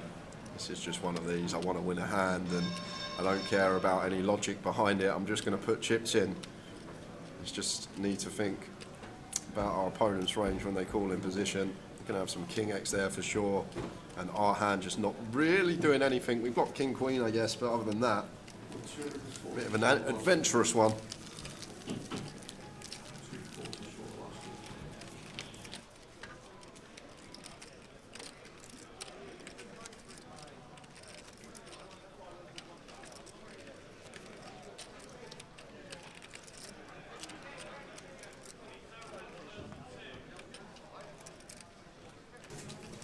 So anybody looking at facts and figures and how big the Goliath is, we are 250 players short of last year's numbers. That's it. That's it. Couple of tens for Jack. 40 BBs, 39 to be precise. Opens. David Ace-8 suit here, goes for call. And Aiden, now we're going to get to squeeze here with the jacks. Sizing was on point with the 4-bet. This looks a bit small in this setup. Probably happy to just go around the 5k, 10 BB mark. Go slightly on the smaller size, but we're going to get some action nonetheless. Jack with 10s, not going to be going anywhere here. Actually one as well, low jack. With this hijack flat and button squeeze later, we're going to speak about theory, not really in the 200. I know people aren't going to be playing that, but 10s here off of this stack, 35 effective. We could have potentially gone for some jams as jack, but I don't really like it in a 200 pounder, just because you expect people to have less free bet bluffs and they're going to be more condensed towards that top end of the range.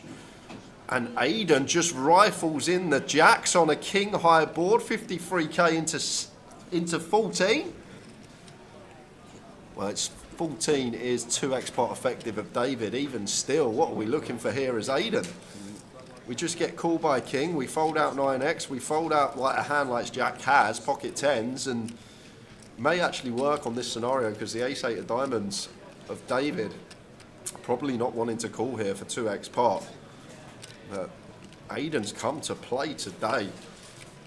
Just always ask yourself, what does our bet do? What is this achieving? We've gone 2x pot effective here with jacks. Is a 9 calling? No. Is 10s calling? No. Do we get called by a king? Probably. So just doesn't achieve anything here, this bet, but in the short term it will potentially achieve getting the 40% of ace-8 of diamonds out of there.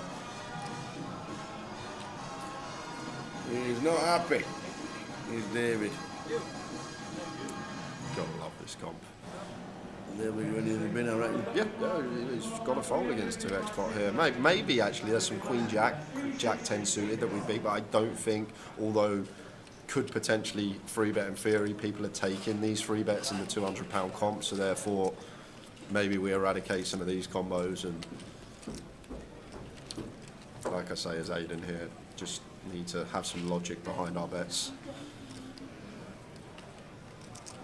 Well, this just may actually, I've just realised something, it may be a bit of steam. The king's got cracked by the 10s and then he had the Queen 7 hand and now he's had this hand. It may just be a little bit of steam coming off. Yeah, the old Queen 7 was bizarre as well, wasn't it? After the king's got cracked. Shows him jacks. Are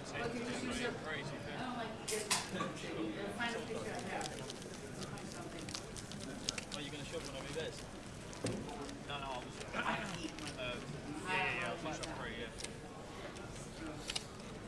It's lines are now 366. It definitely does, Chris. We're not going to have the same sort of play we have in a GUKPT main. As I say, recreational heavy field. Indeed. What we got, 10,000 runners tower. I'd literally probably say it's 80% recreationals, 19.999% pros, and then obviously Saunders here for the 0.001% clowns. So it's definitely recreational heavy.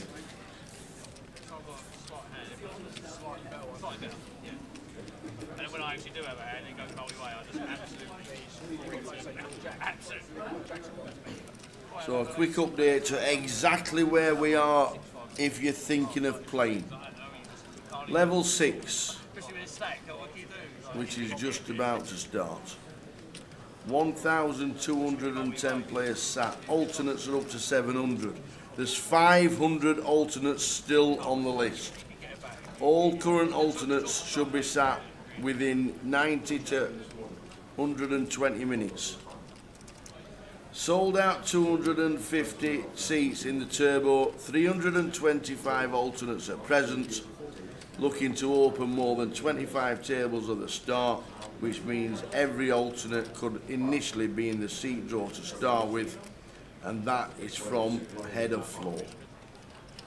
So thank you very much.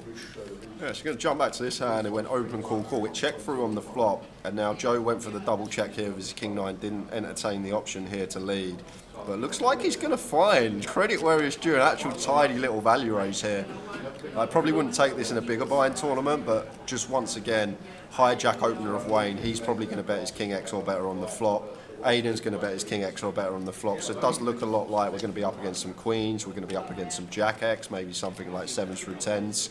So he's actually found a tidy little raise, but Aidan with ace jack just sends the lot in. And hold your horses, because if Saunders calls this off here, you've just seen this man shove 2x pot effective with jack, sir. That's something to take into account. You've seen him play the last 3-4 hands after he got his kings cracked by 10s. But what is Aidan supposed to have here? Pocket 3s make sense. But the thing is about this comp, as I say, it's pretty easy to ham read against most of the field. You feel like once flop checks back here, Aidan's never going to have something like king 10 or better. So where's his value coming from now? And he gets the king to fold. Aidan gets the king 9 out of there. Saunders gets it wrong.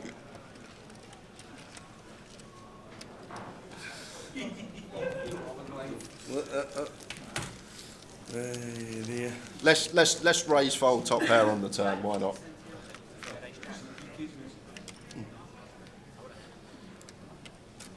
Just getting owned there by Aidan. Absolutely owned.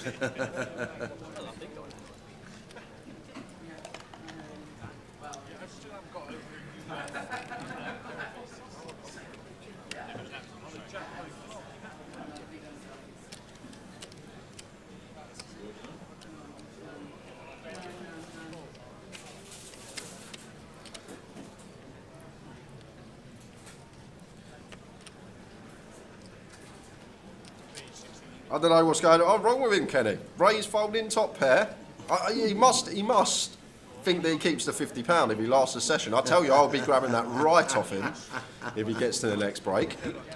Will not be pocketing that.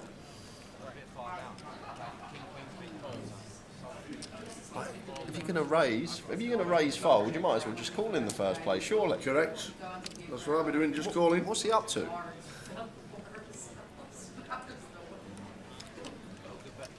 10-8 of clubs in the small blind. Joe makes the call. Jack opened ace king.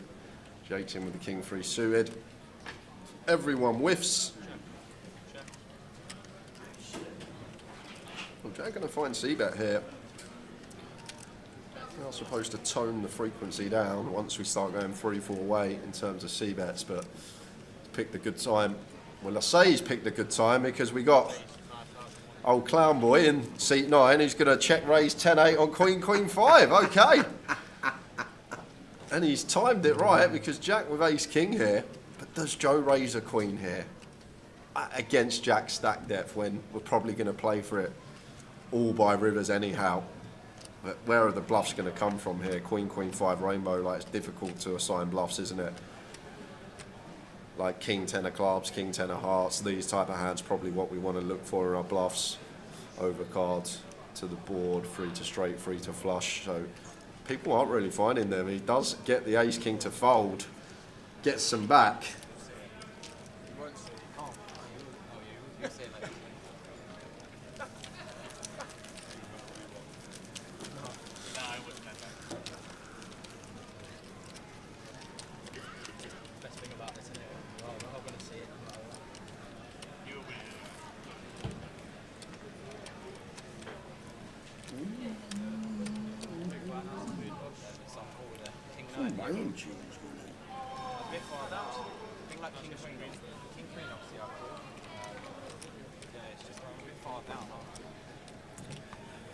Our Grosvenor creating a whole new week of day ones now. People are flooding in to get in the comp after seeing Saunders in the field. Well, this is what happened yesterday. We had the biggest Thursday ever yesterday. It was up 600 numbers, and it was all because he turned up. That's what you said. And then I said he was back again tomorrow, and if you've been in the casino, it's just absolutely rammed.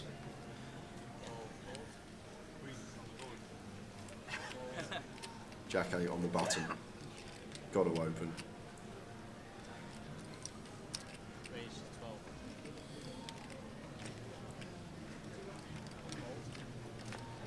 Jack 2 suited, going to get the pen from Andrew.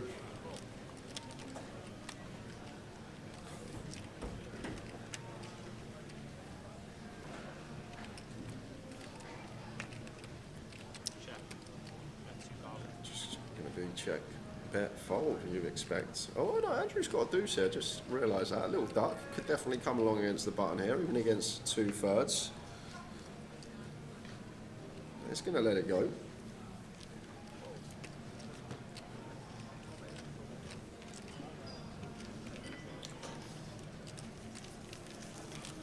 Jack 8 off gets it through. Feel like you've got to open Jack 8 off there when the guy in the small blind's got the free bet frequency of my amount of cashes in Vegas this year. Old Pigeon's not going to be bumping it up light.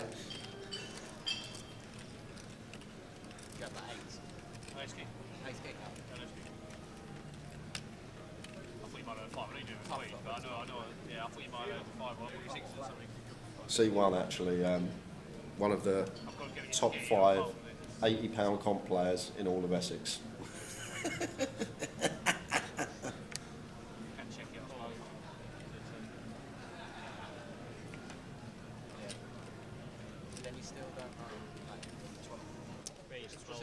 It's just shit, but it's just shit. 4 ways, it's not ideal. What if I hit ace and it goes? That's 4. Yeah, 4. Too many runners. 12.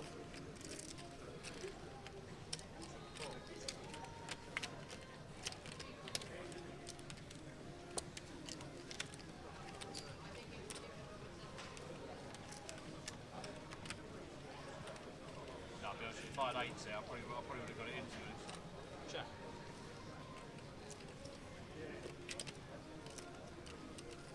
Bet 3,500. Fold.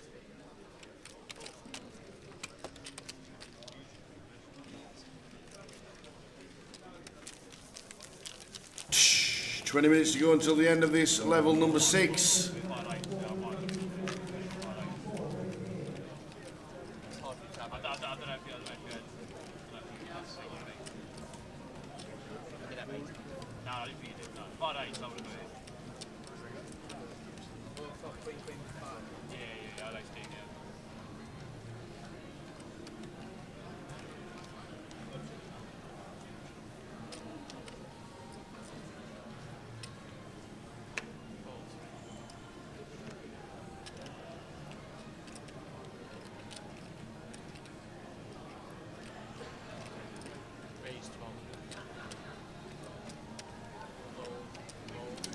It's open. Saunders in with the king jack. Could definitely go 3-bet here.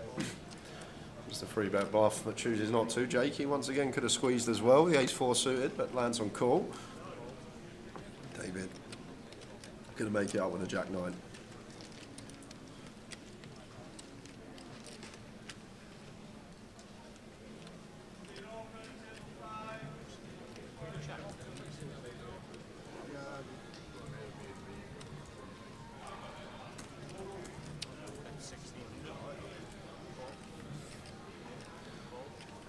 Ho ho, this could be it. Oh, the king jack. Any offsuit jacks about? Oh, it has to be an offsuit jack. 10 of It's a clubs 10. on the turn. And there's Aidan just going to get to go bet here. Oh, he's checked. What are we doing, Aidan? What are we up to? We've got a set against a man who doesn't really like to fold, and he's just left so much value on the table. How has Saunders got away with that one? He does one street. Fives. Not wanting to go bet. Checks the turn, checks the river. Not only that as well, why would we check turn when Joe's got a bounty on his head? We got him covered. We want a size for the river jam. We want it all. He might not be thinking about the bounty.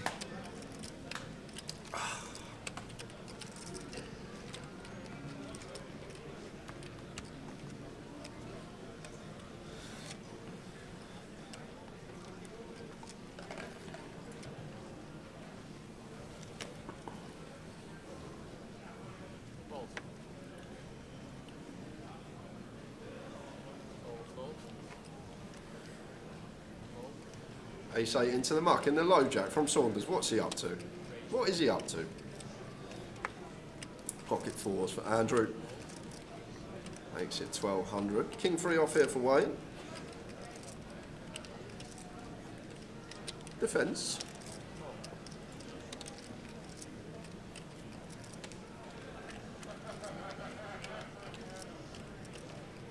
Nine, eight, flop.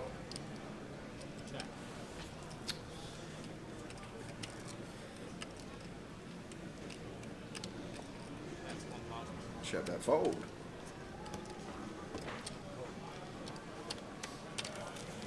The stacks. Yeah, they've got aircon on board. What's on that?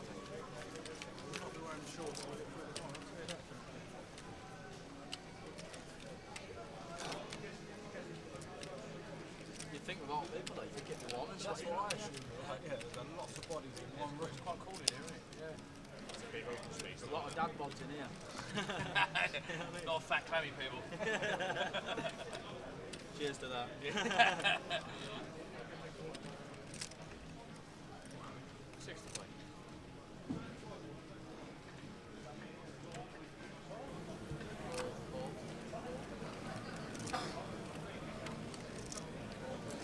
Been here all week.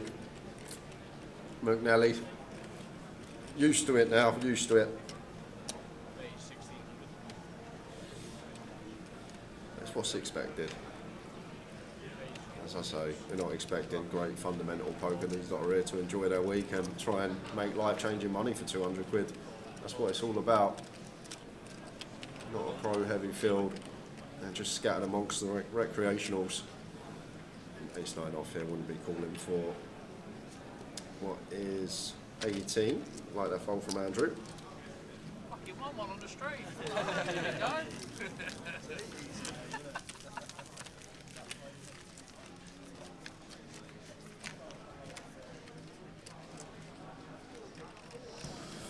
We just had some news, guys.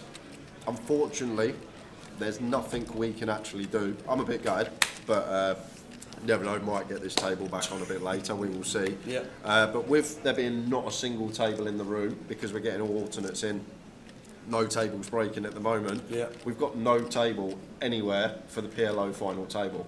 The only table that is available is the one that says go to feature table, which is in the middle of this room, and the PLO final table is playing for a lot of money. They don't want to be right in the centre of the Goliath field sitting on this table. So we've got to move these back to the outer table, and we're going to stream the PLO final. All you PLO fans who've been wanting a PLO stream, that is what we will be doing Don't know how long the final table will last. What is it, 800? 700? We will see. So that will be about 20 past 3. So we still got 35 minutes for Joe to bust, hopefully, and we'll see how it goes. Cash tables over 100 on the waiting list. Yes, there is a lot waiting, a lot playing, but don't forget, all staff, over 120 staff are dealing Goliath at the minute.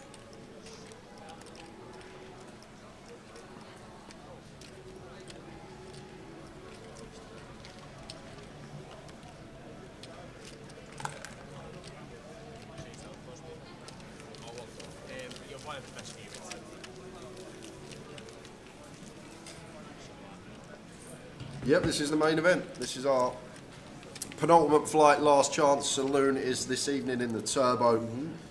Already full, but we are going to be getting everyone in that's on the alts list. Going to be probably close to 300k, if not more, up top. Come Sunday, £200 to enter.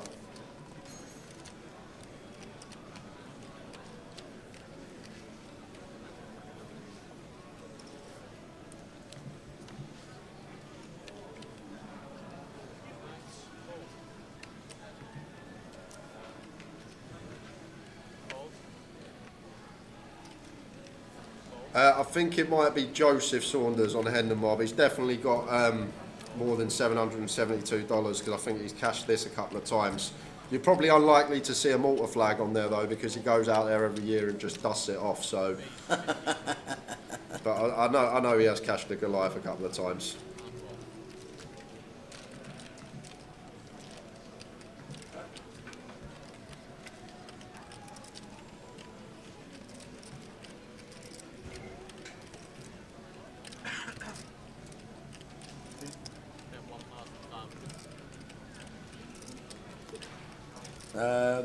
There are skin tight. How are we doing? Oh yeah, skin tight. Saw you the other day as well, walking through.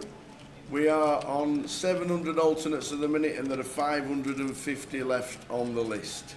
Yeah, Brad, it's just literally a logistical thing. We can't do anything. The PLO players don't want to be right in the middle of all those Goliath tables. They're playing for a lot of money. So the only place we can put them is the feature and get this lot back onto the table they were on before. Plenty going on. That was actually a joke, Joe Diego. No way he's got no Malta flags. He's out there every year. Love to see his P&L for Malta over the years.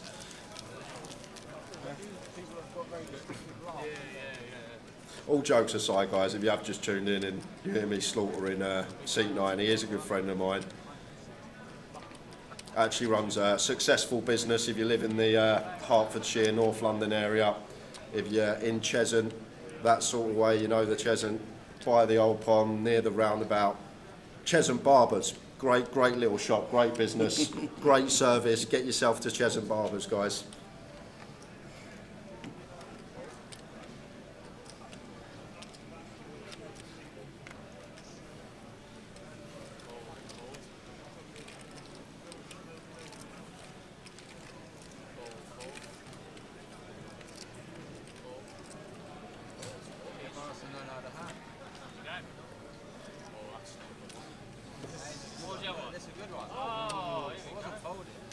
Get a walk with the ace jack.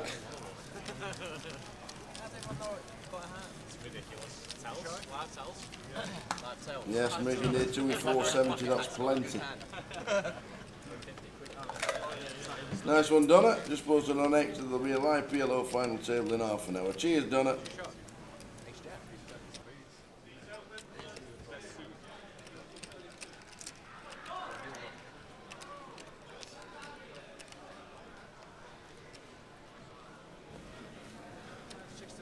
How are we doing, Ace Jules?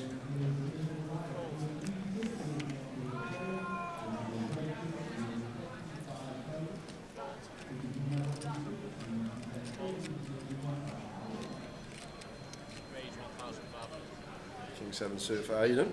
We'll make it 1,500. Couple of sixes for Ian Calls on the button. Saunders. Suited ace here and small blind. Just going to make the call. Jake out the way in the big.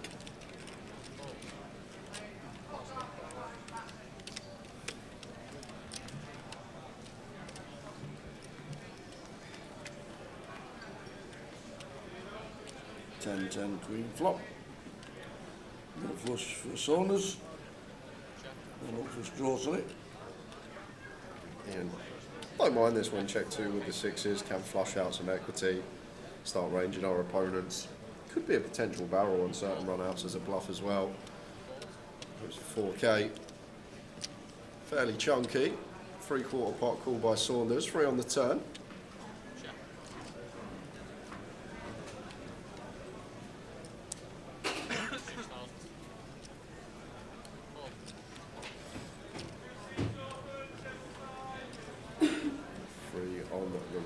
So Ian gets 2 streets. I'm just going to be able to check this back, and a nice bit of value on the turn there with the 6s. Newest customer.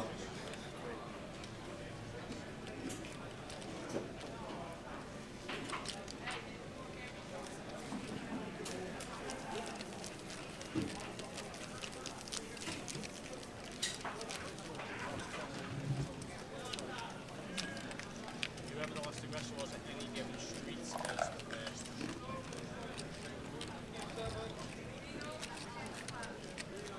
Get to know him when you pump it. Cool, especially if you've got 8 ways someone that's tiny on the floor and takes turn.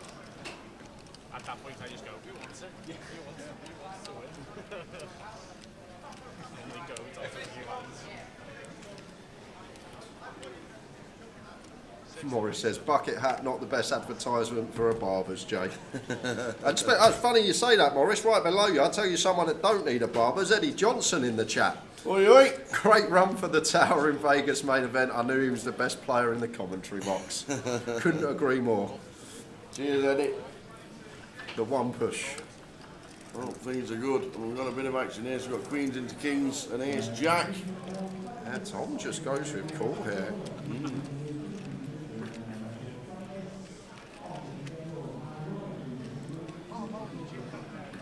And Tom likely to double. Nice looking flop for Aidan. Believe it or not, we're actually pretty confident we're supposed to check here as Aidan in theory. Our position to these two, low jack, high jack, cut off dynamic, but everyone's just going to bet their over pairs. They're not going to be thinking about positions in this tournament and how their range actually becomes stronger on the spectrum. That may slow things down. Trip 8's now available. That's 6,000 pounds. Yes, mate. In the back, and then if you are, is Mickey there? Yeah.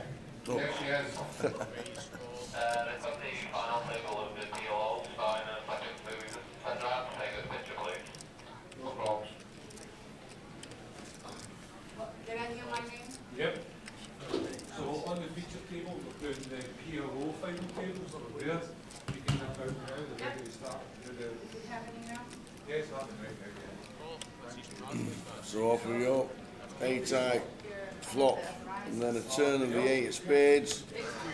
Tom moves all in for 12.8, gets called by Aidan with the overs. Tom's going to double.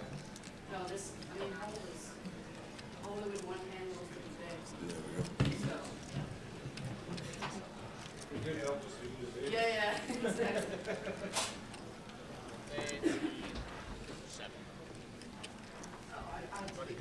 Racking on the way, TK. 5 minutes left of this level. We'll get up to 4 and 8. Yeah, I opened to 15 in the flat.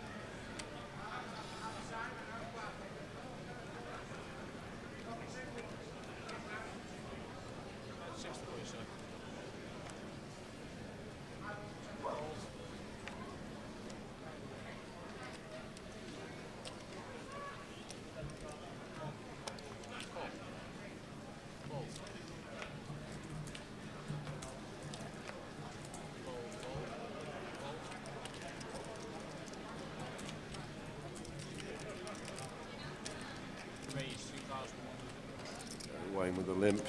Jakey with the ISO with the Jack 9 suited, like it. Gonna get some bad news, just gonna be a clean jam here for Jack. 20 big blinds with the 10s. And the raise fold merchant that is Jake Marston is gonna be doing exactly that.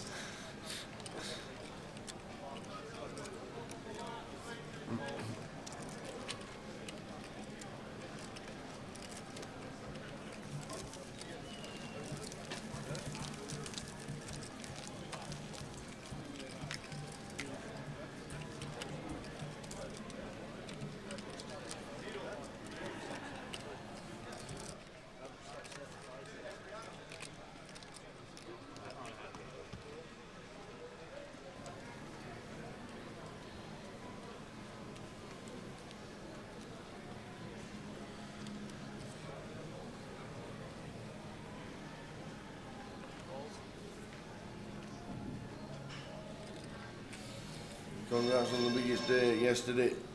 Is this day going to beat it? I'm not too sure if it will beat it, to be fair. Obviously, there was 40 cash tables running last night. There's only so many people you can get through the doors. It might just get there, you know. It's not off for Saunders. David defending the Queen 6. Might be in the hand. I don't mind check back here from Joe with Ace of Diamonds, bit of insurance. It's just going to go over a bet, and that will be that. Queen 6 into the muck.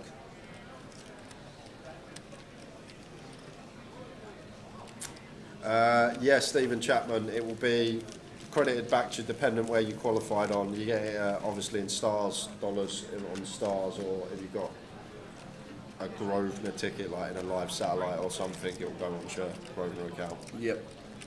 Hope you're okay though after the bike accident.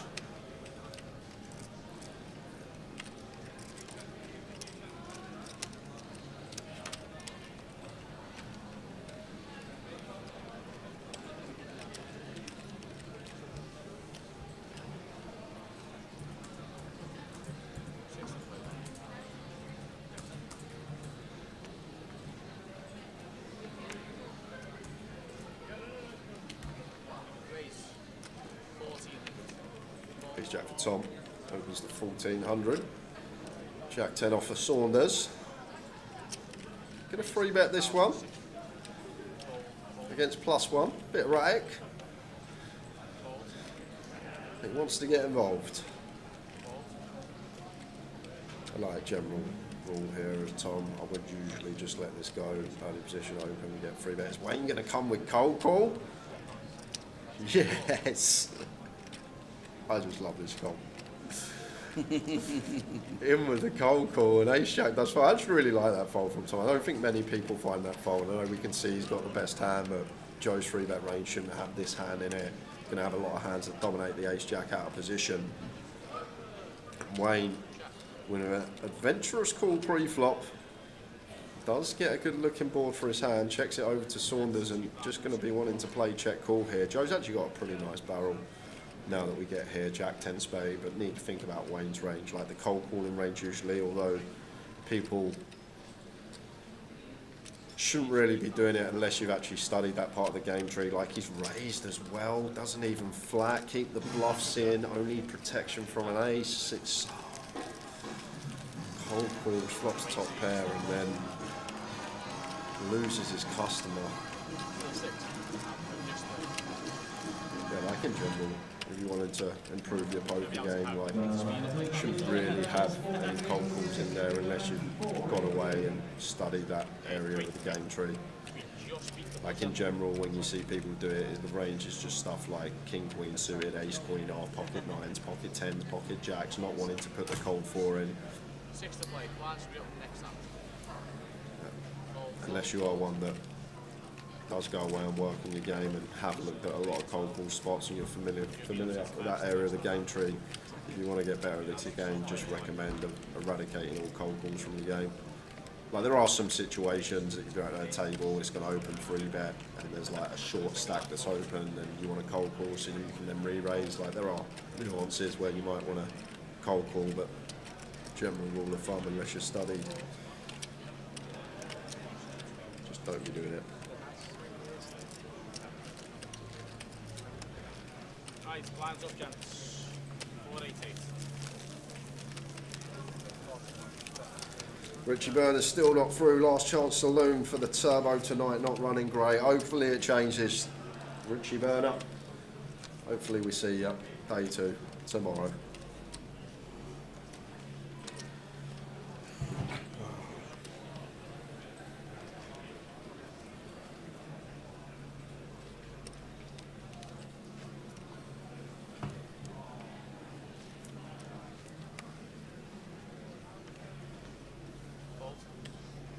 So we'll be heading to the PLO final soon. We'll see what happens with the PLO and see what happens regarding what is happening with the stream. We know we're being told that the PLO has to be on the feature table because of space in the card room, as there isn't an empty space anywhere.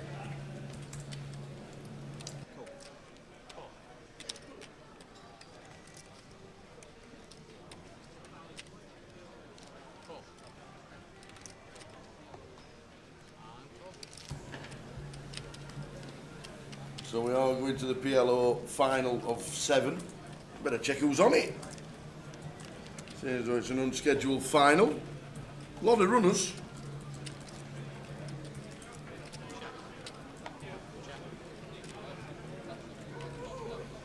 There's 7 left. Mitch Johnson was 8th. Thomas Hall was 9th. Najir Janzari was 10th. Justin Devonport 11th.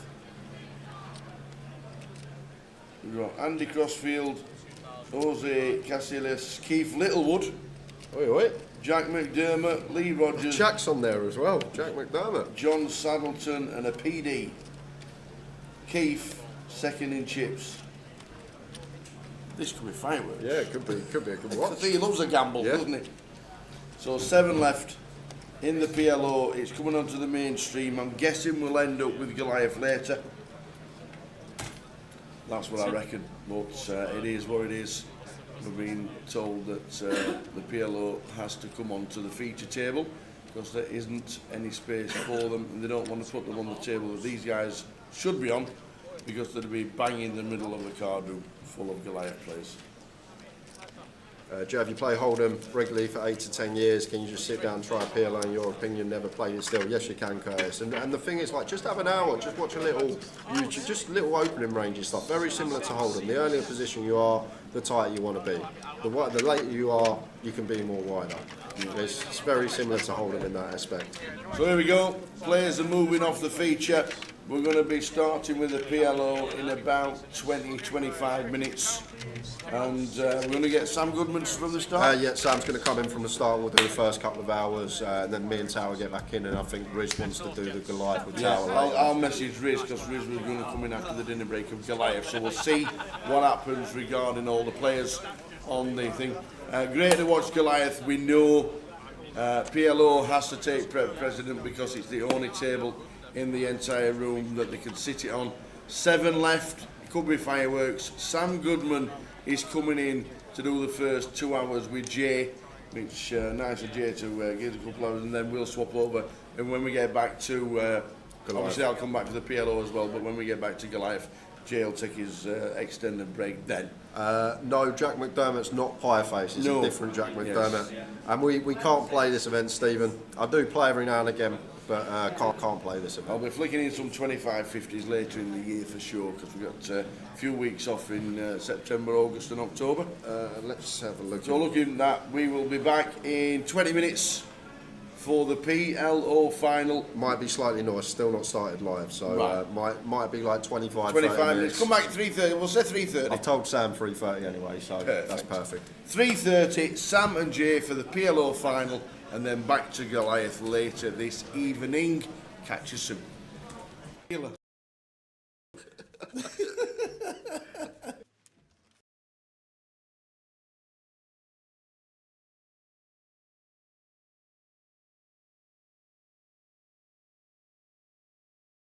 I'm going to show you a little trick. It's called Finding the Kings, but it's a trick that only works with the 4 kings, okay? I'm going to ask you, sir, to touch the back of any one of these cards, okay? Anyone you like. This one. Now, I'm going to try and find the 3 cards that match that one. For example, if he picked a queen, I'll find the 3 other queens. But remember, the trick only works with the kings, okay? I think that should be king number 1 just there. I'm not looking, but is it? Did I get it right? King number 1, king number 2 just round about here. King number 3 should happen just like this, if I'm looking. It's like an acrobat look, the king of clubs. That's spades, diamonds, clubs, and hearts. Now, I'm going to do the trick 2 more times, but each time we do it, it's going to get more and more impossible. This time, once you've picked the card, you can change your mind as many times as you like. Can you touch the back of 1 card for me, please? Anyone you like? This one? Now, do you want to stay with it or do you want to change it? Your choice. Stay with it. Remember, the trick only works with the kings. You remember I was telling you that? It only works with the 4 kings. Stay with it or change it? You don't. You're sure you want to stay with it? Because I hate to think I was cheating. But you can change it if you want. No? You can change it. Do you want to stay with that one? Perfect. That's king number 2. King number 3, I hope, should be round about here. And that's diamonds, clubs, hearts, and spades. I watch that card all the time. I do not take my eyes Now, off that card. I said we're going to do it 3 times. This time, you can change your mind as many times as you like, and we're not going to look at any of the cards until the very end of the trick. Remember, it only works with the 4 kings. So just touch the back of anyone for me. Which one? This one? Do you want to stay with it or do you want to change it? You sure? You can look at it. Don't show anybody else, but you can see whether it's right or not. In fact, I didn't even know there's a king or not. He doesn't. In fact, you can lie or tell the truth. It's up to you. So lie if you want. What is the name of that card? Change it. Jack of diamonds. The Jack of diamonds. I mean, I'm definitely I'm calling on that one. I'm definitely calling on that. All right. Remember, the trick only works with the kings. Try and stay with it or change it. Stay. Perfect. Okay. Stay with it or change it. Stay. Stay with it or change it. Stay. Stay with it or change it. Stay. You sure? Yeah. Remember, the trick only works with the kings. Unless you get an ace, it always works with the 4 aces. I don't know how it works, but it does. No. What I'm going to ask you to do, sir, take 1 card for me. Take it. Yeah, take it out of the pack, look at it, remember it, show the camera, show everybody else. Everybody knows what it is. And then pop it in the pack. Remember it, right? If at the end of the trick you forget what it is, just agree with me, okay? Perfect. Now, before we find your card, I'm going to show you something with the aces, specifically the red aces. Because we've got the ace of hearts. I'm going to try and make the ace of hearts and the ace of diamonds change places. Not with each other, though, with the black ones. I don't know how it happens, but it does. Now, I'll show you again, because it happens pretty quick. Slow motion review. Now, we've got the red ones. That's the ace of hearts and the ace of diamonds. And the black ones, which is clubs and spades. Name for me, red or black? Red. Which close? The red aces, watch.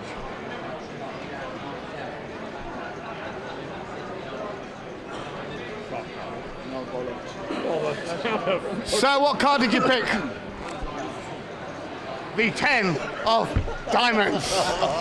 What a legend. I don't even know how it happens now. So you can check out, it really is the only 10 of diamonds here in the pack. Say stop for me anywhere. The 10 of diamonds goes in here, but watch, it really does go right in there. But if I snap, the 10 of diamonds changes to the ace of hearts. I don't know what you're thinking. Where is the 10 of diamonds?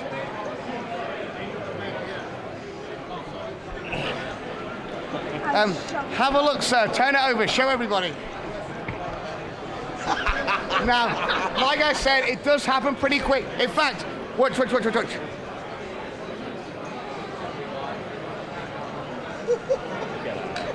I know you're thinking, where did the 10 of diamonds go?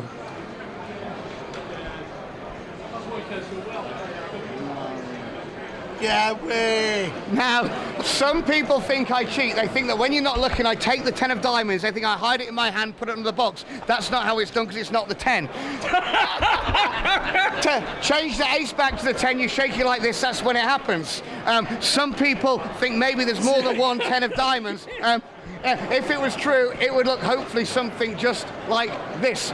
Obviously, that's just a lie, because you see, all I've got is the 4 aces. And if you want to know where the 10 is, have a look just here underneath the box. Now, Are you not watching any of this? Pay attention. Now, I'll show you again. The 10 of diamonds, so you can see, it really does go down here into the pack. So I don't cheat, sir. Please push it in the deck. And then have a look over here. In my mouth. You know, I don't even know how it gets up there. Now watch again the 10. It really does go in the middle. Now if I snap, instead of the 10 disappearing, look, the whole pack disappears. I know you're thinking, where did the deck go?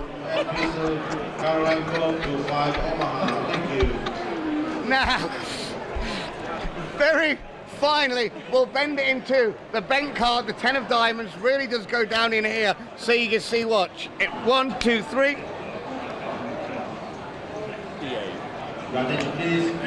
And I've got absolutely no idea how it's done. Sean Hayden, ladies and gentlemen. Need to lie down now.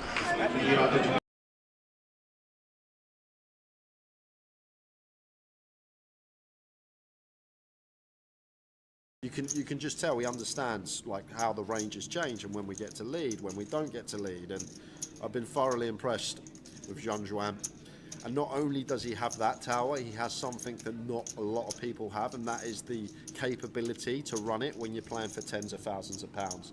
We saw the huge check raise, 140% all in turn yesterday with 2 tables left. So he's got that move in the locker as well, so that is a dangerous opponent. Someone that has a great fundamental baseline but can really put the pressure on as well. I'm going to defend the big. Brendan has opened 10 jack of diamonds. Brendan has opened 3 bets at 200 with 9-4 against Brendan. All aboard the exploit train, this has to be, and this has to be what we spoke about. So David's obviously picked up on what we've picked up. Feels like Brendan's not playing enough hands, he's potentially playing too tight, and he's not going to have he's not going to defend correctly. I feel like that's how David will feel in this spot. So if David feels like that, maybe he feels like he just gets the free bet deck. I'm not sure about 9-4 tower. To be fair, I'd never take it myself, but it has to come from that baseline. I feel like this is where David is coming from here. He feels like Brendan's not going to be defending correctly. He's going to be overfolding, so he's just decided to roll in the old 9-4 off. On the flop for Brendan, 8, 9, 10 flop, top pair wrapped around it. David scored a piece as well. Yeah, I think David though, just aware now, like once Brendan does defend, gonna tread carefully. Jack 10 of diamonds. Top pair up and down.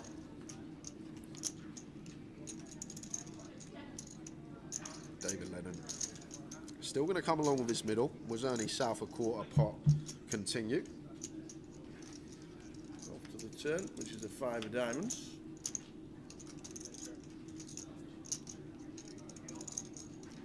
Yeah, and now as Brendan, maybe where we do check back. Like it's horrific if we get check jammed, and we're not going to against David's particular hand, obviously, but if he ever has some hands that potentially want to go for check jam, it's a free bet pot, like value bet threshold. I don't think we get to go bet with a 10, so great junction to check perhaps here is the turn, but not going to get that option. We are going to go for bet instead, so finds quarter again. 150. Now as David, no real sort of straight draw or anything to go alongside the 9. Is this where we're just going to see him get out of the way? Isn't 9-4 part of the deck? Yes, it is. That's what I'm saying. Maybe David thinks he's gonna free bet deck, but I personally wouldn't free bet deck. That's what I'm saying. Even if I think the person is playing. What's David's plan on the river? Well, call with the 9. Oh, that's grim. Wow. What a river card for David Ledden. That is ridiculous, Tower. And to be fair, now he snags it, he might actually go for the lead, because Brendan shouldn't have any 9x other than, like, no, he can't have 9x. He's called the free bet. So Brendan actually can't have 9x here. So therefore, like even 8-9 suited, 10-9 suited, they're not going to call it at this stage. So therefore, he's probably going to check back a lot of his range on the river as Brendan. So We're going to take this away from him as David Ledden decides to donk jam the 9, just sort of realising this is a river card that's going to be checked back heavily from Brendan. So taking it away from him, and now Brendan in a real grim spot with the Jack 10. And this is really strange because where is David going to find bluffs from? What hand wants to call twice, check call, and now wants to donk shove the river? Like, with no backdoor flush draw present? You're really stretching, Tower, because like if David has 3-bet something like ace-10, he never donk jams. If he's somehow got like a jack-8 suited, sort of the pair up and down, pair gut shot, he never jams river, because we still beat some like king-jack suited, some king-queen suited, some ace-jack suited, some viable bluffs for Brendan. So where on earth is David meant to get a bluff from? But now let's flip it the other way. Where's his value coming from, Tower? Like, what 9x is going to call twice? Jack 9 suited, queen 9 suited potentially, but you're not going to assign him 9-4 off, that's for sure. No, not at all. So it's really strange spot for David here, because it's you struggle to assign bluffs, but you also struggle to assign value as well. Like, would David really check call, and overpair, and now want to donk jam river? I don't think so. Would he want to check call, ace-10, donk jam river? I don't think so. So he's basically saying he's got a 9, but the 9x that get here, I guess, are the ones with the straight draws with no backdoor flush draw present. So Jack 9, Queen 9, these type of holdings. I'd never give him 9-4 off. Like, I expect the 9x with no redraw to just fold turn if I'm sat there as Brendan. So it's a really weird spot for him. And it's time banked himself into the break. Queen Jack, we have a Jack. That could actually work. Queen Jack may make sense. Someone in the chat saying Queen Jack potentially. Yeah, I could see it. That actually could make a bit of sense for David. Flop the nuts, check call. Doesn't want him to check back this 9 river. But Brendan has a key blocker to that, obviously. We have a Jack in hand, removal to some Queen Jack. Last time bank. Into the break. We are. What a last hand of the session. Brendan McManus, it's all of it to call. I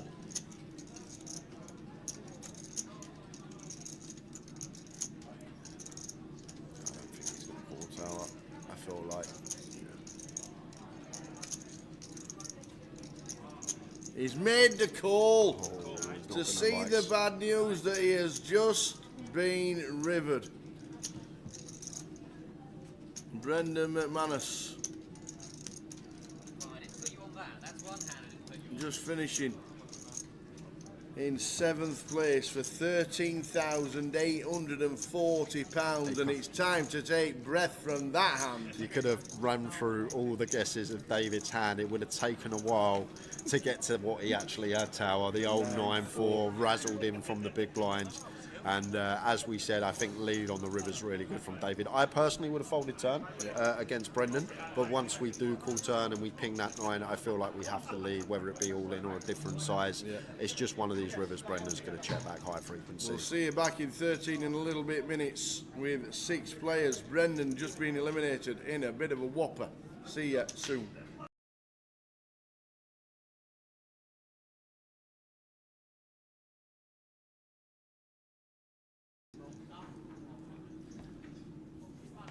So King 7 for John. Do we open more or less everything, or just at least see a flop? Well, we can limp with some traps as Ravi's Oh, done what's happening here, here? and the trap has worked. Wow, well done, Ravi. Jean Zhuang just shoves the King 7 for 18 big blinds. Effective. Ravi calls with the ace 9. He was trapping.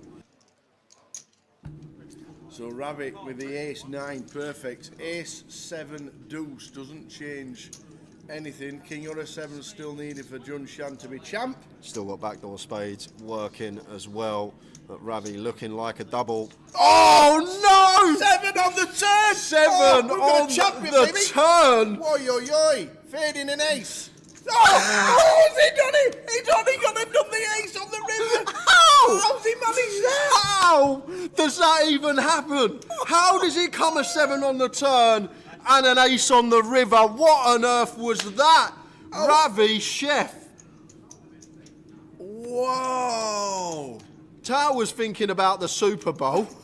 I'm thinking about my Star of Brahman. Oh my word! And next thing you know, the 7 on the 10. Run like Ravi indeed. It looked over on that turn card. And the ace spikes the river. 2 outer for Ravi Chef. 95% of the time, Zhong Juan is a champion after that turn. Wow. But we continue.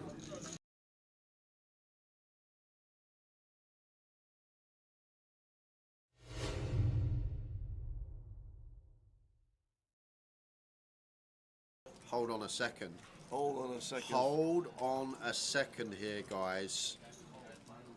Because this could be huge from the 2 men who got the stacks and all the chips at the moment. This is set up central 5-handed, and with these 2 opponents, Tower, 2 firecrackers, it probably gets in.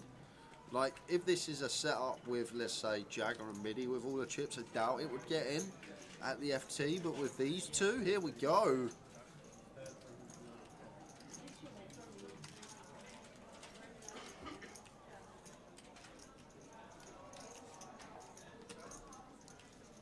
Incoming 4-bet.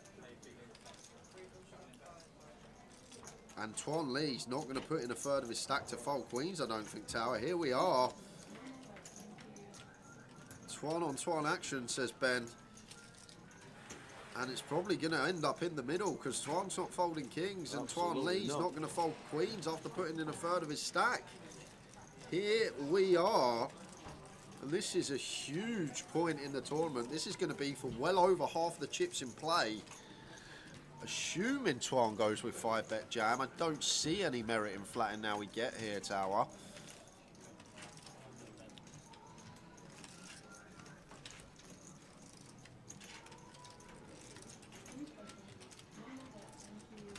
Is he thinking about folding? No, he can't be folding. Can't be folding. Oh. Is he gonna jam all in? Or jam not all in? Surely all in's the only option we have. Which is the option, that's there it. we go with the all in, and it's back over to Tuan Lee. What is he thinking now? But is he putting in a third of his chips to fold queens? Maybe he is. Because now it's like a situation, Tower. Tuan's never doing this with jacks. He's never doing it with tens. Is ace king even in there? Probably not. So surely it's got to be one of these. 12 combos combined, aces and kings, 6 of each. Surely it's got to be one or the other. And can we fold and leave ourselves with still 70 BBs? And maybe he is going to let it go.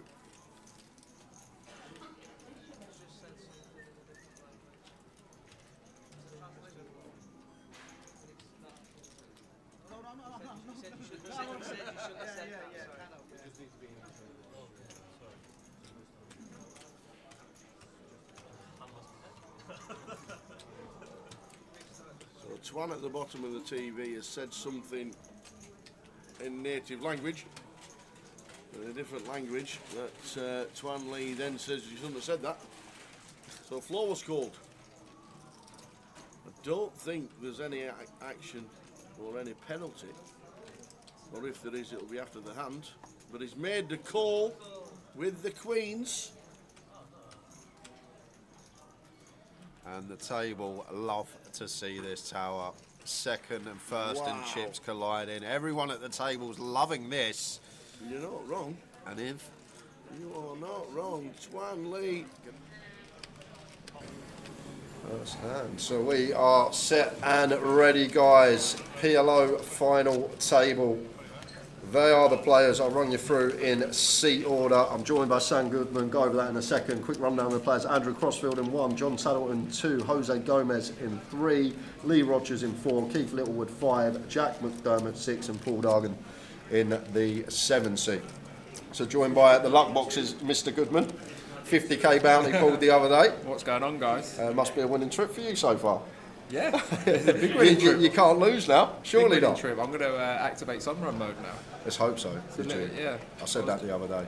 Yeah, drew a little bit of form, so but, you know, Oh, it would have been nice to actually win a tournament or something, but we take the mystery value for sure. Of course you would, yeah. So my PLO game, I did come 20th in this event last night, guys. Not to brag, but my PLO game does leave a little bit to be desired, though. So I'm going to let Jay kind of tell me what to do. I'm taking this as a bit of a coaching session here. And watch this final table. Well, would mark this as Keith is at the final table, Queen Jack, Jack 1 2. What do we think about this open? Surely this is too wide of an open. It depends. It depends of stacked things, and the thing is the thing is as well, Sam. It's fine to limp in this game, like open limp and holding. Obviously, we try and veer away from that, but it is fine to play some limps. But Jose has the big stack. I don't mind this King 10 6-4 double suit. It depends how people seems a bit loose, can but react. yeah, I guess as the chip leader on the final table, you can sort of get away with it. And you're not really going to get 3-bet a lot, are you? That's the thing. People don't really 3-bet under the gun opens in this game without aces or the absolute, like the ace, king, queen, jack, double, these type of hands. Pretty good flop for Jose or Jose? I'm going to go for Jose. We'll go for Jose unless we're told otherwise. So he gets called from Keith the hijack. He's 1 and 2 in chips, I believe. So I think both of them kind of don't want to build a big pot with these two holders. Yeah, I like check out position here from Jose. Like Keith's probably meant to be more nutted than he is in this given situation. Yeah, this is a loose pick by Keith, isn't it? So, Jose just comes out potting the turn with a bunch of equity in top pair. Keith calls. Wow, he's going to take one off with his jacks as Keith, and like got to be careful here as Keith because maybe Keith thinking that Jose's going to bet stuff like Queens Plus on the flop, but he should be still checking a lot of these over to Keith with his stack depth. So, got to be careful as Keith here, and Jose's just going to get a lovely river to go for a value bet here. Keith's just never checking back 2 pair plus, I don't think, on the set, this type of opponent. Yeah. Loose call by Keith on the turn. Yeah, and pre-flop, like these hands are not going to want to be calling pre-flop. Like generally, you don't want to be calling these EP opens like middle position with a low card in your hand unless we've got like king, queen, 3 double. Yeah, sure. Like a little bit of a stronger hand, a little bit more connectivity or something. But these jacks are a little bit loose. This turn call is very loose. Even though he did have the best hand, right? It does make the fold in the river, so. So Jose into a decent chip lead. There's a big pot for him there. Yeah, big swing. And like this is the thing, like PLO final tables, like you already know the guys that watch the stream, Hold'em, ICM, you're meant to play tighter, but PLO, it's even more tight because equities are just running so fine pre-flop, like it's 4 cards to deal with. So if you are sat middle of the pack and the chip leader's potting it like he should be, like you are supposed to be in there pretty tight.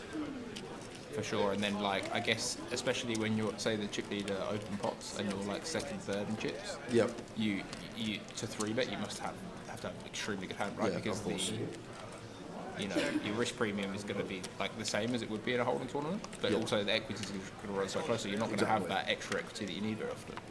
So I guess the 3-bet range, say Jose opens here and Keith wants the 3-bet hand, it needs to be like very good aces pretty much. Like in a way, we prefer to have like 25 over like 40 bigs when we're 3-betting the chip leader, because then when we've got our aces, we get to 3-bet and we get to go to the flop with around 1 SPR. Yeah. And that's like the idea when you have that sweet spot of 1 SPR. Yeah, then it's not so bad, right?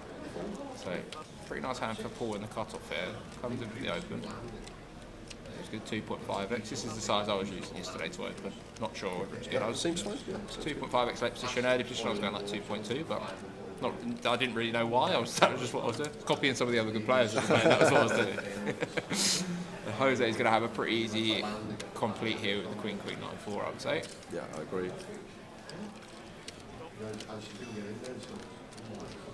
But it's just like one of these there, like most of the table might go for like the 2 BBs, 2.5s, but Jose's probably meant to go just a full pot, put maximum pressure on a lot of time. Yeah, makes sense, because he's the one that doesn't actually mind playing. Wow, and look at this flop we got here.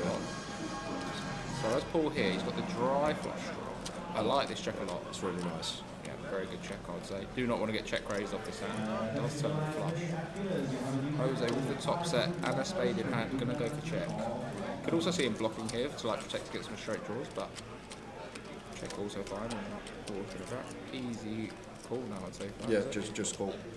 Yeah, I don't think we want to leave this turn ever really. Still as Jose with our set. Yeah, just play check call. Just play check. I guess maybe I'll just protect. If you're up against hand like King Jack, Ace Jack or something, but maybe that's a stretch. Check. So it's going to go check, and I'd imagine Paul probably going to go for some sort of like 2/3 size. I think it seems fine. Could even go bigger, I suppose. Yeah, like, it's one of these, ain't it? It's unlikely Jose's going to have a nut flush. We've probably got an easy. Yeah, and like bet if fold. we, yeah, but we just bet fold big, right? Seems good, about 2/3, like it. Jose now in a spot.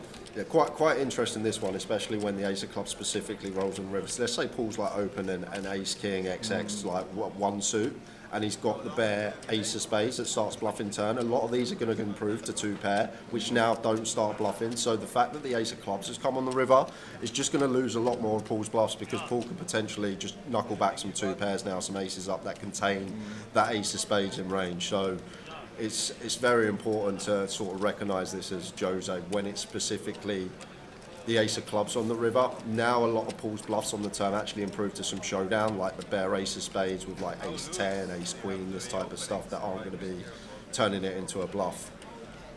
So it's actually quite a nice river to get away from it on Jose when you look at the ace of clubs from that perspective. Yeah, I agree. I think, you know, Paul can still offhand like kings, like dry kings with a spade. You don't necessarily need the ace of spades to bluff here. But still, there's not so many hands that he's going to beat here. And also, like, Paul's open range should just be very high card heavy and like double suited. So, kind of tough spot. He does have a spade, but just pure bluff catcher here. I'd like to see him get away from it. A relevant spade though, like Paul's not going to have too much interaction No, with his 4 of spades. Like if he's got like queen, 9, jack here with a jack of spades, so that's a straight anyway, but not the best example. But like queen, jack 4 with a jack of spades becomes more viable to Paul as Jose, but this 4 of spades just not doing anything for me. It does. By the way, they both played this hand. Make a good lay down. So we can see the stack distribution here. John on the short stack, 11 bigs. Everyone bunched up. Jose with the lead. But see, we're only a couple of hands in, but Jose seems like he knows what he's doing in PLO, so I'm expecting him to be playing a lot of hands, getting in the mix, put some pressure on.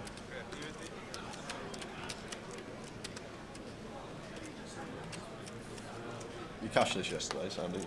I did cash. Unfortunately, I ran my aces full into quad sixes with 20 left. Yep, no getting away from that one in 4 card. Afternoon, Guy in the chat.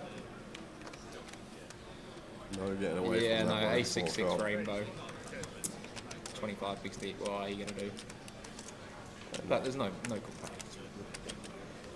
A nice one for Keith here, king, queen, jack, 6 double. Like that fold from Paul, not getting attached to that hand. Andrew's going to have to get out of the way as well. So this is 8-handed PLO. Was there 7 left or 8? That was 7 left, right? yeah. So I've played a fair bit of PLO, 6-handed. We were playing 8-handed yesterday. Difficult to know sort of how tight you've played from early position. Pretty damn tight, yeah. You kind of want to have like some blockers in your hand, I guess. This obviously, this hand for Keith is like connected and double suited. Completely fine. That's one of the short stacks, easy call. Pretty nice hand to call out, a good blind. We've got some flops though that could connect with both these hands, but nice looking flop here for Lee. Flops the wrap and 10-6-4, 2 diamonds. And Keith's just got nice bit of backdoor equity here. He's going to bet with 6 in hand. Would you bet this hand? I wouldn't. I'd probably check here as Yeah, Keith. I think you kind of want to have a diamond. Like only because you look at Lee's stack depth now. What's the pot? 315 onto that, so it's nearly 600k. So if we get potted here as Keith, we just have a potential to check back. We're going to turn like some backdoor wraps. Going to turn up and downs with 2 pair. Like it's just a very not. Folding this equity. That's the problem. Like if we were deeper, I could see more bets, but I feel like at this potential stack depth with Lee, it's just a disaster when we get check raised with this particular hand. But we do end up. And for what it's worth, Lee does make the straight on the river. I think it was a good decision not to pot the flop and get this in, even though he does have a pretty strong wrap, but no flush draw. I think the check call was good, and he's going to go for a value bet on the river. Looks like he comes with like block, which I actually don't mind so much. Is like he doesn't have so many bluffs, and he wants to get called by like Keith's, aces and kings here. Maybe you could go slightly bigger than this, but it seems fine. Keith, just going to have an easy fold here with a 6. I mean, there's not really much you beat here, to be honest. You beat like some random 7-5 queen jack or something with flush draw, but very, very few hands that you actually beat here, I'd say. You could even be bluffing with a better hand here. You could even be bluffing with like a 6. That's what I like that. 6-5. Oh, he does. Wow. That is light, jack, no? That is very light, yeah. That's extremely light. Like the thing is as well here, like Lee probably don't choose that size, but if he somehow gets here with something like say King X of Diamonds with 7-7 or 8-8, he may feel obliged to like start bluffing these hands as well. Like he might have 7s and 8s like with Miss Flush Draw seem like a viable bluff on that one. And not a fan of that call by Keith, but I mean he was getting a good price right because he needs to win too often. But. Sign your cards on your box, please, before you look at it. Just before you pull.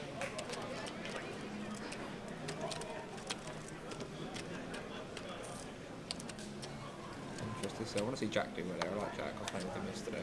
Seems to play PLO pretty well as well, actually. Never seen Jack in the PLO streets, to be fair. I know he's had a few decent results in the Hold'em streets the last couple of months. As well. And here he goes. So this, can't see the exact stacks. This is kind of awkward. Might have limped here. Yeah, with these aces, like you're not going to get 3-bet too often. I mean, you know. Let me have a look. What's the rest of the stacks? How much limping do you actually want to play here, Jay? It's like the mid stack under the gun. How much limping do you actually want to do? I feel like still going to limp a lot of stuff. Like we don't want to open something like King Jack 10-9. Get Jose Kings on the button. Oh, this is the thing. Like if we limp here, like is he going to 3-bet these? Oh, he is. Wow. This is a bad 3-bet, Jay. Yeah. Like it's just Jack's going to be really tight here under the gun. Like he sat 4 of 7, 5 of 7. So his like opening range here under the gun, like this is like ace 3 deuce. And I think we'll just see 2 kings both in the mark. So how is they going to be in real bad shape? Yeah, he's going to get this in because I guess he's oh yeah, of course, yeah. Now we. I mean, does he have to? It's like 1.1 million more.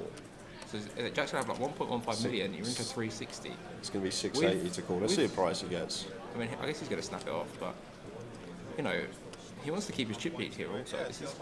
I don't know why he's 3-bet this hand. It's a very easy call on the button, in my opinion. You just got to think about Jack's range here. Like what he's opening under the gun. He's sat 5 of 7. There's 2 stacks that are sub 20. But you can see this if you have ace king king, right? You block yeah. I can see nice. it. And then even if you have ace king king, you maybe fold to 4-bet as well. But this, I wouldn't even mind sitting and just fold to this 4-bet to be honest. It's just always aces for Jack. You know, right, and like if he puts this in and loses, he's going to be like right in the middle of the pack. He does put it in. So you see 15% equity here for Jose. That's insane with the folded cards. Obviously, he's not to know that. Yeah, what a spot for Jack McDermott. Great spot for Jack.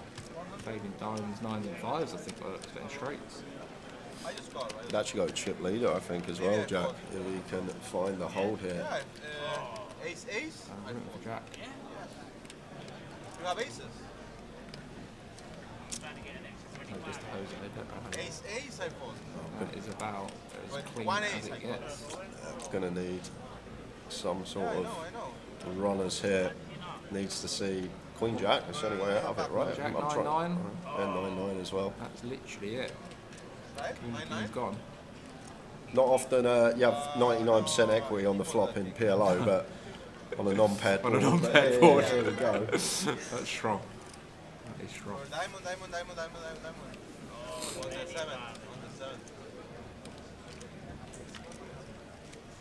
That's it. Iced on the turn. I'd love to see that. Big double up Jack. It's Jack. That I think that just maybe comes down to not sort of recognising how Jack's range is meant to look here, and like 3-betting kings here, like not really achieving too much. A lot of Jack's hands may have some raise folds, but he can definitely have raise folds, right? He can definitely put some pressure on some hands. Like if Jack opens a hand like Ace Queen Jack 7 or something single, or a lot of these hands will fold to 3-bet. Potentially. I might even just mark that under the gun the way the chips are here. Yeah. I might even or maybe these are the sort of hands that you, I guess so, you could just fold, or like, I guess these could be part of your limping range where you don't want to get 3-bet. But like this is why I said like I might have limped as well, because like I like having obviously the limp range. You need to have aces in there as well, and like obviously the best ones to have are the trashiest ones where you can just limp and then pot and then get it in on less than 1 SPR. So it's important to have some aces in there if you are going to limp like some Queen, Jack, 9, and 1 suit and stuff like that. Is Jack even thrilled? There obviously he's always getting the aces in, I guess. Say he was like 2nd or 3rd in chips, but he could still get as much money in. Is he still going with it, even though he knows he's getting called? Say the stacks are completely different, right?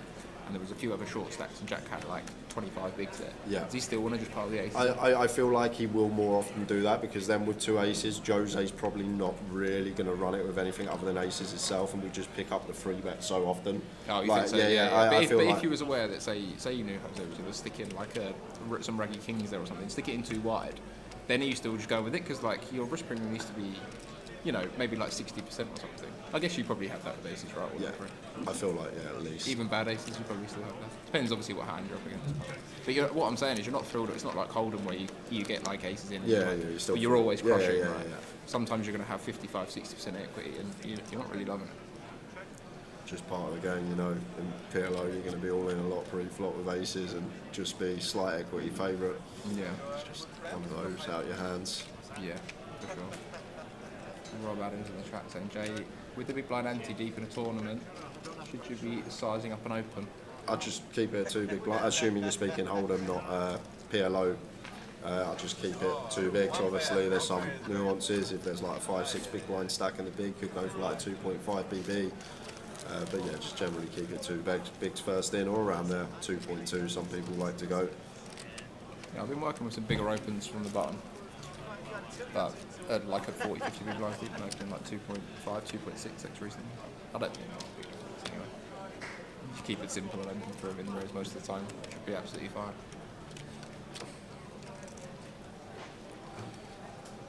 But I feel like the idea of final taste is a bit different here. Like, used to playing some bigger fields, but just a lot of folding as these middling stacks, because the collision effect takes much more effect in PLO than it does Hold'em, and that's important to recognise as well. People are colliding more, getting it in more, and obviously more bust outs occurring. Yeah. I literally go back to WSOP last year, come in with 9 at the final table. I didn't VPip one hand until I got 5th in the end. Yeah, I literally just laddered 4, and everyone else was just playing hands, and I was just folding stuff. Like I said, like ace, queen, jack, 7 under the gun, and this is what you got to do sometimes. I know it's probably not as big ladders, and no, of course, but you still, like, in terms of buy-ins, it'll probably be, you know, it's still reasonable, right? So you still want to play. We should expect to see some quite tight play, but I've got the feeling some of these boys here are going to be in the mix-up. And I feel that too. Like Keith, Jose, we've already seen it. Yeah, and they're ready to play. But so much money to just be made by folding at final tables. There is, right? But a couple of them, they just might be like, you know, I'm here for the win. I'm here for the trophy. And that's fair enough. We're going to go for it. And we'd love to see it as well, rather than, because it could be quite tight at PLO final table, right? Yeah. If we got some real good PLO. I'm not saying they're not good PLO players. I wouldn't know the difference, but if we had some like top PLO players playing, it might be kind of cagey. Keith, open up the cut off, single suiting queen, Jack on the button again. Hey. With some much better aces this time. And he's going to be coming in for the pot size 3-bet, I would imagine. And see, this is going to fall back to Keith a lot, and I would hope that he folds here. Yeah. These queens, pretty bad suit. Does have some connectivity. Andrew the big blind has to fold this on the final table for sure. Keith is going to call. Not much fair, but this is what I was saying a minute ago. I think Keith's one of them who's going to be playing for the win. He's playing for the win here, so you see 43% equity. Lovely flop. Beautiful flop for Jack. So in terms of sizing it, Keith has $1 million behind basically. SPR, you know, 1.2, 1.3. Yeah, just go around third here as Jack. Yeah, like, we don't need to pop this in even without the flush draw. Could If Keith has a flush draw here, right, it's just going. Exactly. So like, we want to just target these kings, queens, jacks for like 200k here. Even. And I feel like we're in juice here. Like even quarter against Keith, he might just overdo it. If he's got 2 diamonds, put us on like aces and wants to run it. Yeah. Like especially goes for like half. Not in love with it, but it's. I don't think it's going to make a huge difference. I think Keith will now fold this hand. And I feel like this one, like quarter third's kind of nice here, because I feel like Keith is the type that might just take off these jacks, queens if he's ever got them. Yeah. I think if he hit him at 200, I think Keith might have killed one off on the queens. Easy for us to say. Thanks, Mickey Graham. I know the dealers in the venue get a lot of credit for these big events, but thanks to the guys in the booth for giving us their insights into hands and positions, because it helps us improve also. Yeah. 5%, bruv. 5%, bruv. Do you know what the funniest thing about that? Because we were literally outside just chatting, and we were all going, they won't remember like the 2 years have gone bad. Everyone would just remember this 50k bounty now. And then we were walking in, and Paul Fisher goes, "What a luck box you are, Sam!" Straight away, literally 5 minutes after just having that chat, you get it straight away. Yeah. Well, the boots are out in force. They are. Jose now with the aces. Jose's gone like middle of the pack now. And looks like he's going to open pot, I think. He's opening the pot, which... Oh, and Lee with a big hand +1 against the pot size other than open. Now, Jay, I'm going to let you I'd probably just call here against Lee, like under the gun. It depends how Jose's thinking about the game, because now that he's got this stack, he should once again be pretty damn tight here from this for this gun open. This is a very good flat here from Lee. Yes, we have the ace in hand and we're blocking aces, but we do not want to get this in for what, 30, just north of 30. Good hands out here, Jay. There are some very good hands Big out hands here. for PLO. Andrew, as one of the shorter stacks with the 8844, he's in great shape against these set of cards, but I think he wants to fold here on a final table. Could definitely be wrong. No, but I think with these low pairs, you're spot on. Set over set is much more of a thing in PLO, right? Wants to fold. John in a big blind, very short. Oof. I think when we're this short, we've got to call and just play some stop and goes on some of these boards that connect with us. We're just too short, and like we're too big a gap between us and second and chips. What we like 12. Even though, you know, this pot is going to be 500k, they're going to be at SPR like 2 to 3. Yeah. There's a reasonable chance someone bust his hand, but I think I like this call. Just we have to. It's just we're shallow enough, saving the hold'em as how well. much equity John actually has in his hand against these guys. Oh my word! I've just seen 30. Because they're all sharing cards so hard. The spades are lying, and there you go. John gets the lead jam this flop. Yes. And I tell you what, Jay, I think this goes through. Yeah, I think he just gets this through. Let's go, Even John. for 260. Jack can't call. Jose's not going to call the 2 behind. No, I cannot call the 2 behind. He there. can't call with the jacks. And Jack's just got the gut shot. I think this goes through. I agree. I think this gets through as well. And John's going to get an absolute result here. Jack does have the gut shot, but defending from the big blind, John going to be all over this board. Jack going to flick it in. Well, we got 260, so we get 3.5 to 1 on the call. He does flick it in. He's going to call. Bit loose, but you can see why. Gets a good price. And like if John just has like, I mean, look, he has 30%, 31% equity here. And that's with all these folded cards gone out. The thing is though, like John's going to have a lot of 2 pairs as well. He can potentially still have some sets and flop straights. Like a lot of the time here is Jack we're drawing to backdoors or 9, but on this occasion. Yeah, see why he's flicked it in. I thought he was just going to fold without a backdoor flush draw and stuff. We need like 22, 23% equity, so... Yeah, it seems close. And I was going to say good card, but it's not. John turning a straight, and he's going to get the double up. Nice hand to John. Patience. It don't really change too much in terms of our stack as Jack. We still change stairs chip here. Like 3.5 to 1 on the call, we need like 22%. Which I guess if we are going to be up against some 2 pairs, some straights, we're drawing just to that 9 a lot of the time. We're still probably going to have like 14, 15% if it's just the 9 twice. Then you add in the back doors. Yeah, like if he's up against a 2 pair, you know, sometimes you're going to turn top pair and open up all of your cards for out. So seems close. I thought he was going to fold it, but you know, it was 260 to win what, 800 or something? Yeah, 3.5 to 1, so good 20, price. 22, 23%. Doesn't affect his stack so much. I see why he's put it in there.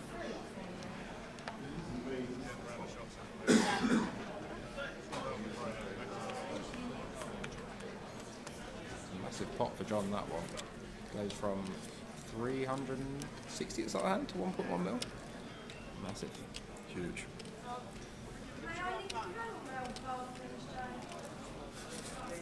Yeah, of course. Yeah.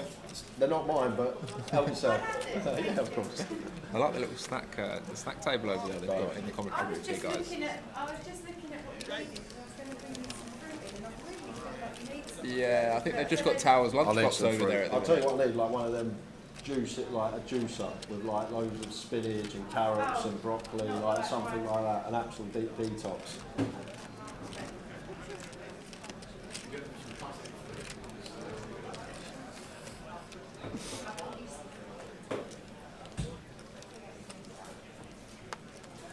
Was you expecting 200 for the PLO high roller, Jim, when you put the event out?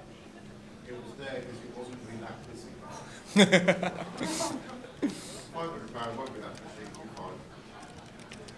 least we get a couple of final. Everything's been I don't think popping this week. Main event channel one's already hit, guaranteed. Yeah, here yesterday. On day 1-8. We saw Andrew here in the cut-off. I think he folded Queen 9-6-5 double as the shortest stack, I want to say, or maybe the second shortest. What do you think about this fold in the cut-off? Queen 9-6-5 though, I think it's fine, yeah. I think it's fine at NFT. Just a little bit too low and Yeah, a disconnected. little bit too low, yeah. Like if that, if that Queen is an ace, obviously with a nut suit, Yeah. with that removal to 3 bets as well. Makes sense. Good enough. Yeah, it's a short stack, but there's not too much in it, right? If he did get a double up, he goes into like third, so he doesn't want to like. He's not in gamble mode right now. I feel like just waiting such a great strategy at these PLO final tables.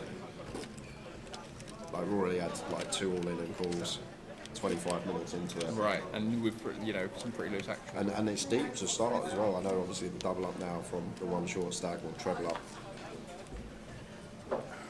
So that's Swifty's laugh at her. Katie Swift's laugh is famous in the chat. Katie Swift behind us. Shout out to Katie for her final table the other day.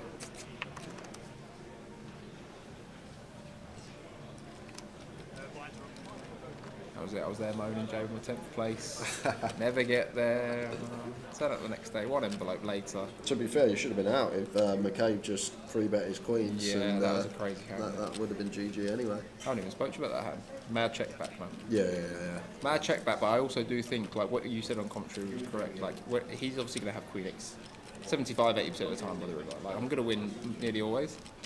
But like, is he always going to call Queen Jack, King Queen on the river? In ICM, triple barrel, like when a lot of my perceived bluffs are flush. Yeah. I'm not so sure. I mean, it's obviously, it looks good, right, when he rolls over a hand that beats me, but everyone would have been saying I was a massive merit for showing me King Queen, so it worked out well.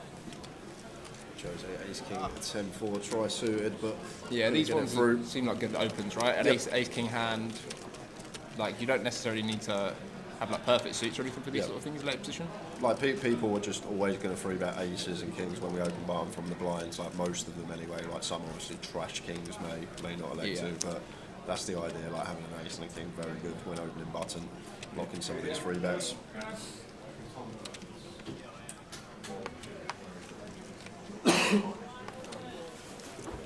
Warm it, I'm getting this jacket off.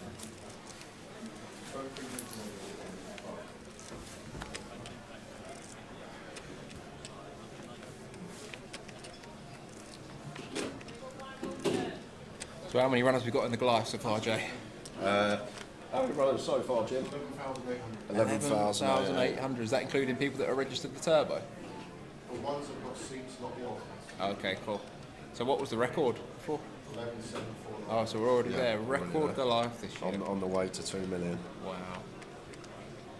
Crazy tournament this year. I mean, it always is, right? Well, this is going to be an interesting one, John, with the King, Queen, Jack 9. Very nice open. But having double one suit good enough. And Jose with Ace Jack 10-8 here. In position. Not going to be folding, I don't think. Just thinking whether he can ever 3-bet call this off. He's going to let it go. Tight fold. That is... I mean, John has opened 3x here, which is kind of big, I would say, for the final table, but I'm not sure. I mean, I guess there's some potting going on when you're like 15 big blinds or less. I'm not sure. Yeah, once again, yeah, exactly the same. When you get to that stack depth, you have to pot it because you want to smaller the SPR. That's the idea. When you start getting shallow. Off 20, I mean, I would just open like 2.5x, but I'm not sure. Again, I'm just on the fly here. Jack defending the 10-10-6 deuce as the covering stack. Yep, seems fine. Good. Yep, seems perfectly fine when Jack covers. Like it's when he just gets bored, so he gets the donk on and stuff like that. Yeah.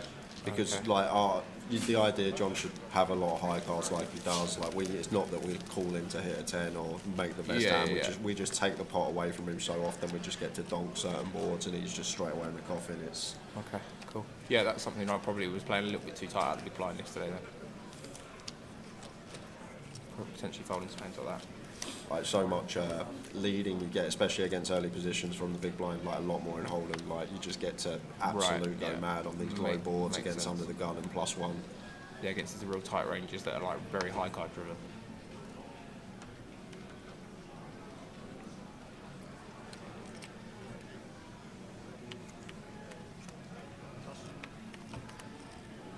He says, what's the starting number for the turbo? I'm not 100% sure. I am in the turbo. So 1,000 to start the turbo, right? 1,000 to start the turbo. Where? Oh yeah. We still got this going on at the same time. It's Not 1,000 for the turbo. 250 to start. 5 tables, and then we'll open up as soon as Okay, 250 to start. 250 to start. Last chance saloon to bag the Goliath. Like as 25. as Keith here offered 18, I'd probably just pot this, make it 175. Just get. So to he's the, off 18. What, you just pot and get this in? Yeah, from the button. Even if like big blind 3 bets. Well, Paul against Paul, just from the look of him how he started, maybe against Paul we don't love. So is there like a case for opening this size? I would have opened this size, but whoa, I don't like this pot size. See, but can keep going with it, but does have a small on the deuce 9. If he gets action here after he pots, he's going to be in bad shape, I'd say, but does get it through. Keith picking up a pot, gets himself back up to 50 chips.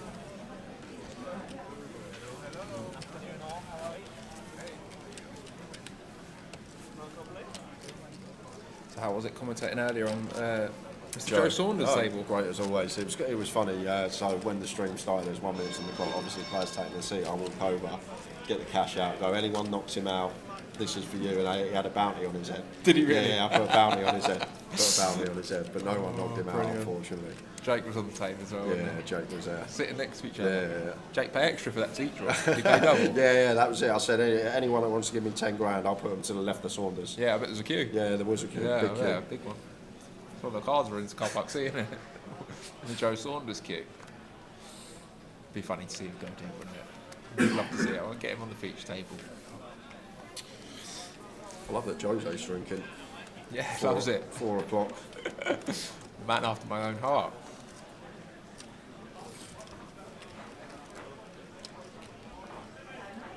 Callum in the chat saying, hi lads, bought in for turbo through the app, but not on the list when I check the app. Any clue why? I do not have a clue why, Callum. I'm leaving that one for Jay. Maybe that's he on the alternates list, maybe? But not on the list when I check the app. Any clue why? You'll probably be on the alternates list. You won't be straight in. It's only 250 we can see. So maybe when the tournament starts, it lets you know what alternate number you are. But it should say if you bought in via the app what alternate you are. So we've got Jack opened the button here. Seems like a fine open as the covering stack. 7-6. Loose but fine, and Andrew with a pretty straightforward peel out of the big blind, I'd say. Does flop. Double gutty here. So Jack. I don't mind seeing that small. Yeah, you have some interaction with like some straight draws, but and also checking back, you're not going to do anything that's handy. You're absolutely fine to bet fold this. Nice and small as well. Double gut shot, backdoor flush draw here for Andrew, getting 4-1, obliged to take one off. So this is just slightly too weak to just pot and I feel like slightly too weak. Like you're nearly enough equity here to just run this and take the fold equity, I'd say. But like I guess you needed, like if you had Jack 9 ace here. Jack 9 ace, I could see. If we had the wrap, definitely we had like Jack 9 7, sure, definitely. Yeah. Or even if we had like ace Jack 7 10 here, we were prepared to go alongside it. Yeah. But definitely. I feel like just not enough hand with the double gut shot. Just take your price, see a turn, getting 4-1. 8 rolls off. So in Hold'em, you see a little bit of these leading on the small pairing cards. I don't think that's really a thing in PLO, is it? It could be like Gunva once again versus BB, and it's like a 4 on the turn. Yeah, and like a lower board where yeah. Kings isn't available. But like in this distribution, Jack's probably meant to open very wide on the button, so he's just still got a lot of 8x here. Kind of tough spot for Andrew, to be honest, in this river, because he has so much missed stuff. And like when he bets here, he doesn't really want to bet a king. Yeah, exactly. So he's like betting an 8 only. And Jack just checks back all his king X anyway. Like all yeah, so like it's kind of a tough spot for Andrew. He kind of has to jam and rep an 8. You know, on an FT it's kind of tough. Jack can still check back some full houses. Don't blame him for giving this one up with like no blocks. Jack is going to bluff with the sevens, but it is the best hand. It's a lot tougher to bluff this shallow because this shallow you're spot on. Jack will check back his full houses because he gets the money from 8x anyway. Whereas if they were deeper, Jack's more inclined to try and play for stacks with his boats. Yeah, but and it's just kind of a tough spot where like Andrew doesn't mind like trying to take a little stab here, maybe throw that some of Jack's there, but like he doesn't really want to bet anything that's like a weak hand. He wants to bet an 8+. I think. Like, could you bet ace king here, Andrew? I guess so. Maybe you can block. Yeah, maybe you might go for like a little creative block or something. Yeah, so maybe he could have got away with like a little 100k bluff here. But as it is, Jack going to turn the sevens into a bluff. Thinks he's up against a big hand and takes it down with the best hand. Yeah, I don't mind that from Jack. Like queen jack 10 or something like that. Get that to fold the 10x. Chef Brad Poker, Sam, I never knew you were a PLO expert. I'm not. I'm here to learn, Brad. I'm here to learn. Definitely not. I'm just here to chat with the boys. Luck box, 50k ball, a luck box, very lucky. That's all I remember you for now, man. You can go and do 100. You can go and do 100 next festival, and they'll be like, "That's Sam. What a luck box, 50k bounty pool." Yeah, I mean it was pretty lucky. Great video though. Yeah, it was good. I haven't seen a video like that since Toddy won the Goliath. All the boys in there. We get excited about this because that's what it's about, isn't it? That's what it's all about. In moments, they don't come around too often in poker. They getting a big result or whatever it is. These moments, so you've got to enjoy them. Unless your name's Ravi, and they come around every week. Goes for 3x. See you later, Katie. Good to see you. Walk up PLO.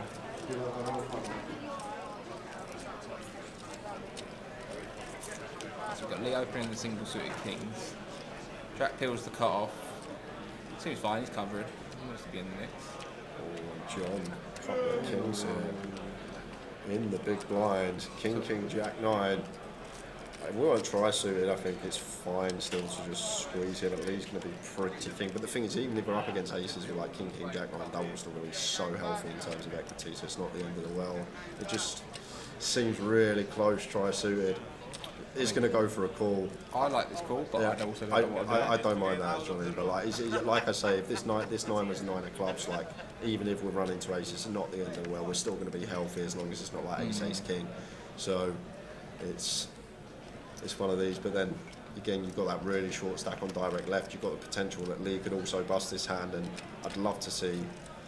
I think Jack wins this hand. Yeah. I'd love to see a little bet here from Jack. I actually would really love to see a bet with this 7 interaction, and like John's potentially going to play some donks as well on this board with his strongest hand, so not wanting it to check through and then being able to size up turn jams, which is very important. So as Jack here, we actually get a really nice turn to barrel now anyhow. Double gut shot picked up for the 7-8 of Lee, but I'd love to see Jack start betting here. Just target some queens, target some kings, target some aces. We've got some diamonds to get there with. Got the gut shot. Yeah, very nice from Jack. That's fine.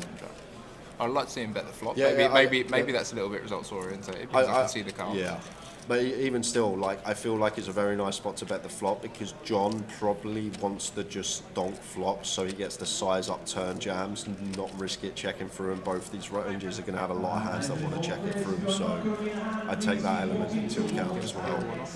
Gut shot and kings actually seems like a reasonable call. He does have a king of diamonds as well to potentially bluff some rivers. And also does have the best hand decent amount, and it is the 7 of diamonds. I'm interested to see now whether Lee is going to turn these kings into a bluff. Seems kind of close, but also he's just called the turn. Very difficult for him to even have a hand to bluff. A lot of his hand's going to be these over. And Jack, I want to see Jack check this back, I think. Yeah, with Jack and 9 of diamonds. And now think about what we're getting called by. Like once again, Lee from +1, he's going to have a lot of high cards that want to open. So therefore, when we're trying to extract flushes from worse flushes here, we're literally targeting with our combo like an 8 high flush, a 5 high flush, a 6 high flush, which is hardly ever going to be in there unless he has like ace 6 5 of diamonds, ace 4 5 of diamonds. So it's so difficult to get called from worse here as Jack on rivers when you actually think about the opening range of Lee. He's just going to have a lot of overpairs like he has, and we're just in the blender if we get check raised there. in that given spot. Does go for some thin value, but very important just to recognise the range and not going to contain many low cards, therefore going to be stripped of all these worse flushes. Yeah, for sure. This is too light of a value, but I would say from Jack 10, but gets away with it. Could definitely add some ideas with the King of Diamonds there, Sam. You're spot on. Like, once again, go back to Hold'em, usually thinking about where you are in your range and when you get to the river with, and when you don't really have many bluffs and you've got a key card in the terms of the King of Diamonds, like, if we need to find bluffs, it might be one that needs to be used. Yeah. Yeah. It's kind of scary though, because like Jack's range is going to be, the hand you're trying to get to fold is like some flushes and some straights and stuff. Maybe like 3 10s. Kind of, yeah, but also from Jack's perspective, if he gets led into on the river here after check call, it's going to be very difficult to find the bluffs to call. The thing is as well, like Jack's actually can have some nut flushes once he bets in position Yeah. turn, and like when it comes to 10 on the turn, remember he's check back flop, so he's not bet 6-3-4, so it doesn't look like he's got much like going on that board. What's the 10? He's going to check a lot of his 10x, so he can actually have a lot of nut flush draws there when he bets in position. Yeah, sure. Yeah, it's kind of a difficult one. Brad says, is it quiet there today? Hardly any runners yet. Very quiet day at the Goliath today. If you need to park your car, be prepared to walk, that's all I'll say. Busy day at the Goliath. So what have we got here? Jose open. Oh, ISO's the limit, okay. Wide, but he does cover. Not much going on for you, a player. Jose with the bottom pair, gut shot. Still use this 9 of hearts here, blocking some 2 pairs, blocking once again some like 8-9 jack, blocking some ace 9 of hearts, like having a card that removes. Yeah. Power poker from Jose. Like this pot's kind of strange because John's like we're putting a third of the effective stack now. We got a pair, we got a gut shot. Bit punty this, but I like the bet. I just think half pot 2/3 is. Half's fine. Like, you don't need to once again revert back to Hold'em if you're trying to learn some PLO. Use that as a stepping point. ICM, we always scale down our sizes at final tables. If we're usually going half, we might go for a third. If we go third, we might go for a quarter. If it's a big bet board, instead of going 2/3, 3/4, we might go half.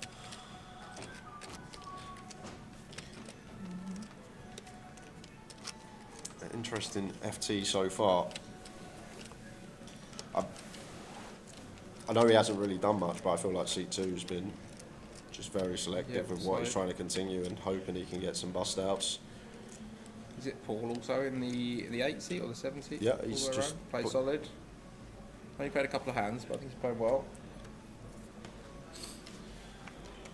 Keith under the gun, kind of mid-range kings these, mid to low kings. Yeah, mid to low probably like 40%. Up the king scale. Yeah.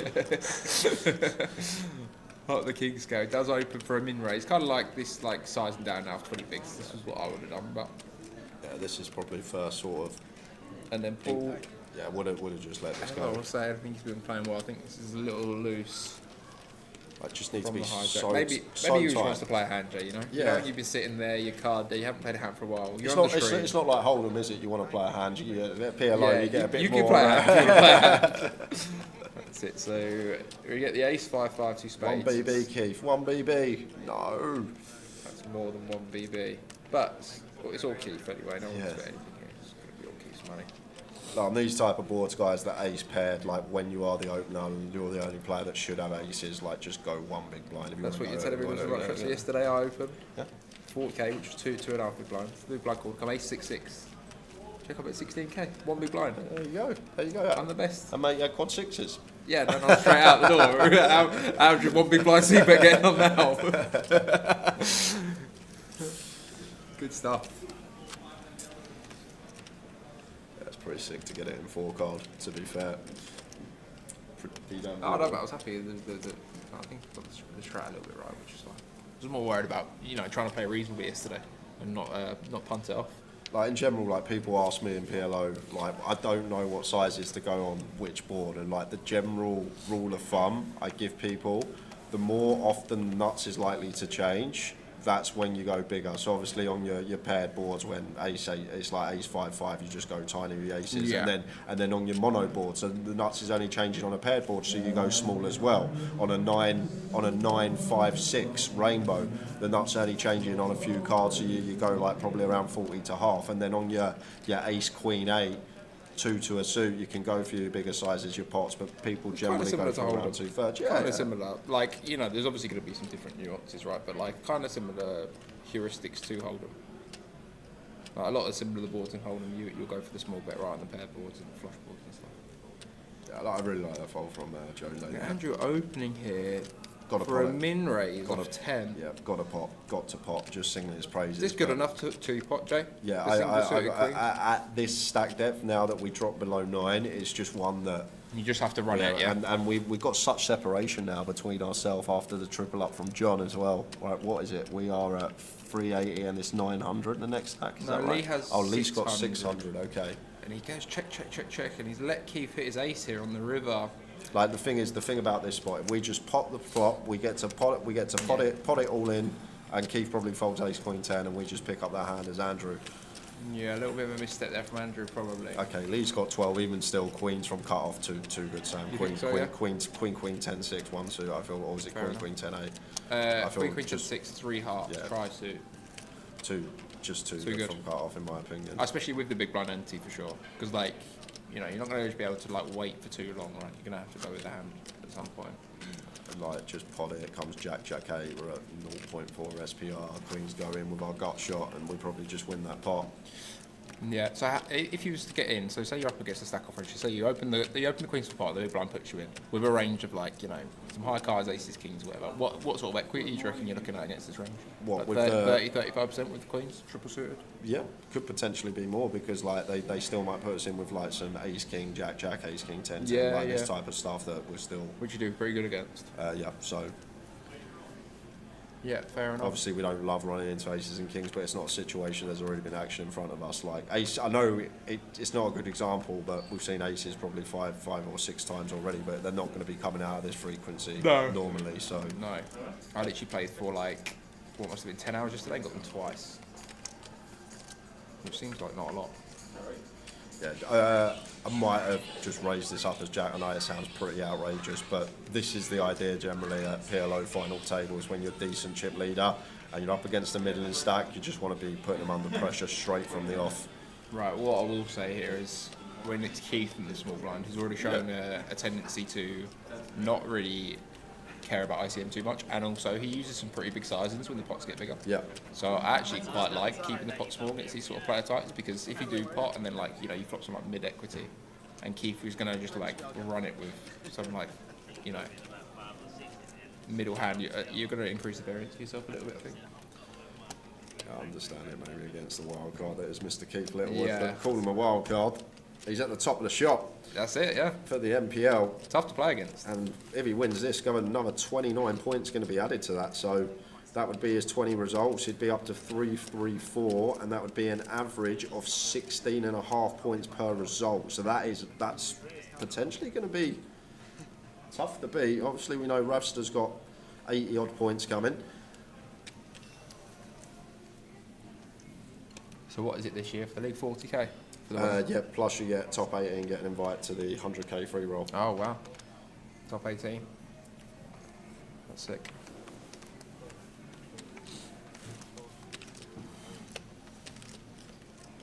Keith holding the button here with the Queen 9-6-5 double.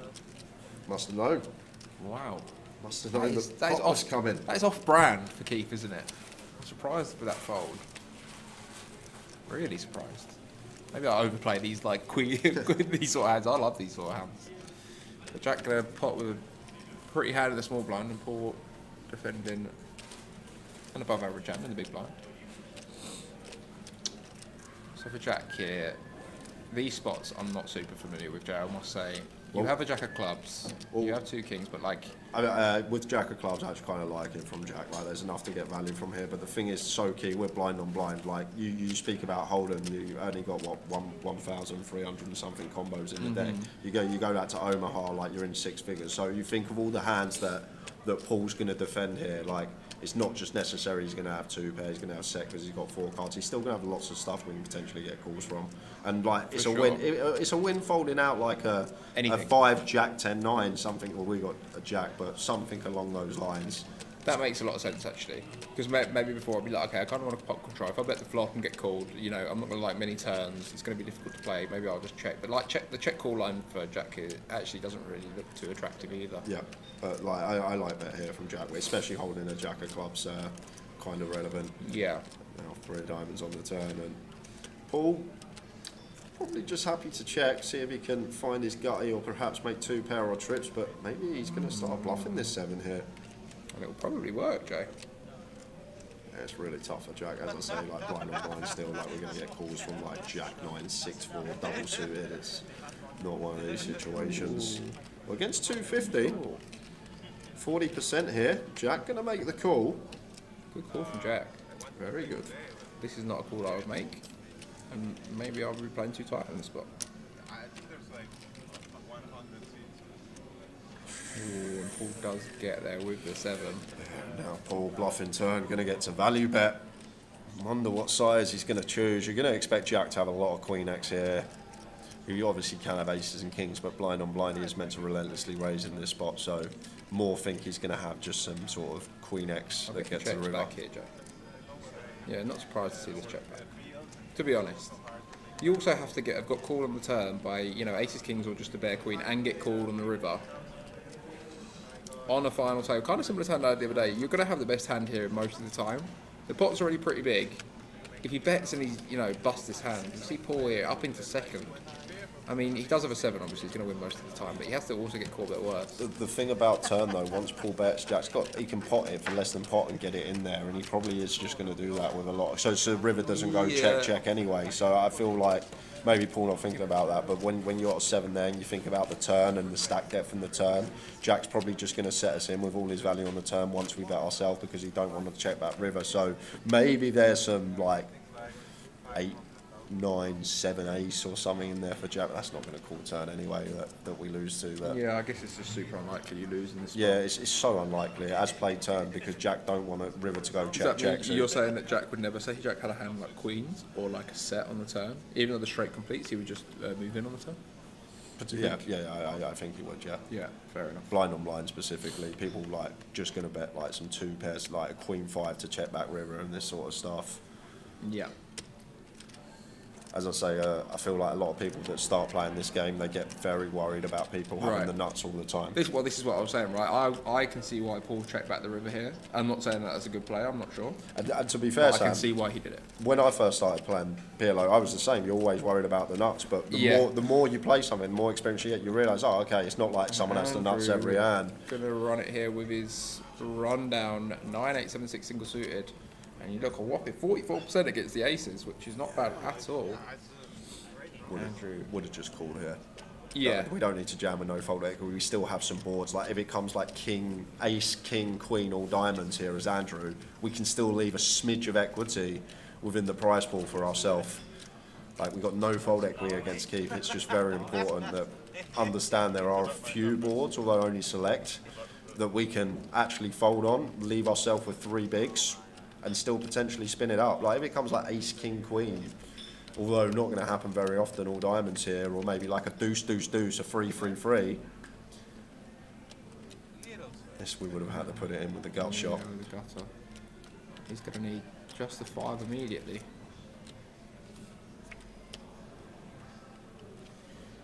So just the 5 for Andrew, or we are going to lose our first player at this PLO final table. Ace is full for Keith on the river. Good game, Andrew. Played with him yesterday. Seemed to play solid. Yeah, I think everything we saw, I liked all the folds. It was just maybe that Queen's hand where... Yeah, that's maybe cost him, right? Where we got 9 big blinds, we're in the cut-off, we can just pot it and get it in on flops, but went for a 2 big blinds, Keith called, and then somehow check it down. Let him check it down. Especially, I can see, you know, the flop check on the turn there, but the Jack 8-3. You can see his protected queens there, I think. Good run nonetheless. I was really expecting like You must be getting tired now, Jay. You've been here. How long have you been here commentating? A week or so? Yeah, this is day 7 and 9 on the bounce as well. I know I had the evening off on the Wednesday, but that was probably the night I felt worst. Big shout out Jay in the chat, Jay and Tara and everyone coming in the booth, they're doing a good job this week. Long old days. I needed that Saunders hour to keep me keep you interested for a bit. Keep the morale high. Yeah, keep the morale high, that's it. Well, especially when you commentate on the day one of the Goliath, it's going to be difficult for you to give so much insight, isn't it? Yeah. With people, people are going to be gambling, playing loose. Like this is the thing. Like I know a lot of the chat. Some people watch this for education purposes, and like we can chat, but like chatting for a hand in like the 200-pounder, it's Tough, a lot right? tougher. It's a lot tougher. So Lee going to be able to put nearly all of his stack in here with the aces, and Jose opening under the gun. With the 3, 4, 5, 6 seems a bit loose to me, Jay. A bit. A little loose, but I guess what he's going to do now. Listen, he's come to play. He's on the beers. He has come to play. It's 4 p.m. He's got a pretty little rundown hand under the gun. He's here to play, and I'll rate it. Go on, Jose. He's going to stick it in now. The gamble time. No, it should just call. Yeah, it's just called. So I know once again. Yeah, not same many thing, but boards, it's just but, that. like, it becomes 7-7-7 here or something like that. As there are a few boards we can save 75k. And look at the equity here, 45%. And Lee has a 4 and a deuce. Crazy game, chat. Crazy game.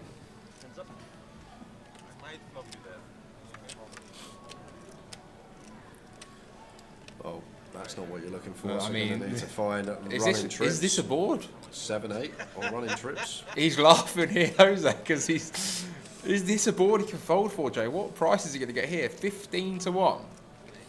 And he's got a backdoor straight. Yeah, so assuming our one pair outs are never good, let's figure this out. So we've got backdoor 7-8, we've got backdoor trip, so what we're going to have, we need about 5, so 20 to, yeah, no, we can fold. We fold can it. fold. Yeah, we can fold. As you can see here, he's got the 4% equity Yeah. against the hand that he's going to be up against most of the time. Yeah, we can fold. 4%. It's not much percent. A lot of people shouting out the dealer in the chat. Doing a fantastic job. The PLO. Cool. I feel like we can definitely save a BB and a half here. Like, just think about what we need to come. We need running trips, perfect, either 6, 5, 4 or 3, or running 7, 8. So put him in. We're going to have 5% equity. So I mean, Jose on the beers at 4 p.m.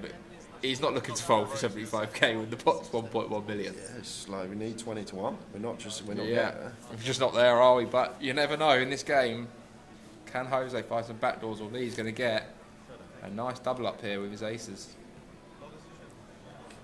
Give us a sweat at least, like little 7 or 8 on the turn. So he needs a 3, 4, 5, 6, 7, 8 for a sweat. Yeah. He's got the wrap.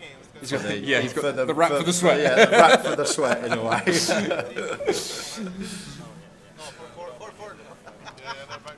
Wrap to have 1 out or 4 outs. Yeah. It's not looking good. It's not looking good. And Jose more than likely going to get punished for this loose open. No, I like it. Ace is full. The aces are strong so far. Yeah, they are. They're strong. It's going to put Lee right in amongst it. I think that's going to level the stacks out somewhat. Yeah, I'm shocked at the open from Jose in the first place. It's actually quite funny because I remember years ago, this is when I got an upswing course, Dylan Wiseman's one for Omaha Cash, 6 max, 4 card. Like the opening hand, like the bottom of the range under the gun, 6 max, is 3, 4, 5, 6 double. That's the bottom. Yeah. I actually did a Jane Anders course. Oh yeah. And that's like, I will always remember that. That's the bottom opening hand, 6 max cash. And maybe Jose's been in the lab and saw that and thought, 3, 4, I'm not double, but it's got to be close. It's got to be close, ain't it? Like, you don't know these things. Like, people may see stuff and try and replicate it. Because I remember I did a course a long time ago, but I remember deuce 3, 4, 5 was basically not played from any position, just a dusty hand, even double suited. Yeah, haven't got too much of that PLO knowledge left in me. Forgotten most of it. I did play a few years ago. I was playing some 4-card PLO online cash games for about a year, doing alright as well. Make it 60, then 75, and tank for the extra. Lockdown was the time for PLO, 5 card in them on them. Yeah, I was playing a little with you, yeah. It's all 6 card now, isn't it?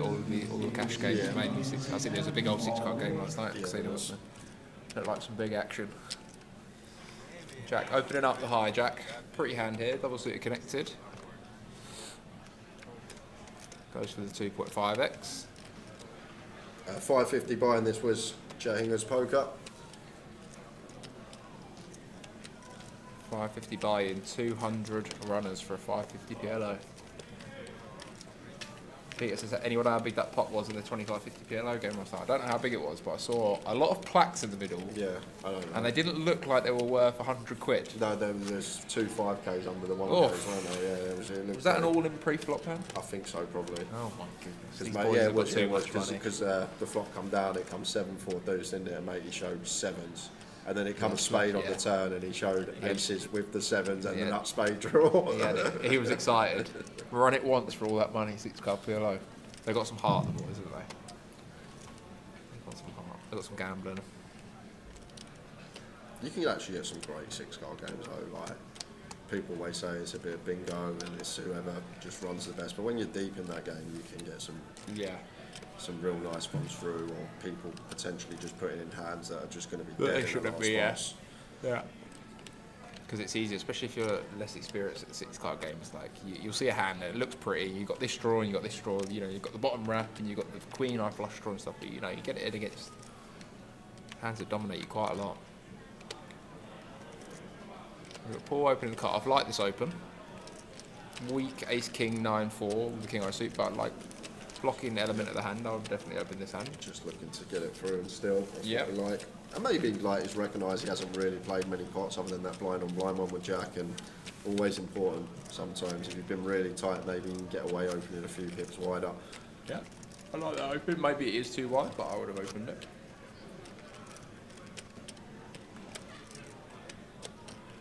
Who is the best poker dealer of all time? Well, obviously the man we got at the table right here and now. Look at him go. Who is the best poker dealer of all time? Is there an answer for that? Is there like a They standout? do Dealer of the Year, WSOP. Oh, okay. They do have. So there'll Dealer be of the someone Year. at the World Series who like deals all the mixed games. Yeah. I tell you what, because they get a lot of stick, WSOP, but if you have ever played mixed games over there, a lot of the mixed games Yeah, very are good. very, very Yeah. good. It's very hit and miss. It's normally like the low buy and G. You know, you're inevitably going to get some poor dealers, but there are some very good ones. I did play about 4 minutes in the Gladiator out there, and I was trying not to pull my hair out at most of the dealers. It was Should be a raise and take here from Paul. Going towards 3x. yeah. I'd be surprised to see Keith play this one. Well, we're going to take it down. Getting a little shallower at the bottom end. Lines up in 22 minutes. Anyone's game, Joe? Yeah, anyone's game. I mean, I'm enjoying it actually. Like, we rarely get to cover PLO. We get PLO cash. I don't think I've ever actually got to cover, not for the Grosvenor stream anyway, a PLO final table. I think I've done one abroad, but I think this is actually might be my first. It's good fun. I enjoyed it. I actually haven't watched many PLO final tables, so I think I watched a little bit of the 100k in Vegas. I watched a bit of that. Try and pick up some stuff, but I'm excited to learn because I was thinking yesterday if I did make the final table and we're on the stream, I'm not going to have a clue what I'm doing. Just go, what's he up I'm to? going to be freestyling the whole time. We just learn a little bit. Jose here. I was going to say, I wouldn't be surprised if he gets in the mixer way too wide, in my humble opinion. You've got to be careful because he might just end up busting himself. He might, and he come in as chip leader, and it might be Jose as Goze very soon. And we'll see here, Keith with a hand against the pots as open. He probably should fold, but Keith also probably going to play. Is he potting? No. Can't be. No! Keith! How Keith did you is know? Potting! No, but Jose might not fold, Jay. How can he not fold, Sam? Come on, man. He's here to get. Oh, he does. He's fold. got He does 9-9-4-5 single suited. I mean, you know. How has Keith found this? That is not a thing, by the way, guys. 8-8-6-7, sitting middle of the Wow. pack, going for the free bet there. Crazy action. Jose starting at 18. That was. Maybe just picking out that Jose in there too wide. But can he expect him to fold pre-flop there? If he did. It's a great read, I guess. The 8-8-7-6 double. That's wild. Wild. Against pot as well. I thought it was going to peel. I think we all thought he was going to peel. I mean, like you say, I like fold a lot there, but 3-bet. Wow. As I say, like, if you ever get to watch PLO final tables like WSOP, probably the only chance you get to watch, but there's so much going on a lot of the time, and people just wanting to get involved when they shouldn't be, and people busting and having that collision effect, just sitting there, not doing anything, and let people like Jose, who's supposed to be really tight, not play tight, and potentially give his chips away. I mean, this one, Jose, but yes, thank you. But I'm enjoying it. I like a bit of action. Yeah, we like the action for sure. Lee picking up on this, I think, in the cut-off here with this double-suited kind of weak hand. I like this fold a lot. Seeing all this action going on. So Keith, the round before here, Jay, Keith's folded a Queen 9-6-5 double on the button. Yeah, I know. And now he's opening the Queen 9-9. I know he does a pair, but we're tri-suited. We don't like that. You're going to have to talk me through this. I wouldn't have opened neither, but this hand's worse than the last one, I think. The one before, because you're covered by Jack. Just slightly better. Would you have limped the button? Queen 9-6-5 double. Would you just open fold it? Might just limp or fold. Depending on like how the game flow's going at the time. But these are I would never fold. I'd always open, so I'm probably opening too much just low, like double suited stuff. I just feel like, and I know I keep saying, but I know it's not a good example because we've been streaming this an hour and we've not lost one yet, but usually they can just drop like flies in PLO tournaments. Like someone gets dealt aces, someone gets a nice double suited hand, 3-bet the double suited hand calls, and like there are a lot of flops these hands just go in on it. You just get bust outs thick and fast sometimes if things are going the right way. Case 9 for Keith. Flops the boat. The boat takes it down, and maybe Keith just knows when his flop's going to come, and he's in there. Nice hands, Keith. Gets himself up. Oh, he's comfortably up into third. Actually, a big discrepancy now between the top 3 and the bottom 3. So look for the 3 guys at the top of the leaderboard to kind of be a bit cautious against each other. Potentially. Maybe not, though, the way this action's been going. Do you think Jose, playing wider, opens for any reason in particular? Is it him trying to take advantage of ICM? Is it nervousness? I don't think it's anything. I think maybe he just doesn't know and he just wants to gamble a little bit. He's on the beers. It's Friday night. That's it. Maybe, you know. Just having a good time. That's what we like. We can sit here, we can dissect all the hands all we want, but the guy's enjoying himself. So yeah, no, exactly. You'd love to see it. And the great thing with this game is you never know. You're only your flop away. You play, you know, some hands that you're not going to be losing that much money. You can always get lucky.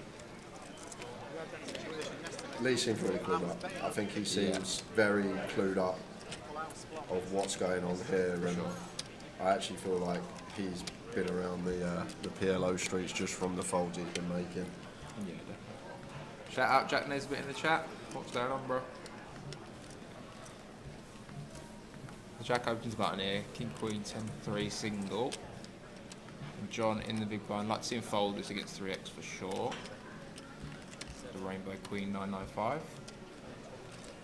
Jack takes another one.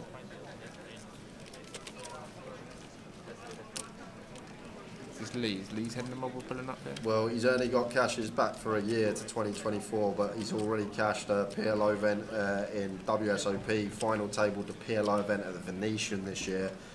So although only stretching back to September of last year, so not even a year on the database, and he's already got a WSOP PLO cash, he's already got a Venetian final table with PLO. So looks like potentially like a PLO cash player. Maybe an online guy that's started playing live, but yeah, definitely. But you can tell he's definitely clued up. Like not even like ace 9, 7, 5 or whatever was that double suited. Not even contemplating, just straight into the mark.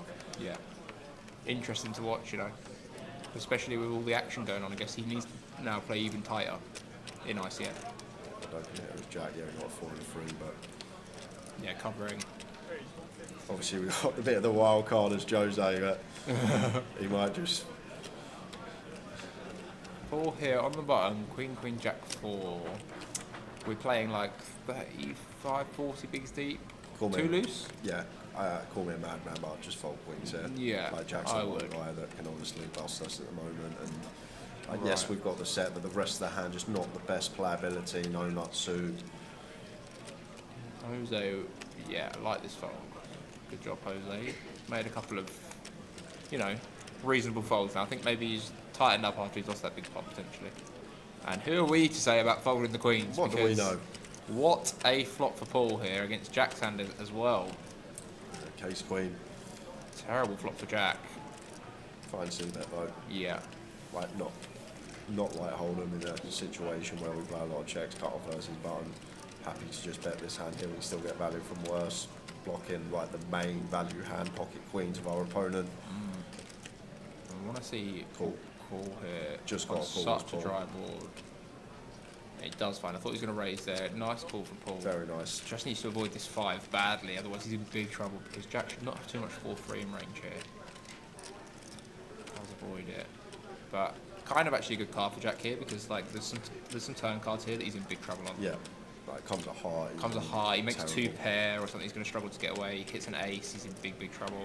But this card not so good for him. Does actually hasn't acted yet. Expensive check. Yeah, there's a lot of checks now. As Jack, like going to be some hands that we chop against as well. Some ace like ace queen jack 10. These type of holdings. At this point, so Paul has picked up the flush draw here. They are like 1 and 2 chips, or Paul's maybe third. I think he's just going to send it in at this point. Yeah, I agree. What's the pot here? 275, 825. So 825. So if he calls, it's going to be 1.3 in the middle, and he's going to have 1.6 behind. Even though you have such a strong hand, it's not a nut flush draw. There are some straight cards that can come and, you know, heavy ICM. I think we pot it in. Yeah, I could be wrong. I think I agree. Too strong to pot in? No? I think it's fine. Like in a different stage of the tournament, I would just flat here. Yes. But like with the ICM, like you say, like there's situations this rolls off a club, Jack sets us in, and we're we're hating oh that. my word, that is just grim. Yeah. Also, I can see a call being completely fine as well. Just so much, like the gap that we put between us and Jack now winning this pot and just even taking it down here and now. I think he is going to pot this. And like, is Jack going to call stuff like aces, nut clubs? Yeah, he's going to pile it in here, and Jack's going to have an easy fold now. Just the top pair. Yeah, he will be. Jack says, finally pulled a big in. Thank you, Jack. Appreciate it. And we will still watch his hand just in case Jack does put this in, but I can't see him putting this in, Joe. Just the top pair, gut shot. For so many chips, Paul's going to have a good hand here. Yeah. Have to have at least 2 pairs here to put this in with a redraw. Like, there's no world that Jack has enough equity here to put this in. In my opinion. I think it's a bit of a misstep to bet turn. Yeah. In the first place here, like Paul once again, Paul second in chips, got to have a strong range here. When he calls Queen 6 boost rainbow, like maybe we do fold out kings with the turn barrel, kings no club draw, but he's still going to have like some of this Queen X in here, maybe like a king, Queen 6. I feel like most of his range is going to be like Queen Jack 10 8, King Queen Jack 9. Like I feel like this is going to be a lot of his that fold turn anyway against Jack's barrel. So yeah. Yeah, I would not have bet this hand on the turn. Peter asking the real questions in the chat. Peter King, how much is 2 bottles of beer this year? Is it still on offer now? I've had my fair share. Oh, well, you're the man for and this. I can tell you, they're not on offer, Peter, unfortunately. So I think you're looking at about a tenner for 2 bottles of beer. Jack does find the fold eventually. Bit of a hand funeral. And I think that's going to send Paul up into the chip lead. With position, direct position on Jack and Keith. So he puts himself in a strong spot here.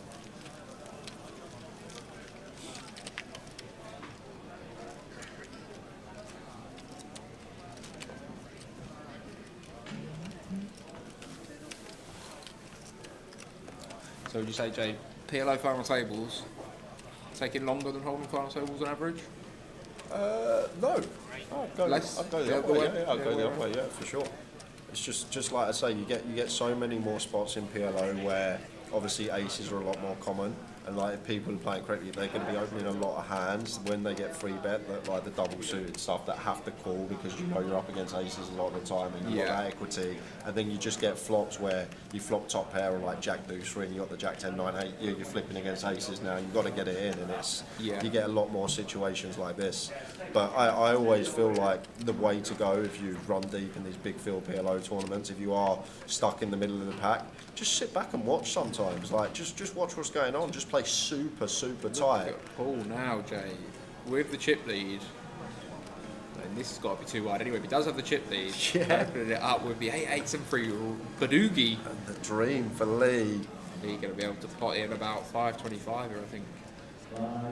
Wow, no, he does not just call, Jay.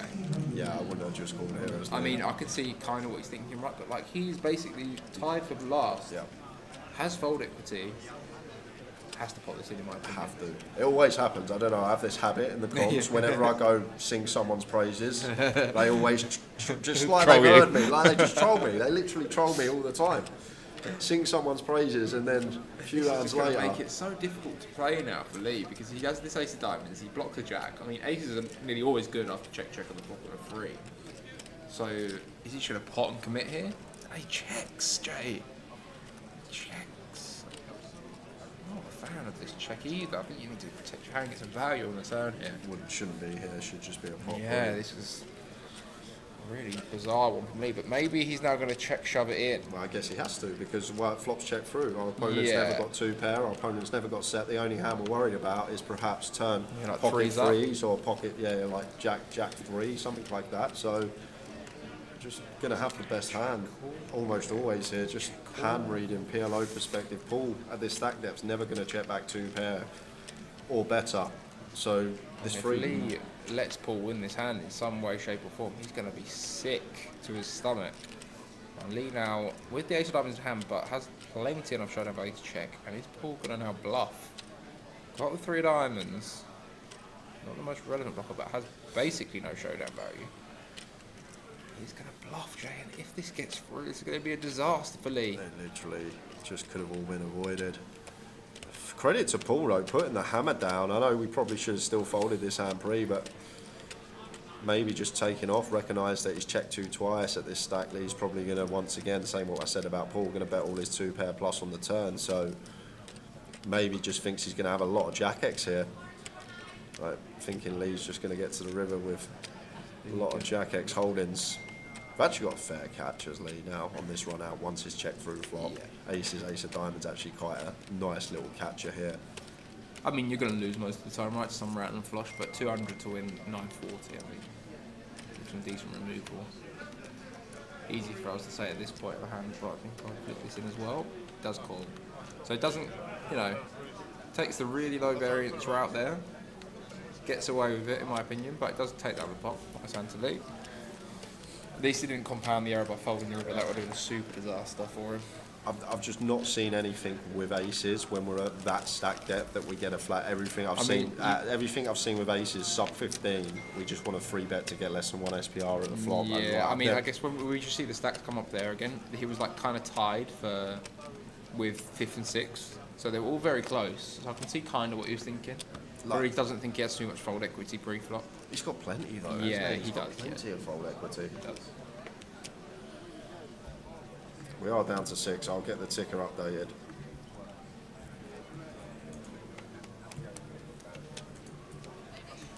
Peter says that would make me drink less, but I'd still be getting on it. Yeah, it hasn't made me drink less.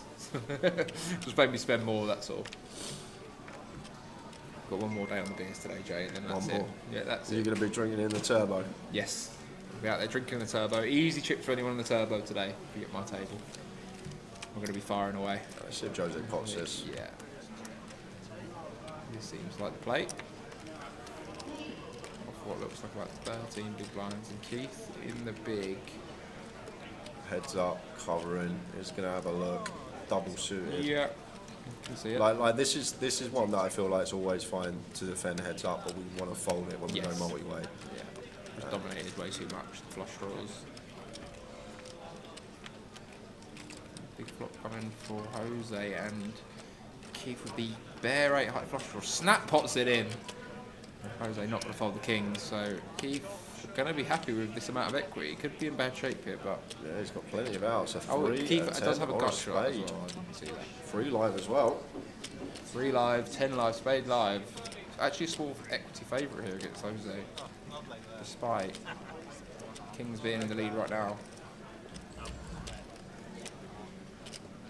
Every spade in the deck as well. Jack on the turn. Lovely card to see for Jose. Yeah, kill some of the spades.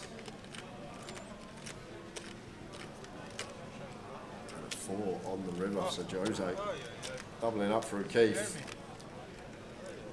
He's going to send Keith back into the pack. Jose right back in the mix. And just like that, two of the short stacks effectively double up. And we've got John there now by himself, trailing the pack on 12 bigs. There's our clear short stack. Still 6 left. It's also 7 up there. Yeah. We're on delay, Mikey knows, but obviously he's just done it 20 minutes in the future. Oh, I see. So 30 minutes to go, just over. Just blinds going to be creeping up in 4 minutes time. That'll be first break, and then you can go jump in the turbo, back for tomorrow. Yep. Make a nice healthy stack, win the Goliath, that'd be something. Final table the Goliath. 10th for the main. Max mystery bounty, that would be a little bit rabby.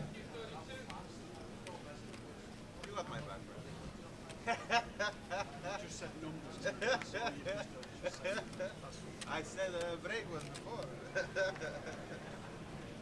We've got John has a short stack, really folding here.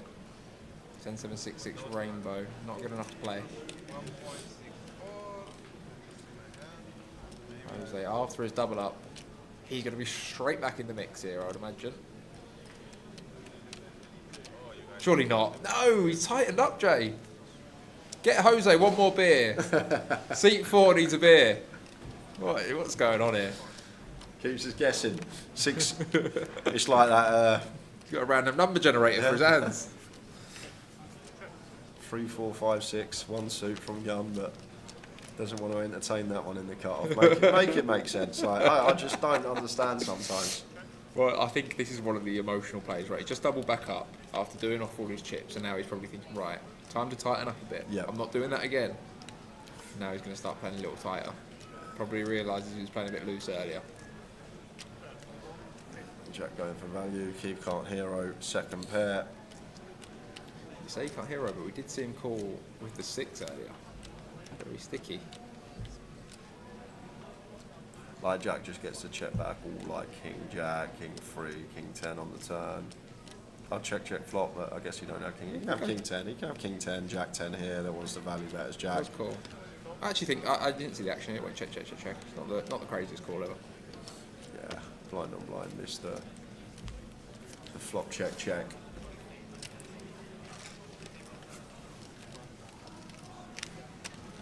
Obviously, some people in that spot might think having an ace is good, but it's kind of irrelevant. Yes, we block ace queen, but Jack should never check that back on the turn anyway, so it's one of those that removable 2 of the nuts. I prefer a call there with Keith, potentially a king in his hand. Who's blocking some of the kings especially up. when Jack goes like, nearly pot size, probably kings up plus probably. Yeah, I feel like I want to block the kings up.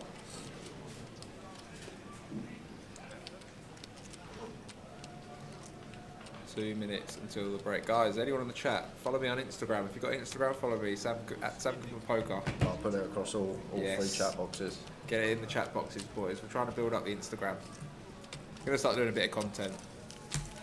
And watch out for my PKR is. PKR? PKR. No, look, instead of poker at the end, PKR. But PKR. Yeah. But watch out next week. I might even do a mystery bounty course. Mystery bounty pudding course. Get your high level strategy on which envelope to pick. Was you going to Ravi's course before this week? Yes, I actually asked Min whether he could pull my bounty. He said he's not been very good at pulling them recently, so he said no, and then I went and pulled the 50k out. But here's the strat: when it's the tombola, the envelopes, don't go near the top. They ain't gonna put the 50k at the top. Get right in the middle, somewhere hidden. Shut up. No one knows what's in there. I'm just joking, man. Imagine that, you just start advertising, I'm doing mystery bounty, pulling Well, I was sessions. actually going to start selling action for the next mystery bounty at 3.0 because I thought, Oh, yeah, if you've got that sort of strategy, people are going to be Jack here. Trump's hammer follows with the shots of the 50k draw is doing at 5 p.m. I really like this from Jack. Don't really want to raise this one. First and second in chips, blind on blind, almost identical stacks here. Just keep the pot small, that's the idea. Out of position that island. Not so much fold equity, blind on blind. We've got a fun one. It's a fun one. Because I'd love to see better check two from Paul. We're not going to get the opportunity. Jack going to Jack start. does seem to, he's a little bit better happy, isn't he? He is. Which is, I'm not saying that this is a bad bet or anything, but when he has the option, he kind of goes with the aggressive route when he can. Wow, no Paul. No. No. Just call. Get a brick turn, check two. Time to take off, sir. Oh, disappointing. At least you could raise it, you could call, got play there. 2 threes in your hand there, blocking. Tight fold. Against the third there as well. So I guess we're going to have one more hand. Is it the break? No, 30 minutes. Oh, in 30 minutes? I thought I was off now. No. Oh, we've got 30 more minutes off. I'll advertise your Instagram again when we go. Oh, okay. Sorry. Oh, that's why I was thinking we was off in 2 minutes. 2 hour session. Oh. Well, I'll tell you what I'm going to do then. I'm going to go Ray Towers snack cupboard there and get a quick drink. Whatever you want. Do you want anything? Just bring some water back, please. Yeah, I saw Paulinho. Getting a bit on though. Prefer signing someone a bit younger, but there you go.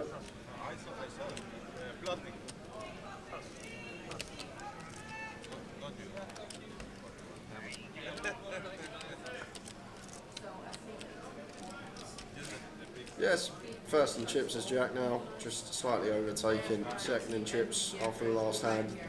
Once again, just removing some of these bump ups from the blinds, having an ace, having a queen. Yeah, we're going to go to day 1G after the PLO final table.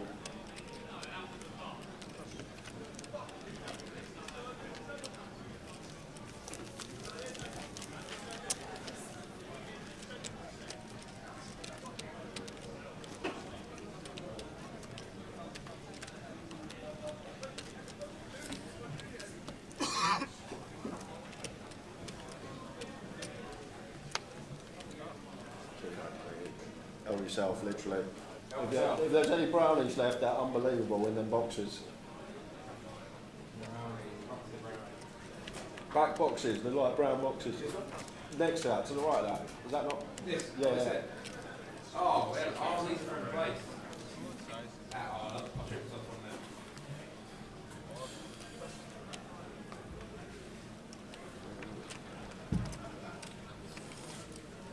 Oh, beautiful.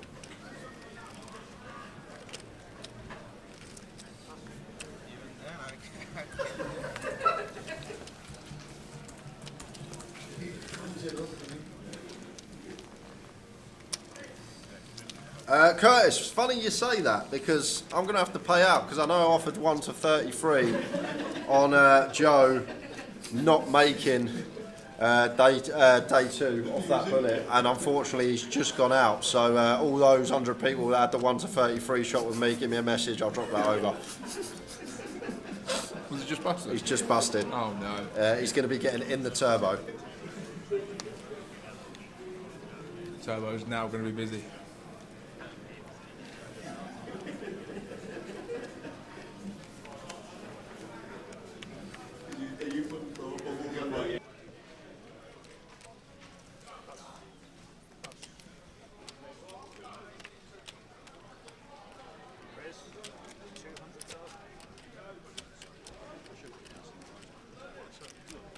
And on that note, look who it is. Come on. Come on, You come might as say well hello. get yourself in. Here he is. 0.0001%. Did you like the circus in Leicester Square, pigeon on clown action? It was Jake versus Joe in a pot.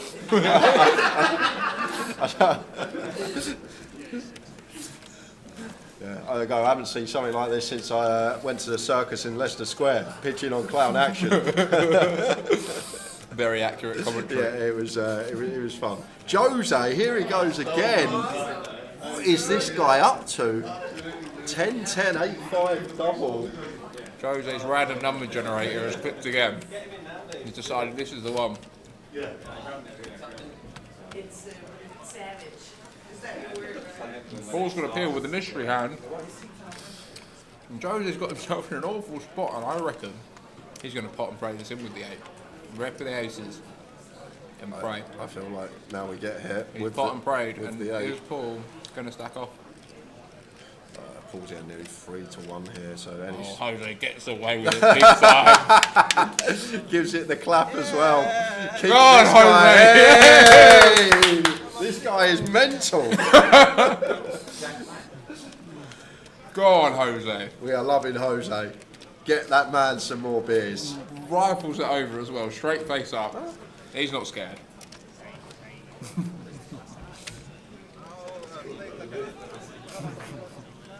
Someone literally just asked if Saunders was still in as he walked in. Oh, that's great, ain't it? He'll be in the turbo. Bullet number 8.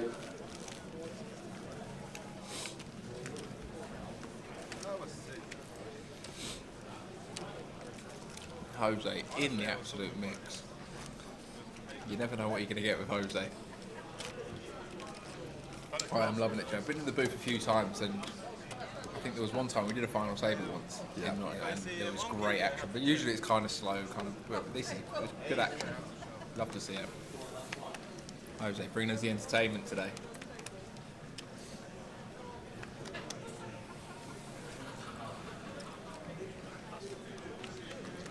So now Paul, after losing that hand, going to find himself back in the pack. Does instantly adjust and fold. Seems like a reasonable fold. Yeah, seems reasonable. This is a hand he probably would have opened a minute ago when he had the lead for it. Now Let's see if Jose. Oh, Jose. Covering both. Covering both. Takes a hand off.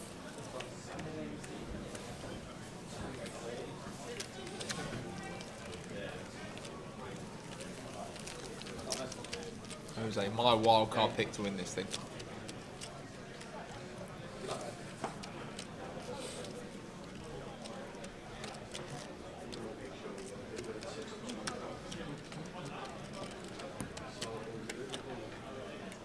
I've actually really, this has flown this couple of hours for me because it's so refreshing actually not to do hold'em and actually get to talk about something else. Like everyone's probably so used to hearing me go 3-bet, big out of position, check versus button, don't open 3x, don't limp, and everyone's just so used to hearing that all the time. But we've got some PLO action for you guys. Nice. A lot of different stuff in there. I think there's a lot of thinking on the fly. I mean, there's obviously some real good PLO players. Most of the people in the tournament are not going to be like super studying PLO, are they? So a lot of it's kind of like thinking on the go. Exactly, yeah. Which is nice.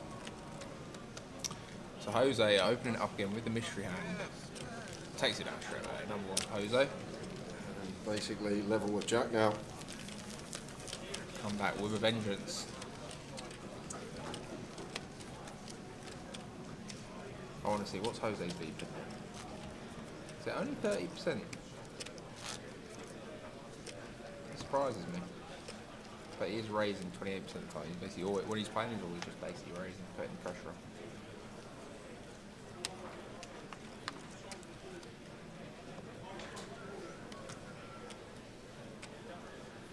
Where is Jose from? Someone said it's a Latin thing. Do you know where Jose's from? Is he English? I'm not sure. We don't have flags anymore. We used to have flags a couple of years ago, but I think we stopped that. We don't end up putting one up, so we go, I'm not from there. Yeah. Just too much hassle. Queen 10, 7-5 for Keith, got to go. Ace King opens for Jack, blind on blind. Different scenario now. We cover Paul heavily. Nice adjustment from Jack. Straight into a raising range.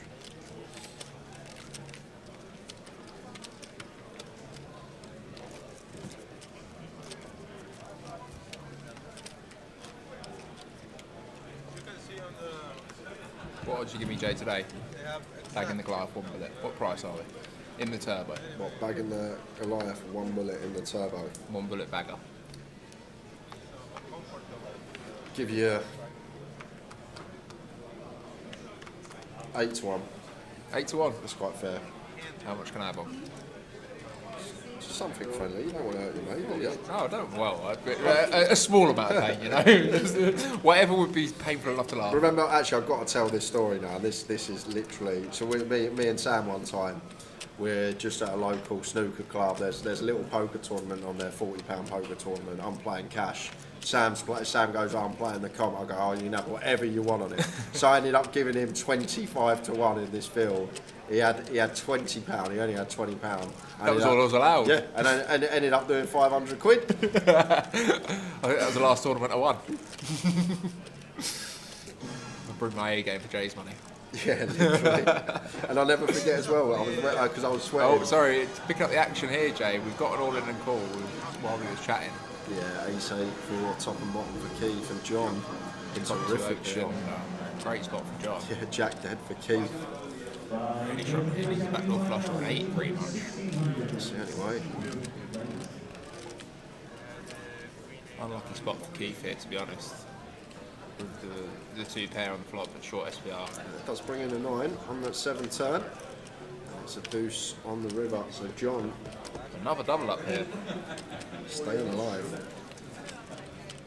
But I'll never forget that, because I remember you were free-handed on the final table and I was sweating, and I was standing behind matey and he killed 7-4 in the big blind, and you open and it come 6-5-3, and then you backdoor quads, it comes 6-6, 6-6. I'll never forget. I'm like, how does this go around? And like, he's had £20 at 25 to 1.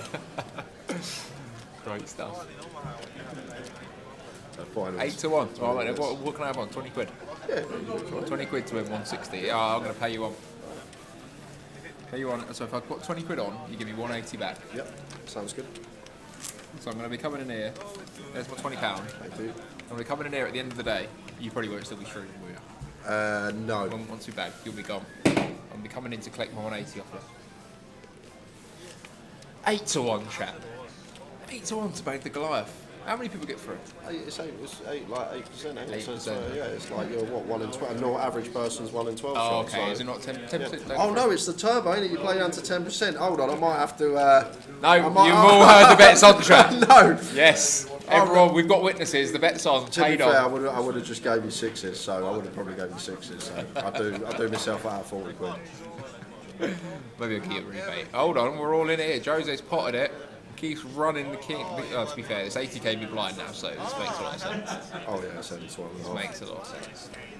Keith actually nice Especially shape. for the way Jose plays. Looking down at this hand, he wants to put as much money as he can in. And who can blame him with this pre-hand? All 4 suits live.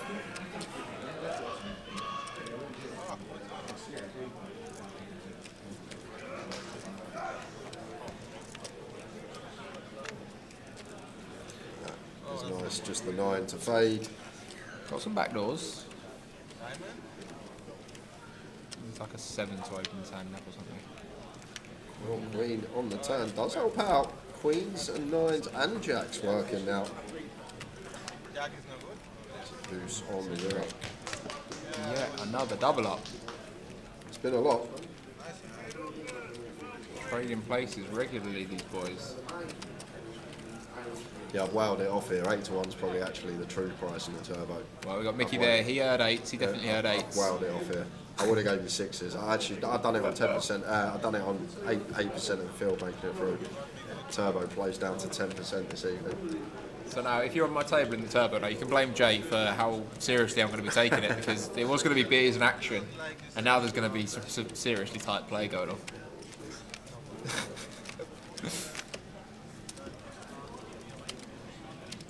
Try and crab free and see me bag 20k just to get your money.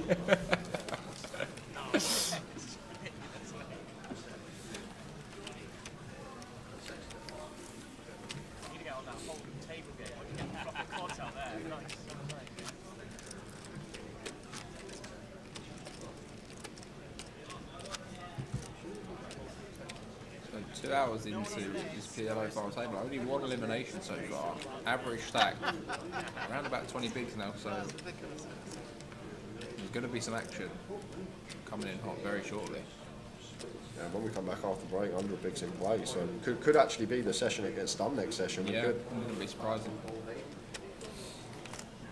It's getting 8-4. Going to be opening.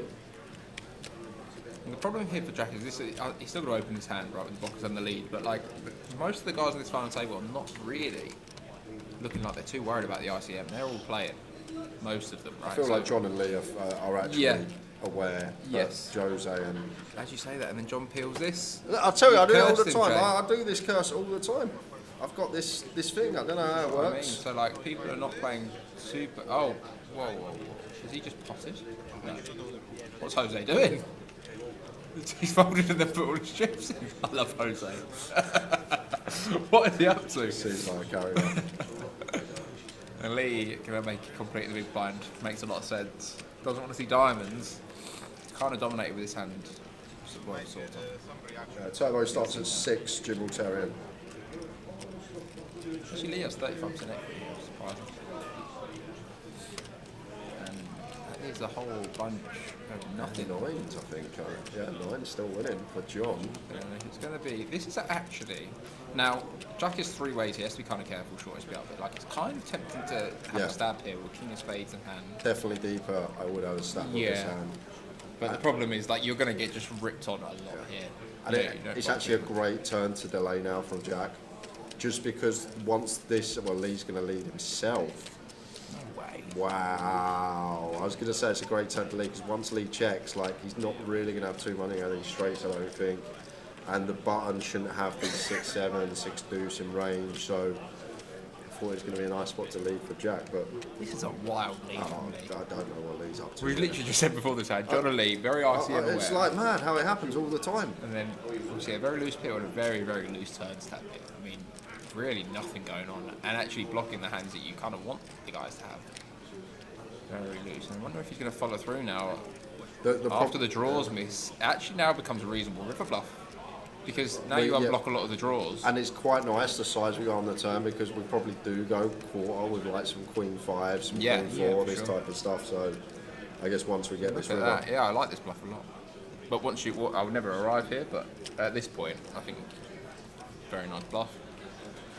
You have to bluff with this. You've only 1 spade in your hand. And he's chosen size where he can still have 6-7 as well. He's not just said like gonna have some boats only. Yeah, nice. Jack's just got a horrible call here. Has to fold. Yeah. Fair play to Lee, found a way to win it. Yeah, fair enough. Funky old turn lead, but he obviously thinks, you know, he is way more likely to have the 6-7 in this spot on the turn. Blocks ace deuce, I guess, of Jack maybe. Yeah. I don't know what the thought Seems process very is. loose, but like you can see why he would want to bet a decent amount of hands there. But I just don't think that's the hand to bet. You at least want to have some sort of blocker, I'd say. Some sort of maybe draw, like just with the complete nothing burger there. Does get it done. How many bullets you have in Goliath so far? Just the one. Just the one, okay. I've actually been going deep in all the tournaments, Joe. I know. So I haven't had a chance Actually, to play it. it's a bad time to lay a bet of yours, actually. I don't know. I found a bit of form, mate. Honestly, even at the end of Vegas there, I was, even the whole of Vegas I had about 6 cashes, 14 bullets. I come here and we cashed 3 out of 4. A bit of form.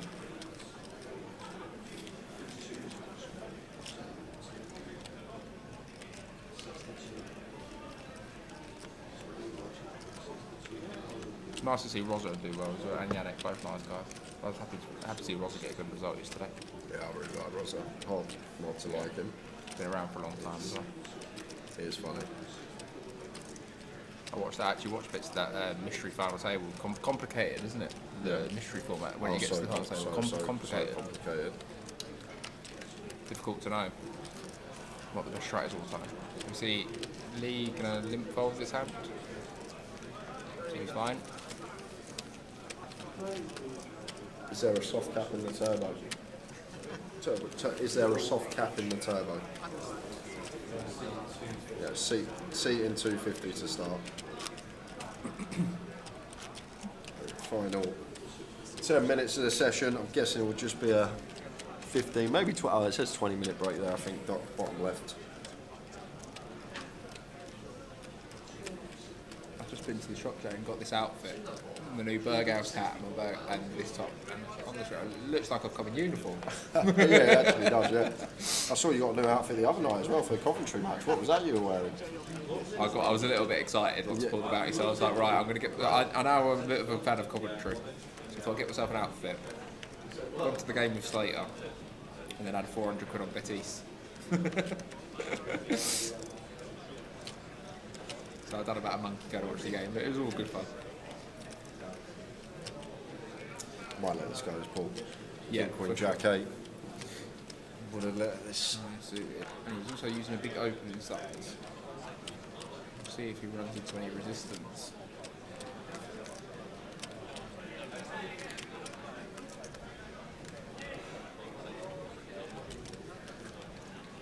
And he's going to. Kind of cool, I would say. Yeah, Ace, Queen, 9, Pretty 6. clear. Like, it's a bit sketchy against gun. 3 BBs, but. Too much hand though, right? Yeah, Too much connectivity. and same again, it's good for against gun because we potentially just get to donk these certain the low boards, ones, the low ones that a lot of their range just has to fold. It's Yeah, so you get like a. I was literally about to say a flop like this. That's insane. Not with diamonds, but like a similar flop to this. Maybe you hit a 6 and like a gut shot. You can just lead pot. Right? Yeah. And just run it. I would actually. If I this, would like to see Jack donk pot here. donk Is pot. that incorrect? The thing is, what I'd play is Jack here. Like Paul's just going to have a lot of overpairs that are inclined to bet this board, and then Jack just gets to check jam and run his equity and potentially like get some folds from like black aces, black kings. You think they like would that. fold after they bet? I think they more than likely at SPR like 2, probably just put it in. We're even happy to run it against these hands. That's the thing. But then some people may just overfold these spots. Yeah, and not like wanna if you get it pot, in. then you would prefer to just take the pot out, right? Yes. You're obviously going to run the hand. You've got plenty of equity. But like I think potentially, I don't know, but I would have just let pot this hand. But it could be wrong. I feel like on 7-5-3, 2 diamonds, we always do, but on 7-5 deuce, when there's no straight, like I feel like check raise might just be the way to go. Yeah, not sure. But my thinking would be if you was to lead pot here on the flop, a hand like black, say you got have a hand like king, king, jack 10, spades and clubs or something. Yeah.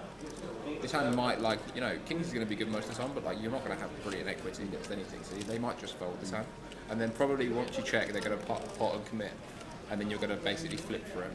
Yeah, I don't know. I understand the logic. I just feel like we need that 2 to be a 3. We need to have 6-4 in there. Just to have more fold because like you don't think it isn't. Because now we get so many more folds from these hands because potentially they can just be drawing dead. Yeah, they don't want right, to put it in against flop straights. And also, I guess the other side of the coin is if you do check and they see bet hand like an ace high or like a bluffing type of hand, like a bear king of diamonds with like this sort of hand. Like Paul could have see bet this hand, right? And you get to check raise and get the bet. So. Or if he's got ace, king, queen, X, it's unbelievable for us to just check jam and get that to fold. That's actually got us in pretty rough shape, like although it's just ace high like us, but going to be a lot of ace, king, queen hands that open from gun. Jack does pot the turn, which I like against check, and now Paul's in a really, really ugly spot. Yeah, it is ugly. It's really ugly. This is really ugly. Because Jack, like I say, will defend like most suited stuff. Can still have Jack 7, Jack 5. Yeah. I can get behind the fold there. If Paul does run into like a set there, he's literally drawing dead. He has no redraw at all. So tough spot SPR2. I think it's probably a reasonable fold, even though he did have the best hand.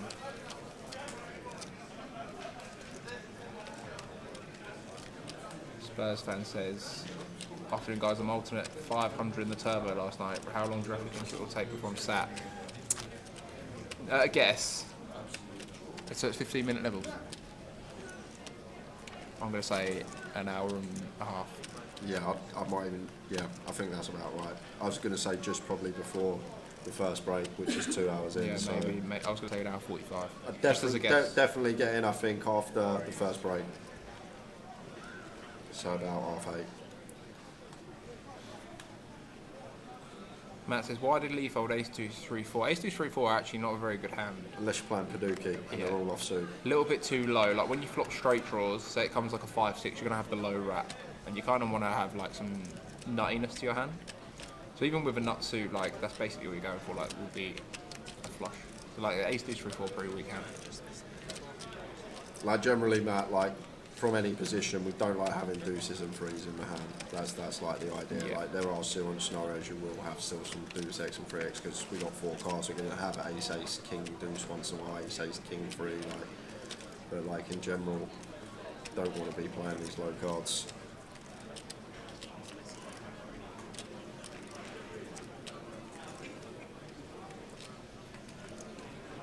seeing quite a few of these like blind on blind limp pots now. Maybe everyone kind of getting a little cagey now. It's got quite short with the ICM in play.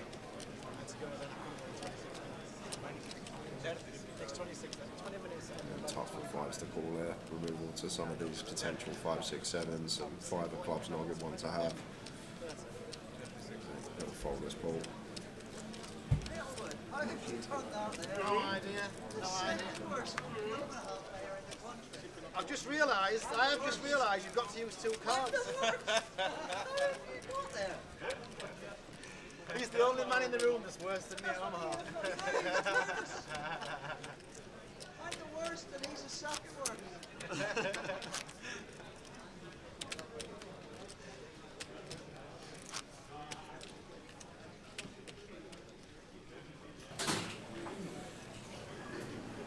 So we've just found out, guys, we're playing 5 half-hour sessions, 30-minute levels, so we are actually going to be here for another 35 minutes. You got me for longer. That actually works out quite well for me. I'm getting the turbo back on time. I'm actually on the alternates list, to be honest. I'm about 100 in. So the next level after this one's going to be 100k with blinds, so there's going to be some bust outs here shortly, I would imagine. It has to come eventually. So Lee is going to open up 2.5x from the hijack. Seems close but fine. And now over to John. King 663.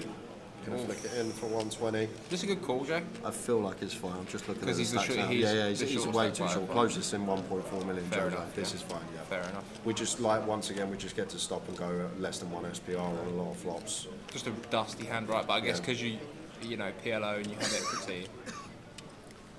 Not the you're flop just going to have to we're do looking No, and this No, is it's just fine. going to And we shouldn't play any bets other than pot here as Lee, as we can just get it in with our ace queen. Shouldn't really play any other sizes here. There's Lee. Nicely done. Quick fold from John.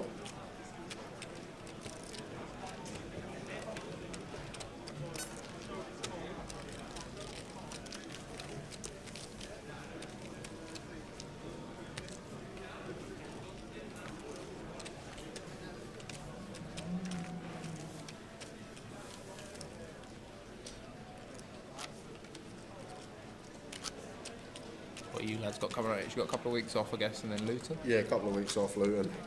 Nice. Be nice because like Vegas obviously was just couldn't wait to get home. Literally got back from Vegas less than a week straight to the Vic, and then obviously less than a week straight there. So it's actually going to be nice to get a couple of weeks to just relax. Yeah, definitely. I'm doing the same actually. I'm not playing no more tournaments for a good month now. Off to Ibiza. Take my daughter away for a bit. Chill for a month. What you need that after Vegas.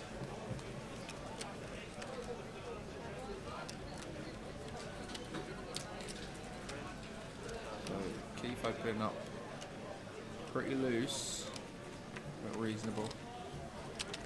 Ace, Jack, 10, 5 with Jack high suit. Ball on the button with bad queens. Like to see him fold. Yeah, just a fold here for Paul. Queens try to suit it. Yeah, nice fold. Even off leg. Paul's now playing what, like 12 big blinds, but I think you want to let this one go. Jose in the big blind. Here he comes back in the action. Nice defend.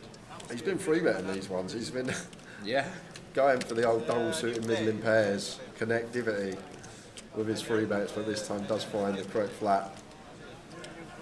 And you just look at the equities, guys. Every time we go heads up in a flop, they're always just running so fine. So Jose flopping the open end up, and Keith with top pair. And Jose gonna pot into him, Jay. Yeah, and it may just work. Keith will just top pair here, no diamond in hand, no draw to a straight, and could be in rough shape here as Keith. Jose's got any 2 pairs, even if he's got just something like 8x with diamonds, like an 8, 9, 10 diamonds, he's in rough shape. It's... Oh, he's gone with it. Keith's gone with it. He's gone with it. How does he know? And now back on you, Jose, mate. He's got to run it. Oh my word! This was the clash that was quite likely, I think, Jay, because these two are not big folders, and there's a lot of action going in, and they're basically flipping for 2.7 million here. How has this got in on the flop? wild action, but basically 50-50. Keith, like, got to recognise if we are in front, our opponent should have a hell of a lot of equity, and even Jose's has not one that you expect to see, and even still, he's got 54% against us. So Keith Jose, not having it with the ace jack, no? 5, 6, 7, 9, 10. Good turn to see. So same scenario, 5, 6, 7, 9, 10. And it's a king. How does Keith Littlewood hold there? Ace jack, top pair, top kicker, good in 4 card. And the MPL leader, the PLO final table leader, Keith Littlewood. Wow. How's Keith?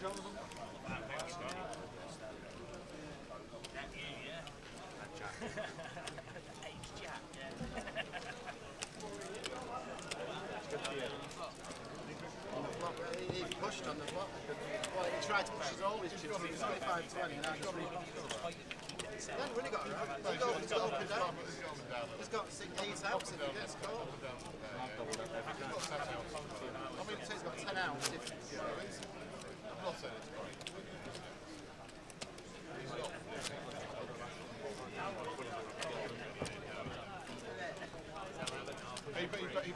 So, one more level, definitely one more level before break. 2.5 hours I've been playing.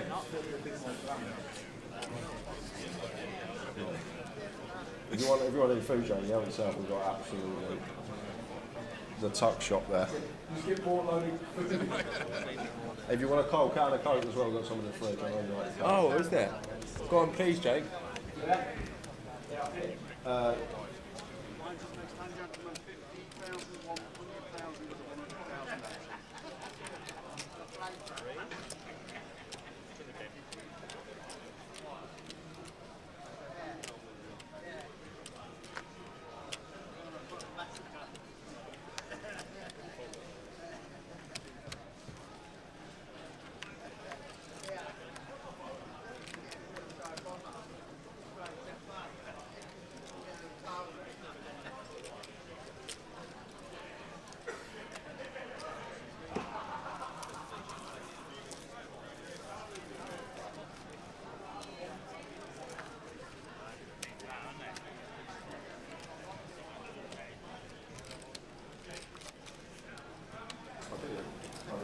Back while Jay gets me a drink, I'm back by myself.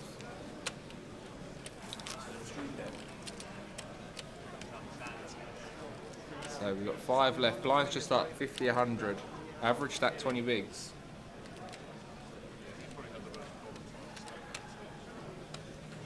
And Keith Littlewood now, your chip leader. Jack close in second. John on the short stack. We're about 5 bigs. Happy to get the ladder there.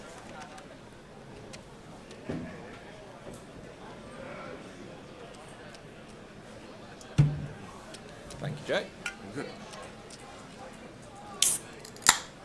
So mine's going to be up to 100k. No, this can't be an open because we've got John behind on 5 bigs now. That was coming for the this is now a min raise. We're at 100k. John going to fold the king queen. Would have had to go with this if John. If Paul folded here, John would have had to go with that hand. Keith now gonna defend.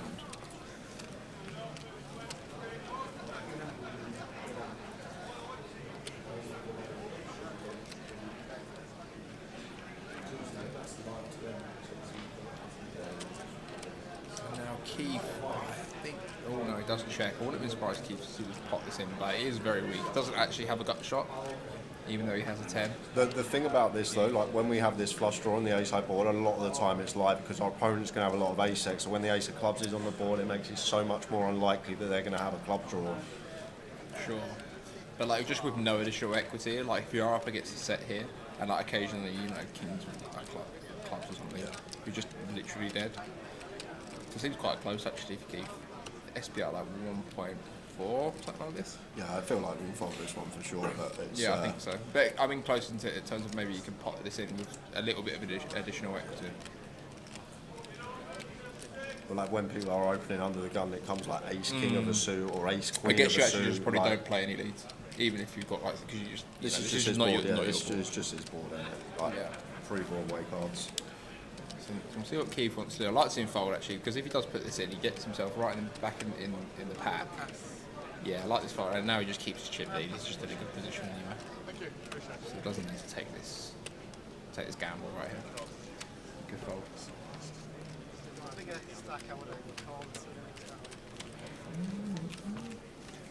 Jay's just give me a bet on bagging the turbo of 1 bullet. What price do you reckon you give me? Turbo? 1 bullet. 1 bullet? Yeah. Just get him through. I reckon 40 is outrageous. Someone get him out of me. What you asked for? No, he gave me an offer and I snapped him off. 8 to 1. 8. 8, I know. Disrespectful, wasn't it? 8. As much as 8. I can't believe you took 8. You mad? You want to lay me 8s as well? No. Crazy unluckiest player I've seen. Yeah, once he lays a bet, they're nailed on. I'm not touching anything Jay touches. So we've got John now in the cut-off with 4.7 bigs. Seems close to me, but I've got no idea. He goes with a fold. So Lee is a little bit handcuffed here with 2 million, big stacks behind.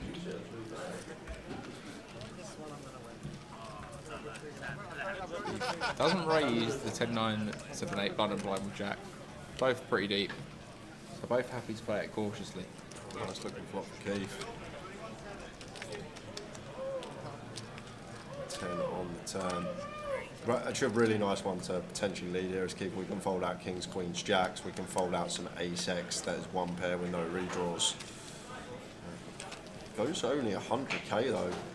It's kind of just like betting for protection. This is a limp pot blind versus blind. So probably doesn't think he needs to bluff with the 10. He's kind of just like protection betting and stuff. I've actually just seen that. Yeah, and he does river the nuts. He snap bets 100. Trying to induce here, I think. Crafty little play from Keith. Don't think it's going to work. Although Jack does have a 3 in hand. Could consider a bluff raise. Would be ill-timed.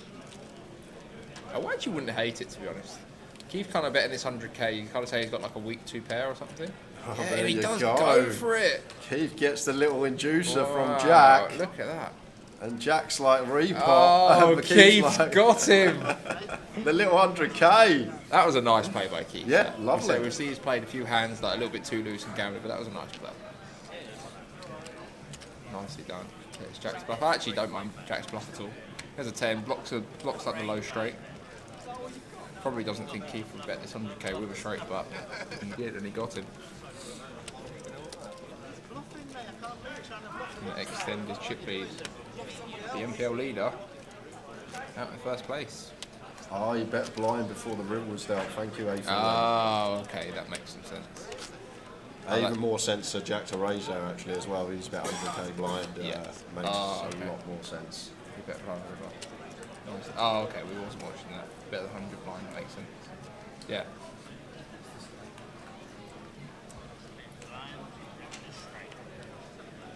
There's a lot of cards, there's so many cards. I've got a pair, so many cards at the next. All the straights, all the double pairs.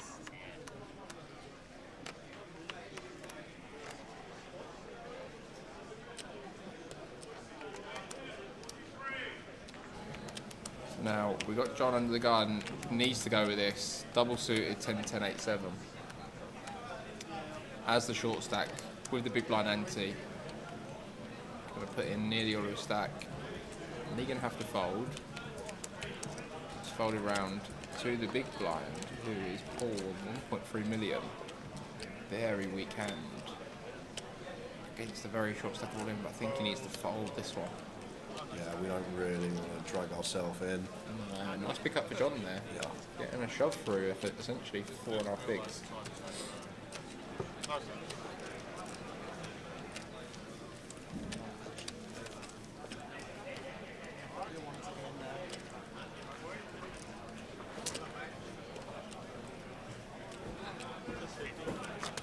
Just go.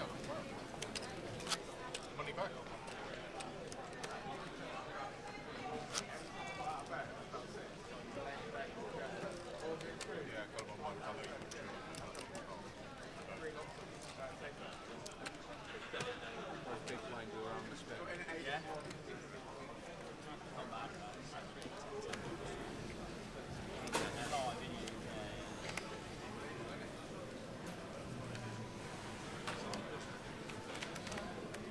See you later, Jay, mate. Good to see ya. Yeah, here all weekend. Hopefully you will be too. I'm here regardless. Okay. Oh, what, you see a Sunday? Same Sunday? Okay, sweet. Well, going to jump back to this because this should be it. Paul, queens, 10 bigs, not just queens, lovely queens. And Keith's got a hand that's not going to be folding. This has to go for Paul here. Beautiful queens, premium queens. And these have got to see the middle ground. What do you think? Any merit to flat in here, Jay? With not much folding? No, we're just too 10, much hand? we just got 10 bigs. This is what I was saying before, right? Say in ICM, he's going to put it in, and I like this play. Say in ICM, say your risk premium's like a little high. Without much folding here, keeps up with 3x.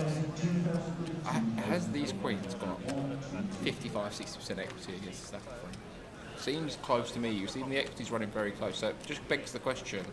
You know, I'm by no means an expert at all, but it must be very difficult in these PLO finals to like work out what's a good enough hand to get in. Yeah, it's difficult. Like same with Poland becomes very complex when you have the ICM in, but like these queens are just way too good for 10 bigs. Let's see what he's going to have 63% against Keith. So against Keith's hand, and I guess like unless he runs into the aces or kings, he's going to have good equity. You got to think he's probably going to open like 50-60% button here now. His chip lead's this big as well. Like there's a chance Keith can just have like a dry overcard here or something. Like that. Fair enough. Yeah, it's just way too good not to get him for 10. Even I guess that's like once you study more PLO and you see how the equities run and stuff, you understand. I probably are just undervaluing how strong the hand is. Right?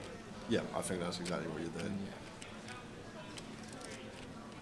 So we're going to see if Paul can beat Keith in this all-in. Keith's been pretty strong in the all-in pot so far. And would go massive chip leader and flops a flush draw. Goes equity favourite, but flipping here. Going to need a club or an ace would do it as well. Oh, an 8 is as fun as it gets. We got the full Bohemian Rhapsody and the nut flush draw. 7, 9, Queen, Jack, club. Oh! And it is a 7, Keith Littlewood. Backdoors into it. Ace would have done it as well. Up to 5.4 million, good for over half the chips in play, and now we can have fun as Keith. This is when Omaha tournaments become a joy to play. Absolutely, look at this stack discrepancy now. Keith can just go absolutely bonkers. Against Lee and Jack, yeah. Like Lee and Jack basically just want to lock up that extra, what is it, 2.5k, 5 buy-in ladder, just to see what happens with John and not really tangle with Keith. Like now this might be one of the spots out there that Keith like opens and Jack's got like aces and might not go for free. Yeah, that makes a lot more sense, right? There's a real short stack. Keith running good. And your big chip leader in this PLO final table.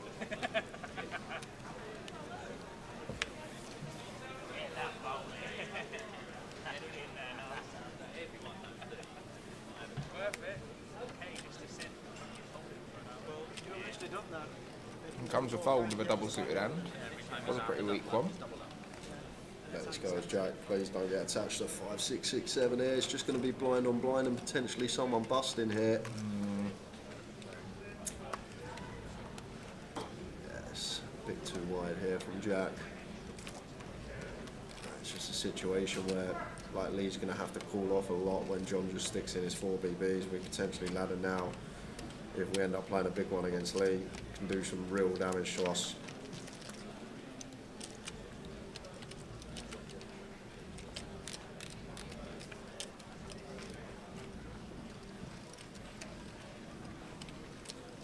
I think the way Jack plays, I think this is just going to be a C net from Jack. I think he likes to keep the aggression up, and he's just got like no hand, and I think it will just work. It's not the worst strat, like betting like your absolute spanners and your top end, like. Yeah. Doesn't do it this time. You can see why, right? He's literally got no interaction, no blockers, but I thought he was just going to be probably see betting a little too often. It was going to work in this case. He may go for it on this ace against the big blind range. Once this ace does roll off. Looks like he is already kind of an ugly spot for Lee here. Facing 250. Let's have the ace and a gut shot, but like, if Jack's not bluffing here, he's going to have ace jack beat, but I think you're going to have to at least stick around to see a river. which he does. Jack, unless he catches a 6 here, he's going to need a bluff to win this hand. Pot already significant for both of them. We make a pair, 5 or 7, very good bluff card. King not the most attractive. Like a lot of our king X just bet flop. It's hard now. Like yeah, we can have aces that check back, but it's hard to have value. King 10 bets flop, king deuce if we've ever got it bets flop. It's very difficult to have value for Jack. Queen Jack even's going to bet flop in this situation probably. So where's our value coming from on this run out? There's Jack here, just aces I guess. And Lee's got an ace, so he actually got a... I think Lee will catch this hand. If Jack bets here, when we've got an ace, if you're really thinking about the hand, what Jack's just sort of said, it's hard for me to tell a credible story here, and I agree. Lee might have gone for the catch with ace Jack. Yeah. 15 minutes left. And Turbo in. 23 minutes, last chance saloon for anyone wanting to try and bag up for what's going to be the biggest day 2 we've ever had. So what do we reckon first place in the Goliath this year, Joe? I reckon 300k it's going to be 300,000 for a £200 buy-in. Mental.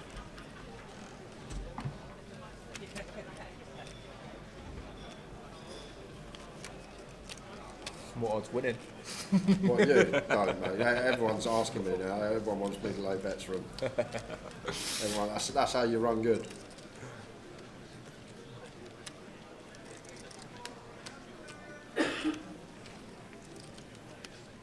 It'd be nice just to make day 2, to be honest. Have a little sweat tomorrow. We've got Jack here. Now this is awkward for Jack, right? Because he's got Keith in the big blind. Yeah. You know, he's got a reasonable hand, but is this supposed to be folded, do you think, with the short stack? I just dish this into the muck, honestly. I just dish it into the muck. Yeah, me too. Or if you, I mean, Keith's not really that 3-bet happy, so maybe you get away with this more rather than limping. I see Lee in the small blind here, double suited, ace queen 6-3. Kind of loose again in my opinion, but maybe not. From the small with Keith behind, and Keith does just pot, and that is a beautiful spot. Do you know what? I just say I don't care what Keith's hand is. He has a very good hand. If he finds something of something, I'd love to see him squeeze it. Fantastic spot to squeeze. I mean, these are so handcuffed, and they really. This is what I'm saying. I don't really think there should be much opening going on, because Keith should be able to do this quite a lot and 3-bet.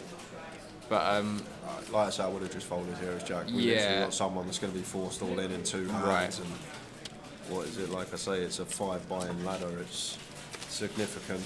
Yeah, and Lee going to have to get out of the way here as well. Even though, as we can see, he's got like 50% equity, but like he really doesn't want to get involved with Keith at this point. And nice pick up Keith. I mean, Keith did have like premium kings, but like great spot. I would have loved to see what he done. Have just like a king, queen, 10-8, 1 suit or something. Yeah, it would have been a great spot. I would have loved to see what he would have done. King makes it a bit more easier. Just shows you how difficult it is to like navigate right. I think as these middle stacks now, I think Jack probably should have open folded, and then we've got Lee in the small against the open. I think he probably should have folded as well. We've got away 2 hands, and potentially we just ladder 5 bigs. Obviously, he can still double up, but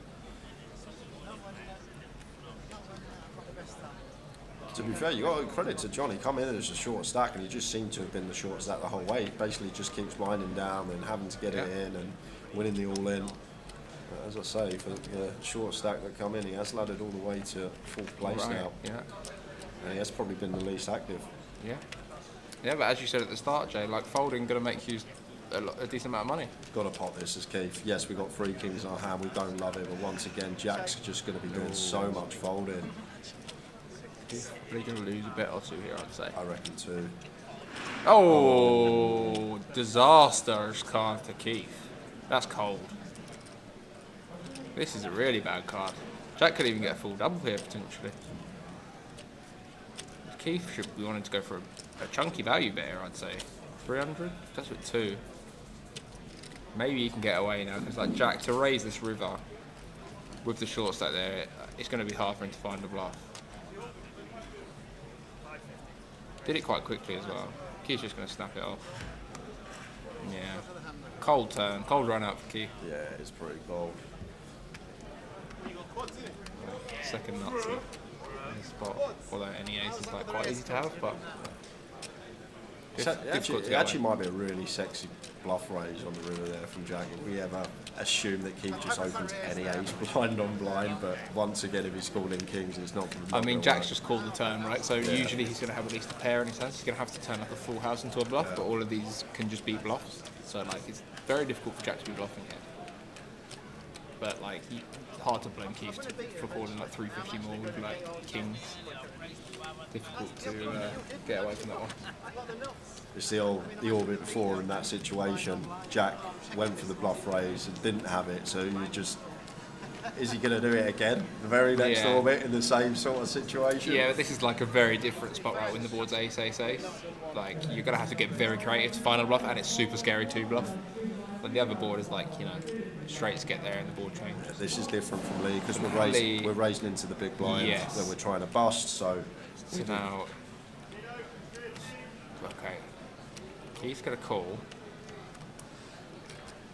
and now John in the big blind.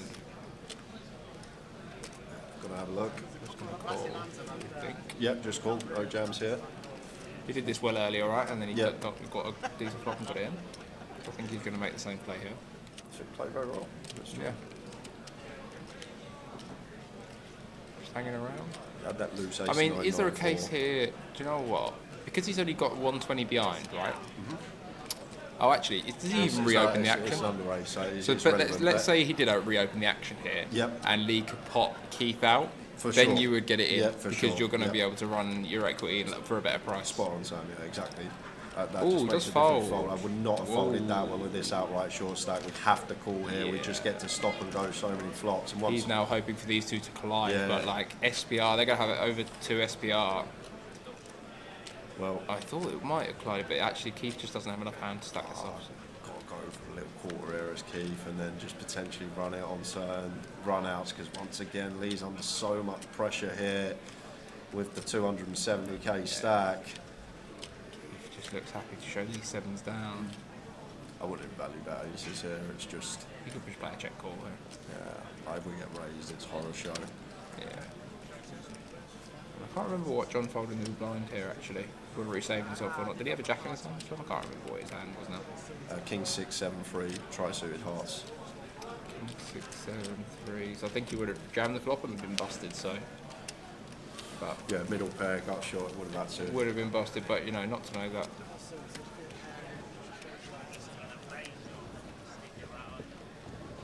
Joe Brooks, is that the what is it? What is this word? Dulcet. Dulcet. Can someone tell me what dulcet means? Like dulcet. Voice, like how it dulcet sounds. Tones of Mr. Goodman here. It certainly is, Joey. No, I've never heard the word dulcet in my life.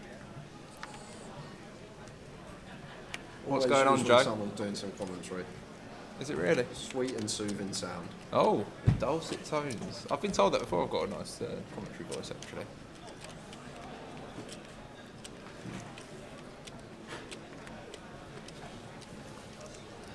John on the super short stack. And Keith loving him being this short. Because Keith can just basically play any 4 cards. King 6, no good, Tom Sweeney. It got counterfeited. 2 jacks on the board. He would have been out, John. You come Jack 6-5, Jack on the turn, King on the river. So his kings and sixes no more. It would be kings and jacks, and mate he had aces. So, but having said that, right, if he did peel free, he would have got it on the flop, and he would have had a lot of equity actually against the aces.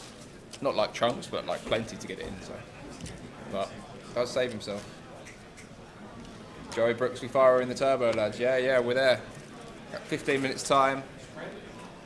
Get ourselves in the turbo.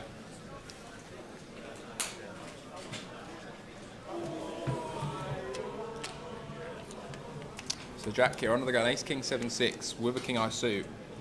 Want to see him fold this hand as well. I don't think he's going to, but he does come with limp this time. I think it's a nice adjustment if you do want to play. First time we've seen it all final table. I'm actually quite surprised because yeah, I think this is potentially what he should have done the hand before. He opened Jack 9-6 double. John finds his aces that he's waited for. He is going to have to fade 2 hands though, but 57% of the aces.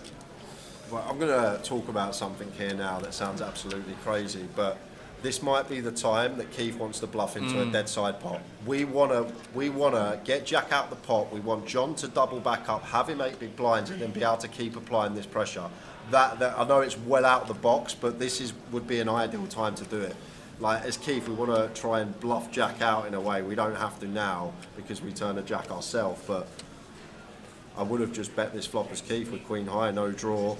Try and let John double up, and then we keep to applying the pressure, but John's got there anyway, up to 8-10, and it's the same scenario. But Look at that. John, short stack ninja all day. Finding a way to stay alive. One of them situations where you might want the shorty to hang around so we can keep abusing the other two. That's it. Keith not too upset about the result of that hand.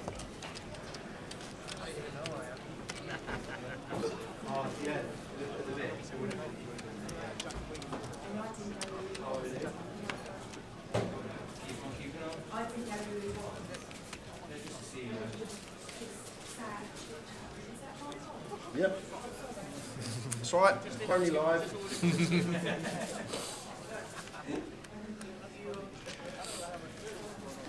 King Queen 6 deuce for John. Got to go into the muck. Goliath going on break. You can see in the background may get a little bit of a row building. Oh, Keith's getting some nice hands. King Queen Jack. Jack's got to be careful. Does just let it go. Very easy to get attached to a double suited hand blind on blind there, but yeah, good fold. It's again similar scenario. If John doubles up again, yeah, then maybe we get involved a bit more, but still, probability wise, he's favourite to bust next.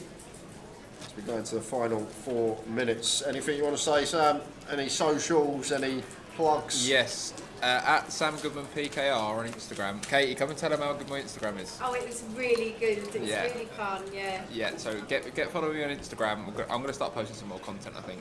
Yeah, he's Stuff very like good that. at it. Do you want Yeah, and that's it. I'm fine, thank Just want to get some Instagram followers, guys. I'm alright, thank you, Katie. Cheers. I haven't got anything else to plug. I should have more stuff to plug. Yeah, you should. I know, I should.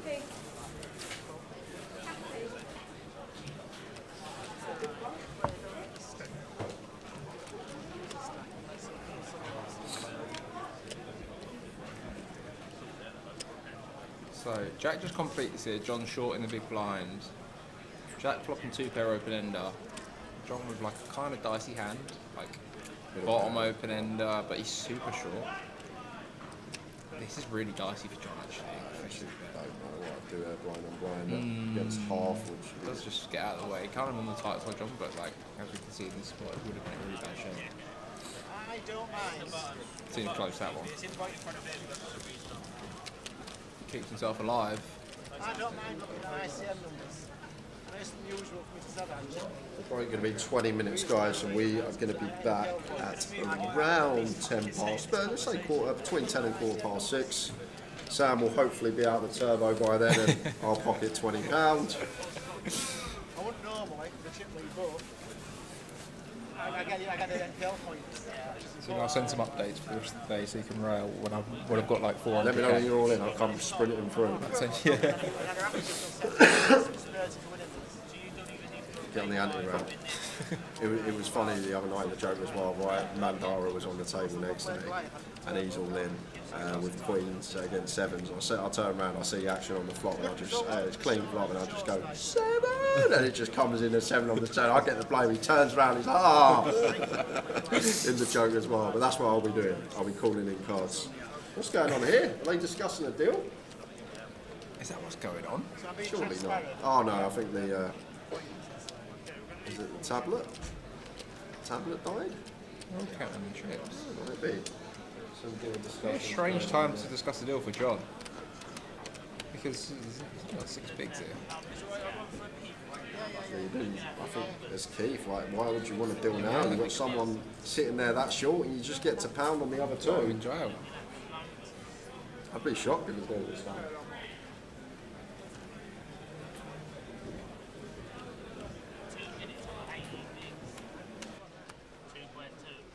Blinds are going up next level to 61.20. My man there was 600 grand. It's got 5 big blinds. So guys, I have just been told we don't play another hand after the deal discussions. They take about 10 minutes or so we're not going to sit here and watch them chat when we're going on break in 2 minutes. We've been in the booth nearly 3 hours, me and Sam, so we're going to go and grab some food, get freshen up, and then Sam going to go and get himself in the turbo. We will see you in about 20 minutes, guys. Just look out for the stream. We'll keep the pictures on. See you soon. See you later, guys. Win is going to be runaway chip leader. Oh, it's on the flop. A flopped set, but brings in 10s and a king. What a sick flop. What a flop. Biggest pot of the tournament. We got our opponent dead to 2 outs, and now we're needing to hit. Doesn't find it. So Twan Lee up to 2 million. Twan Win down to 372. But what a huge turning point that is in the final table. Huge.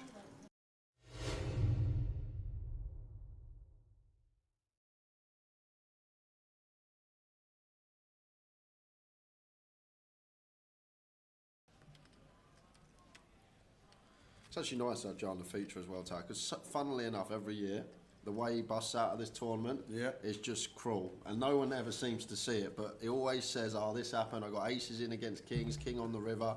I got queen 10 in against queen 9, 9 on the river. I flop quad sixes, he makes 5 of a kind on the river. Like, it's like every year, but no one ever sees it. So, 5 of a kind on the river. So we're Look going at this. Here we go. Here we go. Look Let's at see if this. it does happen. Couple of kings. Making it 800.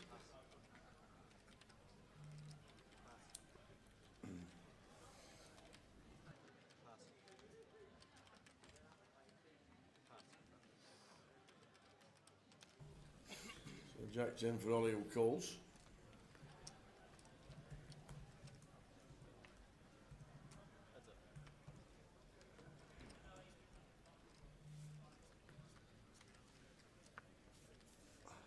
So 9-7 boost. Imagine the 8 ping. Oh, do you know what? I'd give it the biggest boom ever, Tav. If the 8 rolls off here, there will be a boom coming from the comms booth. I'll tell you that right now.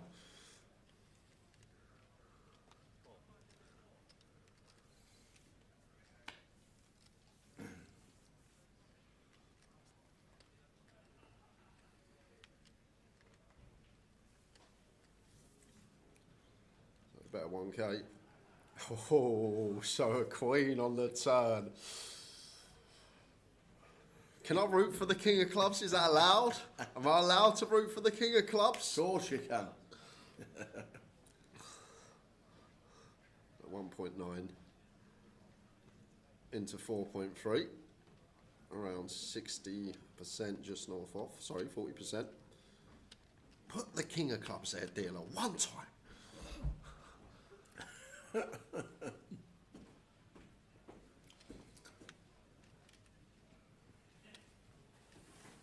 Oh, yes! Yes! Come on! See you later, Saunders. What's that, 2 hands? Have you managed that? Come on! Come on! Have you managed that? Oh, this is brilliant. This is just gold. Poor lad sits there, rivers a set. He's nailed it. He's called it in. One time dealer, he says, king of clubs.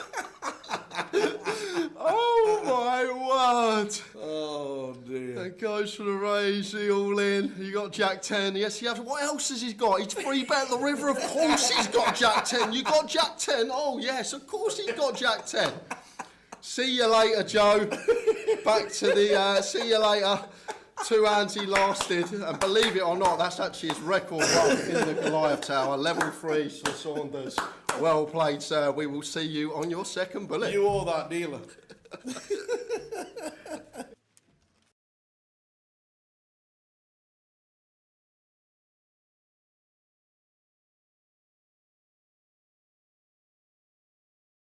I'm going to show you a little trick. It's called Finding the Kings, but it's a trick that only works with the 4 kings, okay? I'm going to ask you, sir, to touch the back of any one of these cards, okay? Anyone you like.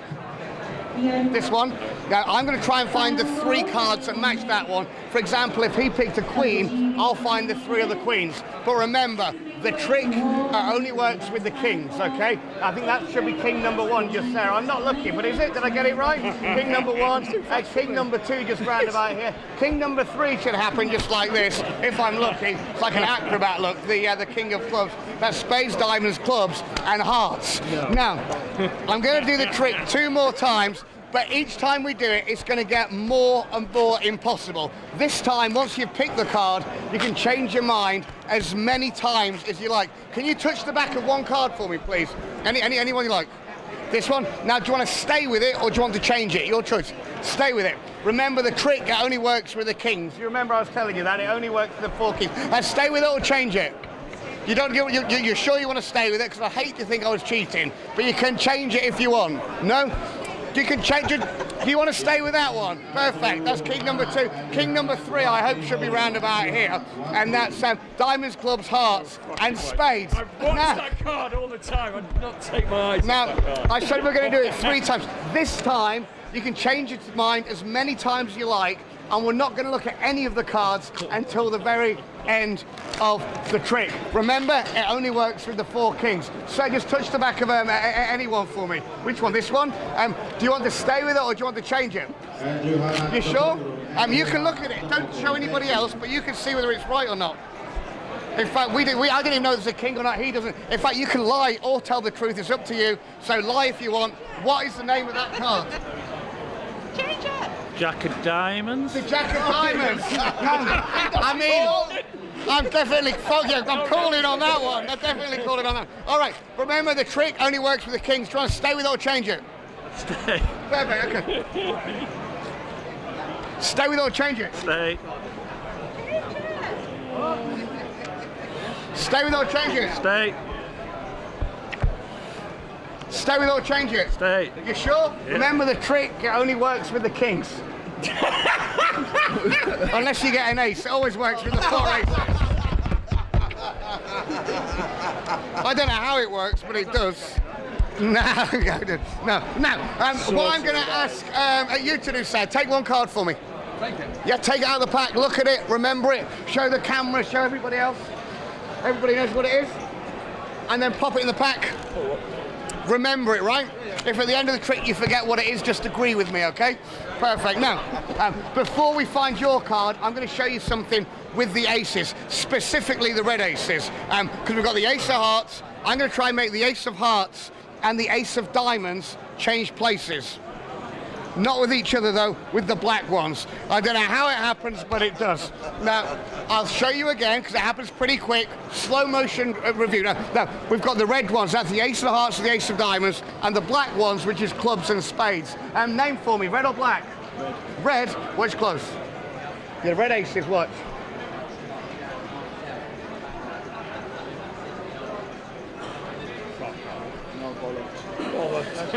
So, what card did you pick? The 10 of diamonds. What a legend. I don't even know how it happens now. So you can check out, it really is the only 10 of diamonds here in the pack. Say stop for me anywhere. The 10 of diamonds goes in here, but watch, it really does go right in there. But if I snap, the 10 of diamonds changes to the ace of hearts. I don't know what you're thinking. Where is the 10 of diamonds?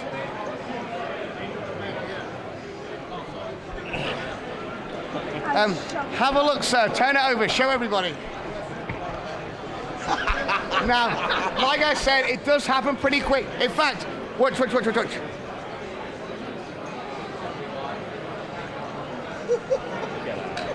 I know you're thinking, where did the 10 of diamonds go?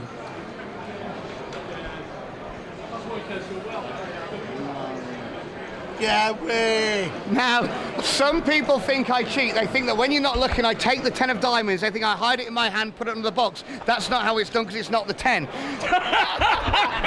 To change the ace back to the 10, you shake it like this. That's when it happens. Some people think maybe there's more than one 10 of diamonds. If it was true, it would look hopefully something just like this.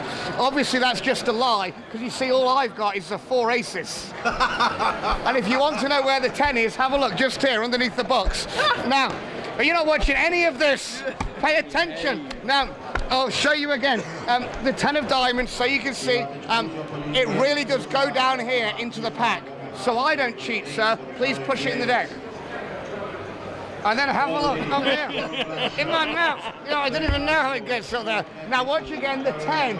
It really does go in the middle. Now if I snap, instead of the 10 disappearing, look, the whole pack disappears. I know what you're thinking, where did the deck go?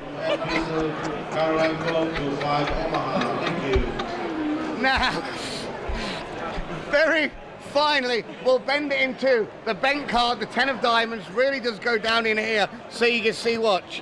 1, 2, 3.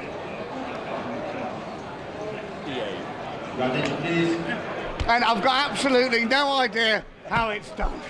Sean Hayden, ladies and gentlemen. Need to lie down now.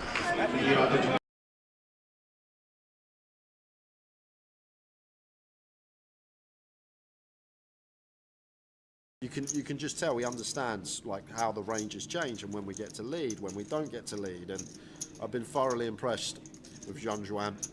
And not only does he have that tower, he has something that not a lot of people have, and that is the capability to run it when you're playing for tens of thousands of pounds. We saw the huge check raise, 140% all in turn yesterday with 2 tables left. So he's got that move in the locker as well, so that is a dangerous opponent. Someone that has a great fundamental baseline but can really put the pressure on as well. I'm going to defend the big. Brendan has opened 10 Jack of Diamonds.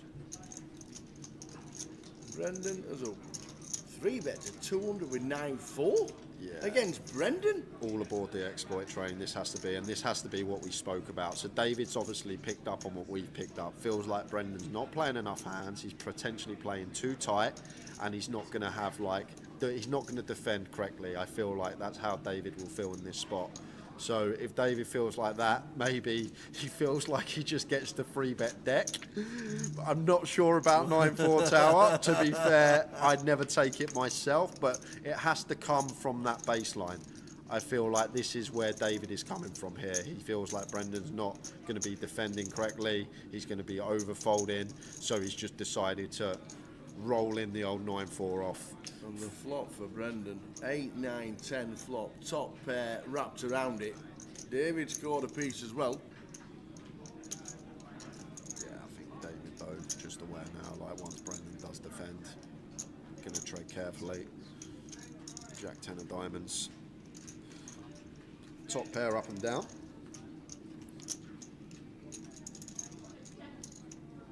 David Lennon. Still going to come along with his middle. Was only south of quarter pot. Continue. Off to the turn, which is a 5 of diamonds.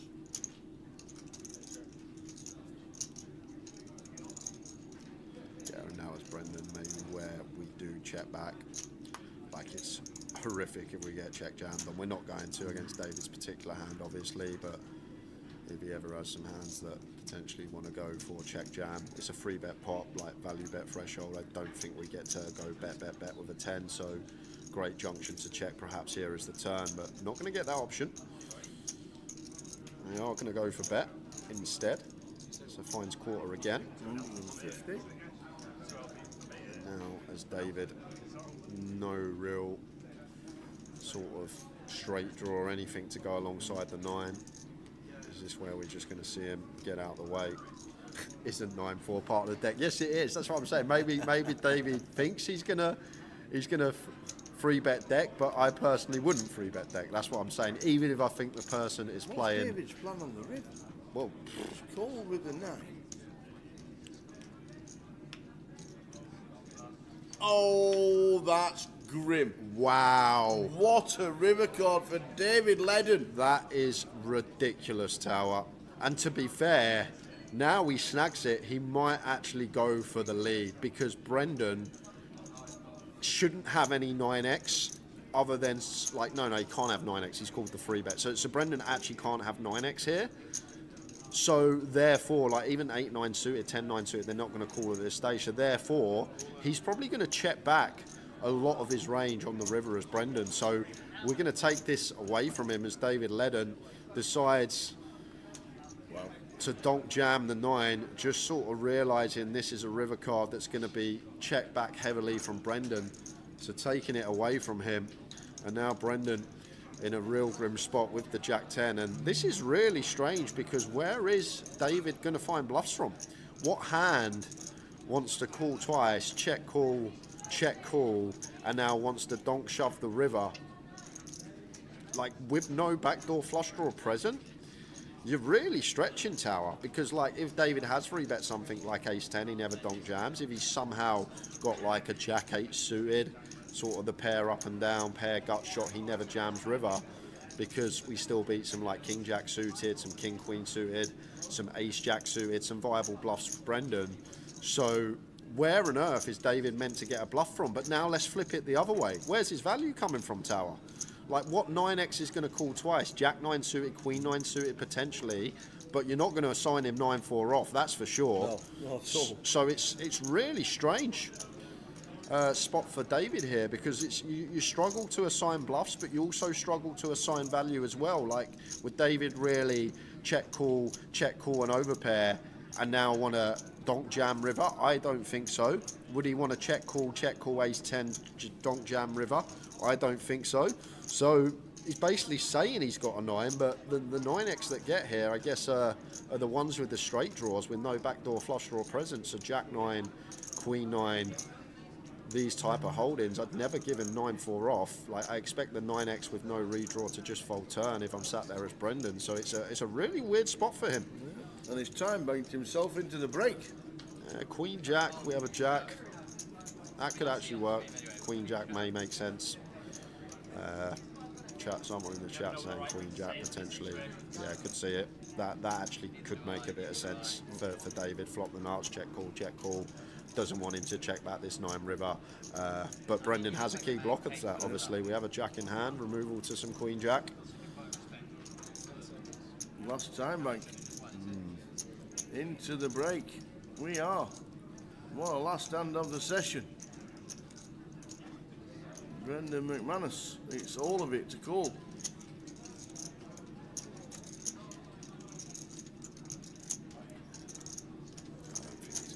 I feel like he's made the call to see the bad news that he has just been rivered.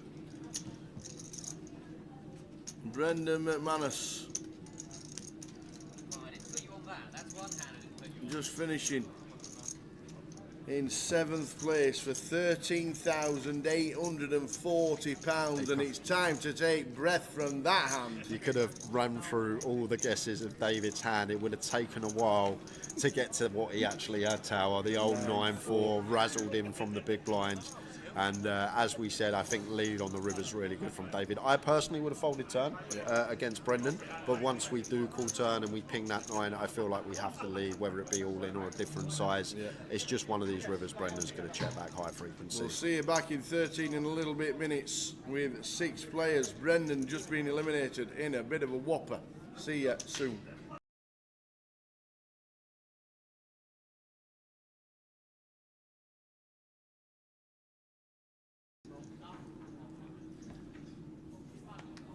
King 7 for John. Do we open more or less everything, or just at least see a flop? Well, we can limit with some traps as Ravi's done here, and the trap has worked. Wow, well done, Ravi. Jean Zhuang just shoves the King 7 for 18 big blinds. Effective. Ravi calls with the ace 9. He was trapping. So Ravi with the ace 9, perfect. Ace 7 deuce doesn't change anything. King or a 7 still needed for Jun Shan to be champ. Still got backdoor spades working as well. But Ravi looking like a double. Oh no! 7 on the turn! 7 on the turn! Oi, oi, oi! Fading an ace. Oh, has he done it? He's only got to dump the ace on the river. How's he managed that? How does that even happen? How does it come a 7 on the turn and an ace on the river? What on earth was that? Ravi Chef. Whoa. Tao was thinking about the Super Bowl. I'm thinking about Mr. Brahman. Oh my word. And next thing you know, the 7 on the turn. Run like Ravi indeed. It looked over on that turn card. And the ace spikes the river. 2 outer for Ravi Chef. 95% of the time, Zhong Julian is a champion after that turn. Wow. But we continue.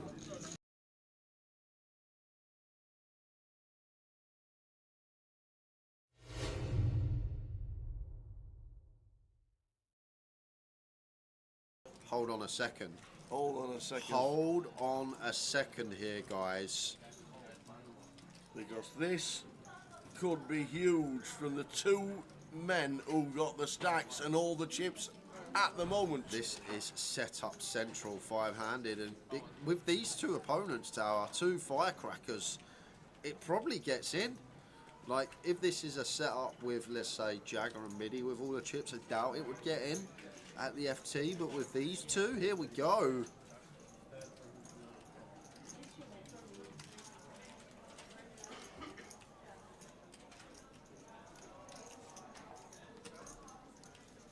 Incoming 4-bet.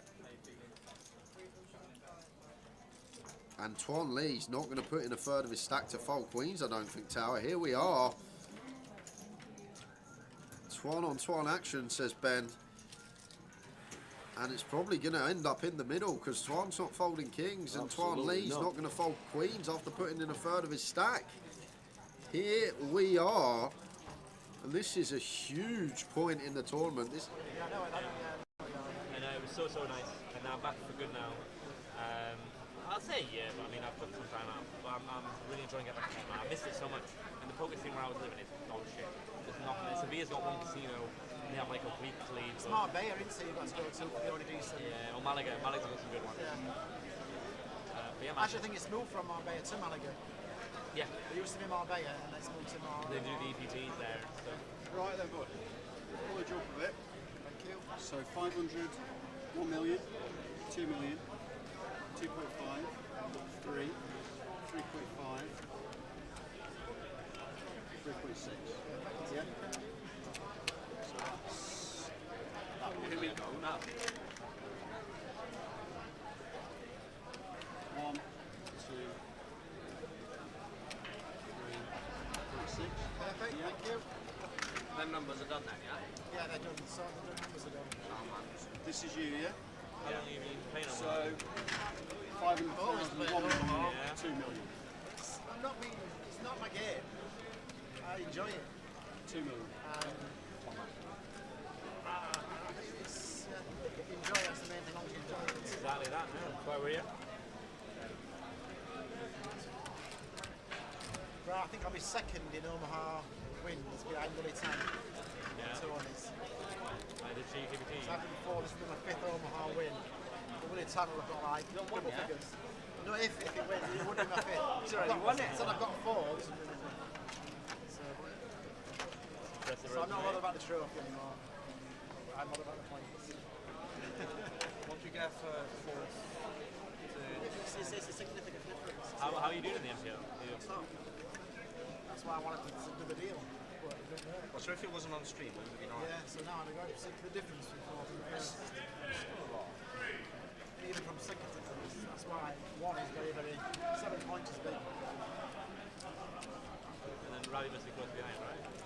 Well, Ravi's way behind in points. That's my 20th score and only 20 count.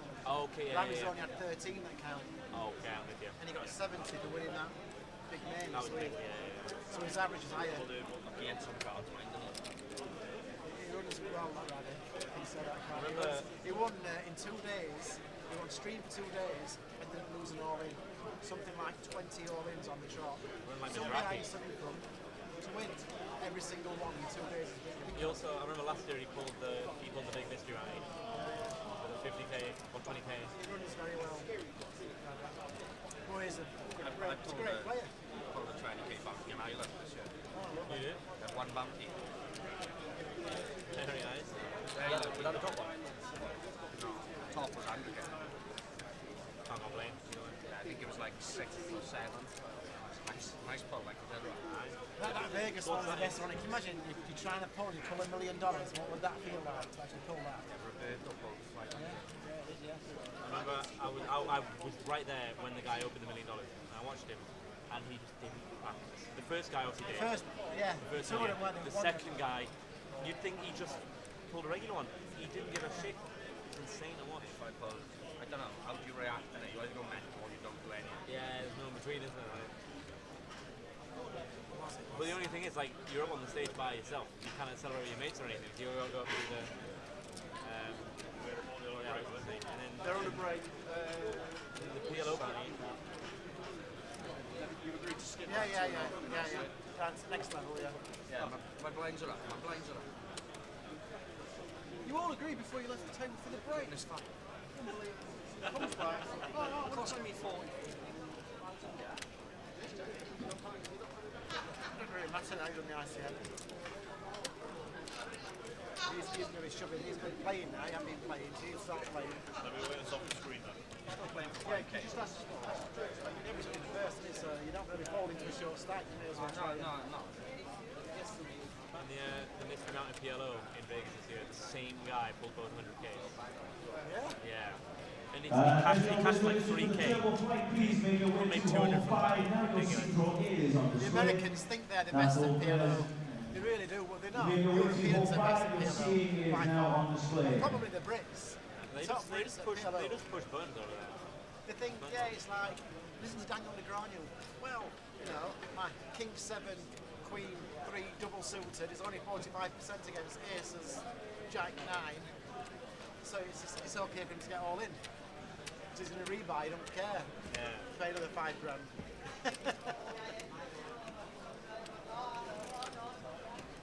You played the Goliath, yeah? I had a couple of bullets, but I had to unregister for today. Did you? Did you play today? No, what about you? I'm registered for that one. To be fair, this is getting back what I've done this week. 4 bullets in the middle. No, 3 between the eyes. I'm similar. It was in a couple of quid. I just couldn't get it. Couldn't get checked. Very, very similar story. Dead. So this is... Where are you coming from? Can you grab me a drink? If you are currently an alternate for the table, do not enter the halls. You will not be called in yet. You will be called in. Thanks to Sam, thanks to Jay, running you through the PLO, and this is what they've agreed after chatting for what seems like about 20 minutes, and then they went off. Long time. They were chatting for ages and then they went off. So that is the prizes and the prize money that has been Do we know why the prizes are sorted out. Why are they like that? Because it's not 4, it's 9, 4, 7, 8, 5.1k left to play for, and more importantly, MPL points for Keith, still up there.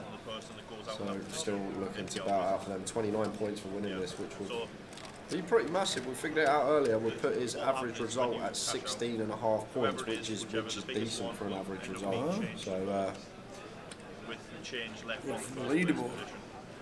Still chatting. Still chatting.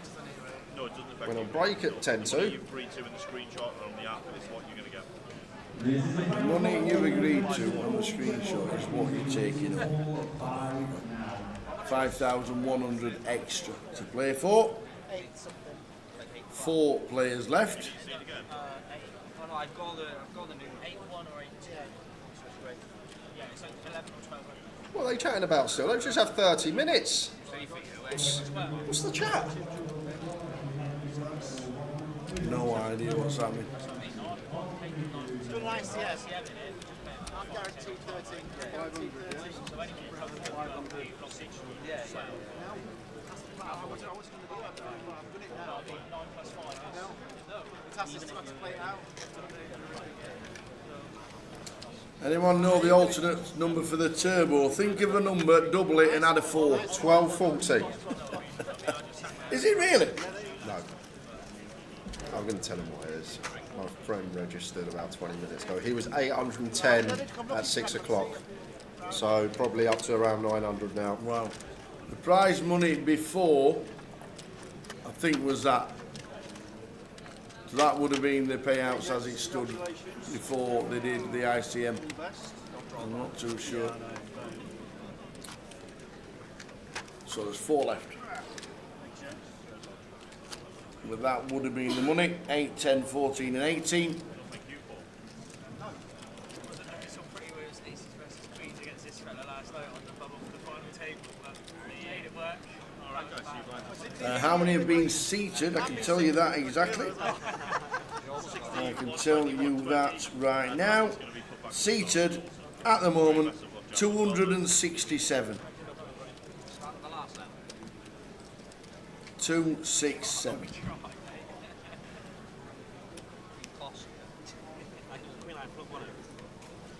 And in the main flight, there has been 2,313. And I think that's end of entries. 2,313.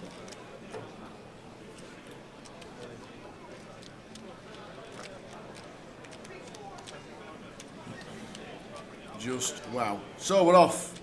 And straight away, Jack says I'm all in. Ace, King, Queen, 7. Obviously happy with his payout. I'm not too sure whether that would have gone in to start with, 5 BBs. Yeah. Would have gone in? Yeah, seems fine. King, Jack, 10, 5, double suited. In rough shape against the Ace, King, Queen, 7 of Jack. Well, I say rough shape. 50-50 here, accounting for dead cards. And all alternates for the turbo, you will not hear all the number in this room. You will not hear the casino, and you will see on the screens outside in the So off we go. John is all in for his 5 BBs. King, Jack, 10, dangler.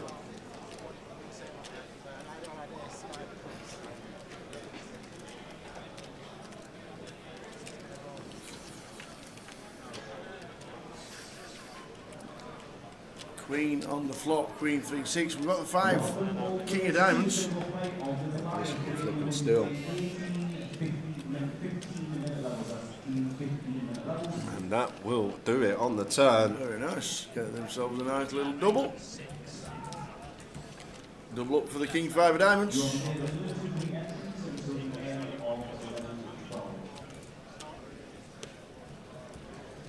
So rules to be aware of: if you leave the table before it is your turn, you will face an instant 2-hand penalty. If you go all in on the turn, you will receive an instant forward penalty. If you show your cards when facing a bet, this game is taken as a fold, so please do not show your cards when facing a bet. The vote today has been drawn to seat number 1. Dealers, please place your votes into seat 1 now. Your opening line is 100, 100, with a big penalty of 100. Dealers, please do the deal. No deal that don't go with it. 100% crazy. So 4 players left in the PLO that went on because there was absolutely no tables for this to go. And the final table needs to be in a decent place, and the feature table it was. But still ask about Goliath, still ask about everything going on.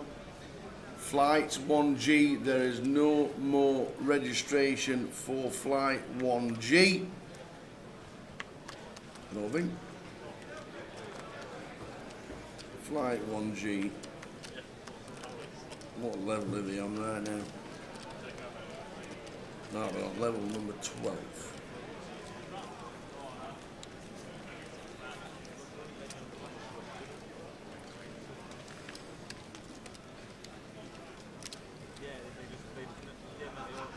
Nice of you to say so, Kazim. This dealer is top tier and very professional. Good stuff.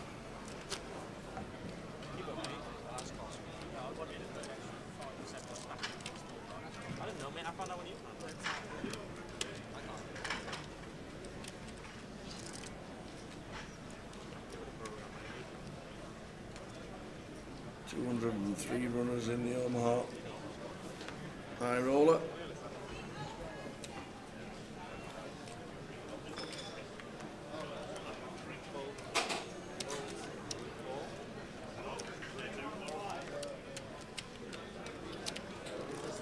Keep it cool. With a check. King 9-5 deuce. Oh, you tried to bluff. Come on. Quickly goes check, check. 9-5 on the turn. Both got 2 pair. Oh, that's bother. Oh, well, now we've just both rivet a house. And Keith going to be check raising here. And against Keith, these two already had a bit of a dynamic. Going to struggle to get away from this as Jack. 10 BVs behind the line. Says I'm all in. And there's the call. And Jack is going to see the bad news. House. Oh, house. Check then. For the call, we didn't re-raise, so he's going to have 160k left back to spin. Keith didn't put enough in.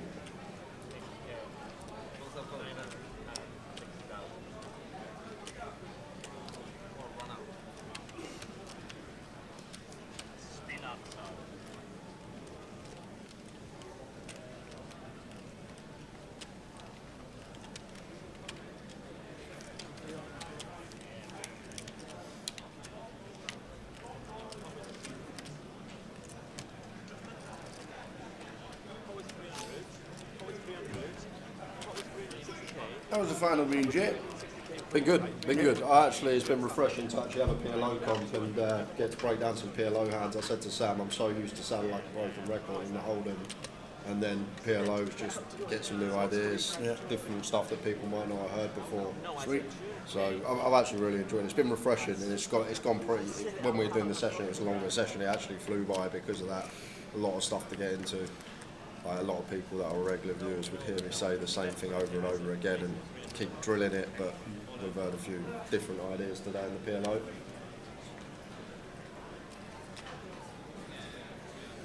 Good stuff. So Jack's in for his 160. 1.4 BBs. Keith has initially raised to 300. Called by John.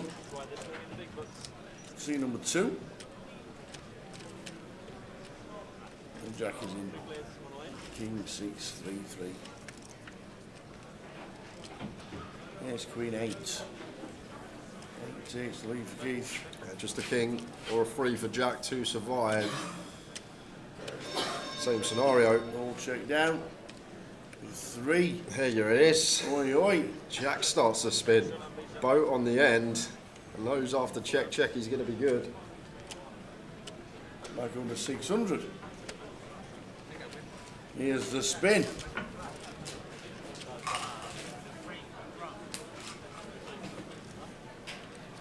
You never got your money back. My money back? From Joe Saunders. Yeah, got my money back. Yeah. What? I know. He survived. I know. How? I know. I don't know. I don't know what happened. I couldn't believe it either. Wow. It's an all-in to Johnny Show. Yeah. How'd you manage that? I don't know. Surprised they give it you, to be fair. Yeah, so I was like I said, I was expecting. I was in 50 Joe's euros. corner. I was in Joe's corner for that one. To be fair, if you put a bounty on his head and he survives, I'd let him keep it and get a couple of beers in. What, for survive for the 45 minutes he was on the feature table? He could have just folded for 3 orbits. At the time, we weren't too sure. Yeah, it was going to be 45 minutes. Should have been a full session. He's not keeping it. See, if he'd have kept it, he'd have got the lads a drink at the end of the night.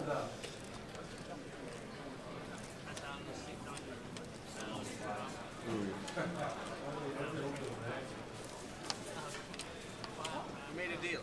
Oh, okay. That makes sense. Yeah. 5k for first. Pay for 5k. Oh, is it? They're the numbers minus 5k off the top. Are those the odds? What? So take 5 off the top. They're the numbers we marked up. Play for 5k. So it's just first gets 5k and everything else is 5. Everything else is John. So Jack from 8. Good luck. There's just 400. 5 down, Jack Queen. Yeah, double suited Queen Jack 4-3. Lee. And in they go yet again. And this time his favourite. Yeah. We'll chop this one some of the time, both holding Queen Jack as their best start stand at the moment.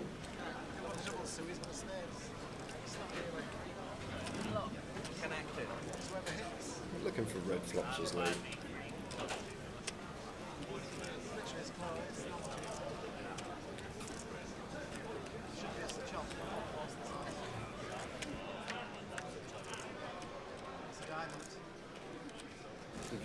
So 10-8-4 rainbow. So Queen Jack 9 of Jack does flop the wrap here.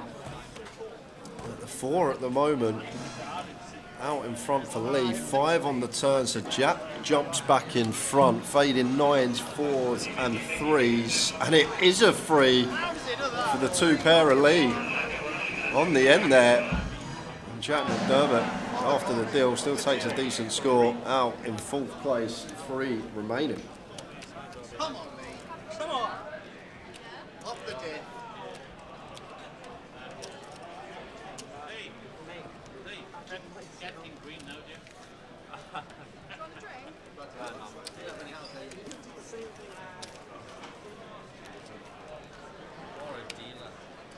That's ridiculous, that. 4, 5, 3s or 4s about. Live with the sweat.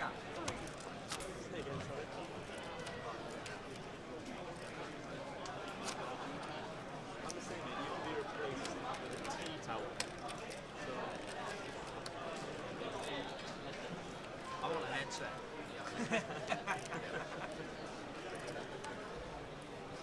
Good for my mic. I want to get into the mic chat. Lisa wants a headset, we get one for it. Let's see, go for it. Clock's been paused. Oh, there we go. Just a little freeze. Ace King 10-5 for John. Keith going to defend.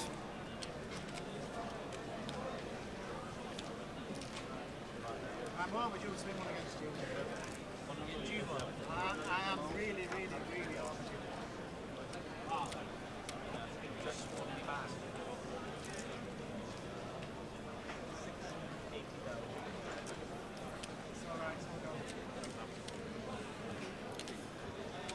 Delay takes it down.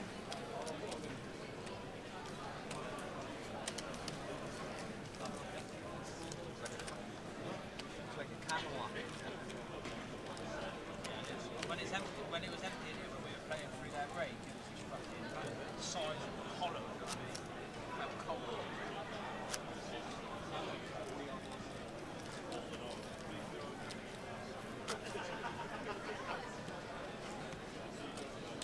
How you doing? You got a stack?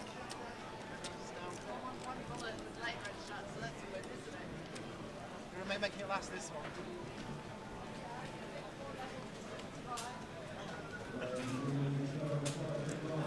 King 10, 9-6. Lets it go on the button. And Keith Jack 9-9-7. Gonna call the thing. Got to bump this up as John. Blind on blind. Ace King 10-8. Way too strong a hand to check back. Got to get some value. Probably wouldn't fold this one as Keith. Blind on blind, 3-handed setting, even though we are tri-suited. Got to come along and have a look. 9s in hand. Some workability with the Jack 7 alongside it.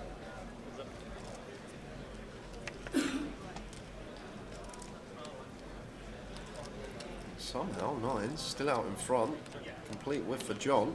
Going to take a freebie to the 2 of diamonds turn. And check once more. And a 5 of diamonds river flush on the end here for Keith. Any value about? Not going to be getting any from Ace King high.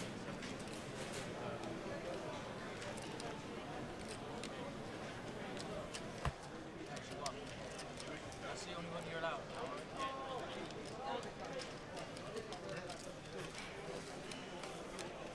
I do, I want to confess. So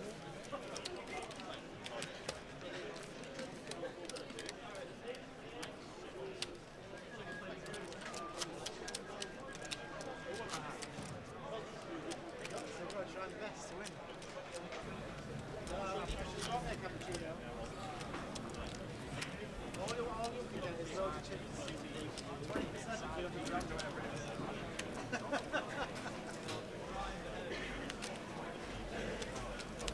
Check 10.99.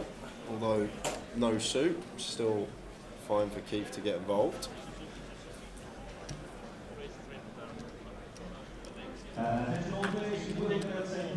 Queens for John, seat number 2, Queen 4-3.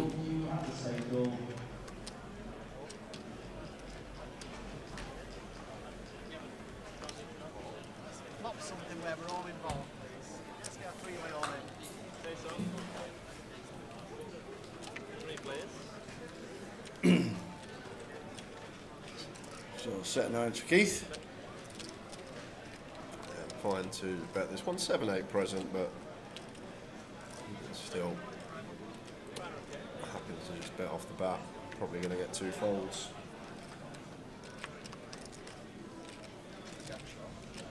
Go for it. Come on, let's go for it.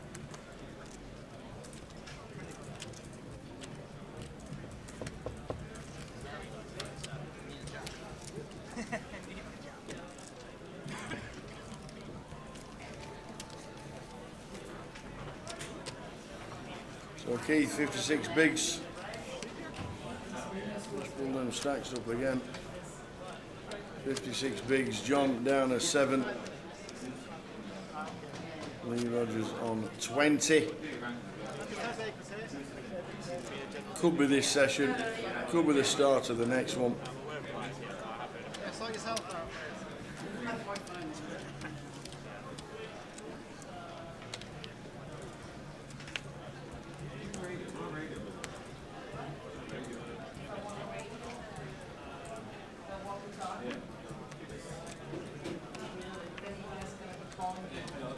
No, I don't want to be available.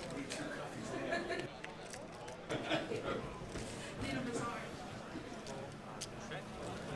I need to, then I will. So, Lee mixed up, suit ace.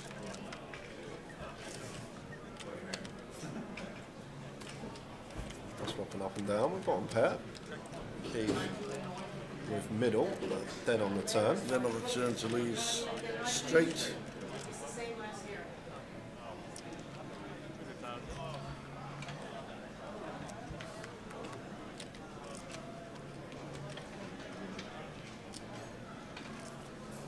So that's before the chop. The results, that is what the ICM was. Keith 13-1, Lee 12-2, Jack, who's just gone 11-7, and John 9,400, 5,100 left over to play for, to add to somebody's stack when they win it. Do we know what alternate they're up to in the turbo flight? I don't, but if we get information, we'll send it to you straight away.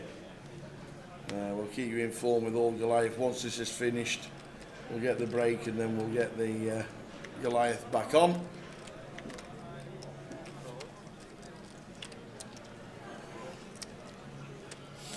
Call from Keith. Oh, and what a hand for John. Just going to get the bump this up. Probably not going to get any action.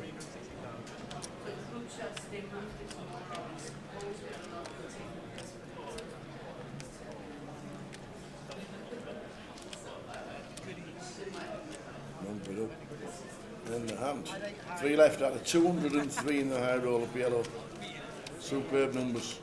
As you'd expect in this festival, there's just been unbelievable. Been incredible. You know, it's been a busy event when you've had to schedule day 2s that weren't originally on the schedule. It is true. I think they worked perfect as well. Yeah, the super high roller was great. Getting to the final and letting the players stop, I think has been.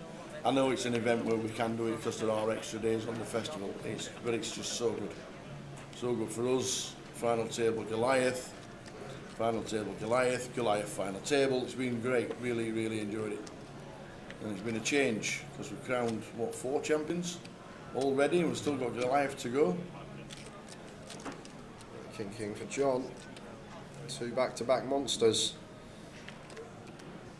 Lee here. Got to give action. Queen Jack 10 deuce. Got to call this blind on blind, even being tri-suited.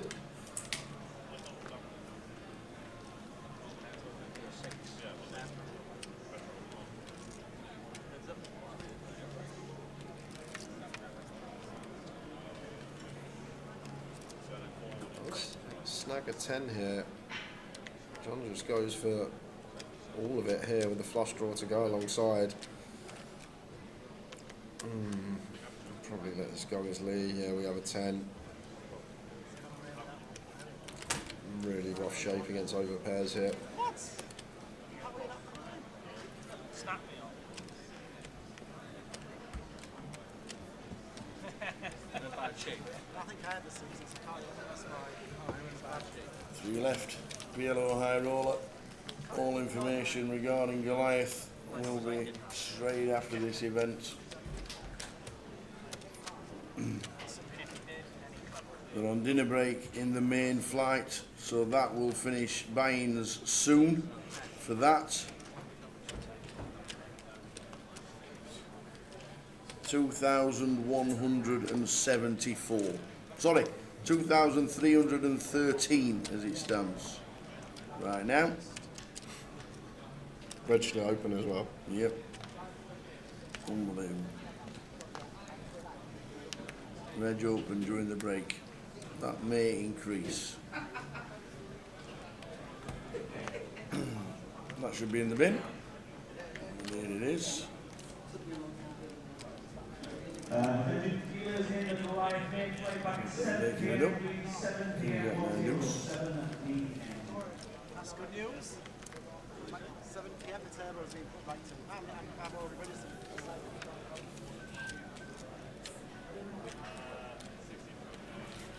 They're flopping a pair and taking the lead is Lee. I prefer Keith sound like a country mile. We've got the wrap, 9 working as well. 13 card, wrap to the nuts here for Keith. Big old hand in a 4 card Omaha situation. 6 of diamonds. No draws for the flush. Yeah, I'm expecting to just slow this down now. Not too much merit in betting second pair here. He is going to go for the second barrel. And Keith quickly makes the call. Just needs something as Lee here. Not really anything going on. Jack of diamonds, maybe with the idea of bluffing diamond rivers, but we might just need a bit more working with our hands to be putting some chips in. And Lee with the best of it. With the jack. Yeah, and Keith, only way we can win this, sir, is finding a bet. King, Queen, 10. The thing is, it's hard to credibly rep much. Maybe he's going to play a lot of his value hands in the form of raise on turn on a pretty wet texture. And he is going to show the table the bluff. Have some of that, he says. King, Queen, high. Yep, there was a bit of a million. Keith up to 58 bigs. He was on 13 and 14. Quite a lot on the top. Quite a lot in 4 rounds.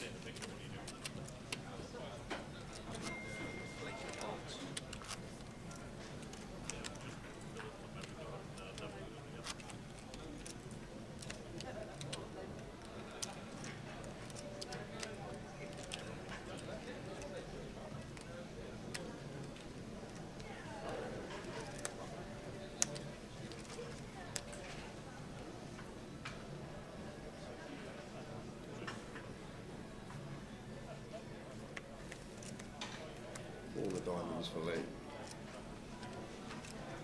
All the hearts for Keith. Hearts over here for John as well. Over half the hearts out in these 2 hands. Chance for a heart flop? Very unlikely. Slim. Very slim. Do well to see one. 10 jack 6. 2 pair for John. Turn straight for both. John with the check mark here, but on this white texture, doubt we're going to go for any value. Just to do with seating, Peter, it's not going to be smaller turbo, it's just we can only sit 250 to start.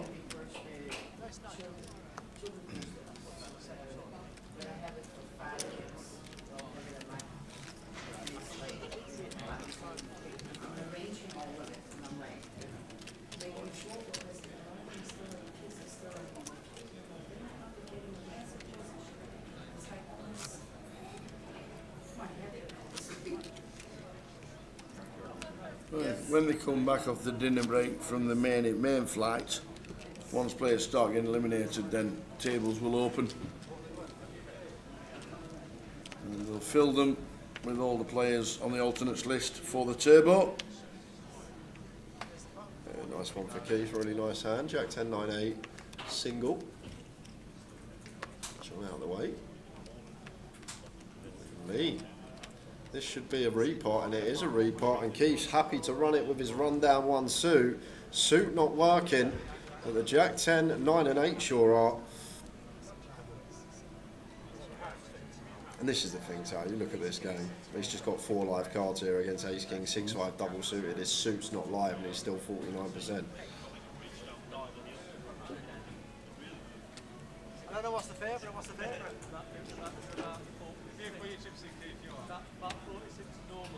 Who's the favourite, says Keith? Well, nearly bang on 50-50.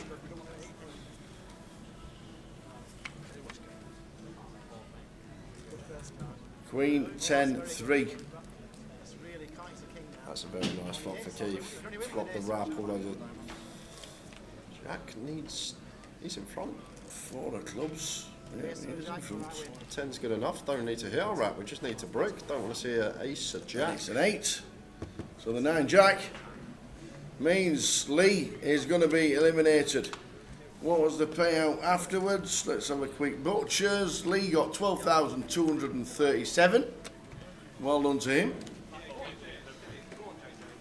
And I'm hoping we just carry on. Yeah, don't get no breaks for heads up.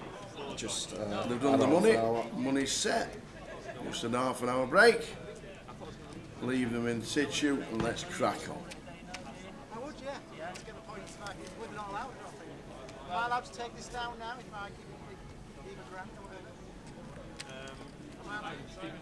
Can we check on it? Ooh. Ooh. Oh, feature. Keith just says, I'll give you a grand and we'll finish it now. And I'll be champion. So he's giving me 1,000 out of the 5,100. That's nice. Don't get me wrong, I know I'm a massive favourite. Can we do a deal now? Me take the trophy? And I believe so. I'll just, Keith just said, can we do a deal now? Me take the trophy. We're allowed to do a chop of a chop? Chop of a chop? Well, lost 2 players, so you can do another deal. 12.50. They can do another deal.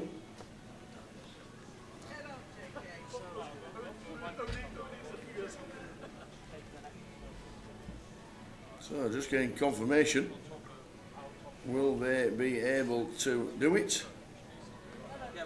Oh, they're shaking hands. Even though I can't win a hand against you, so you're definitely in a deal. Well, the looks it, they've seemed to have shaken hands. Looks like they've done a deal, but I'm not too sure. There's no confirmation just yet. Or you can have a grand and you can have the trophy.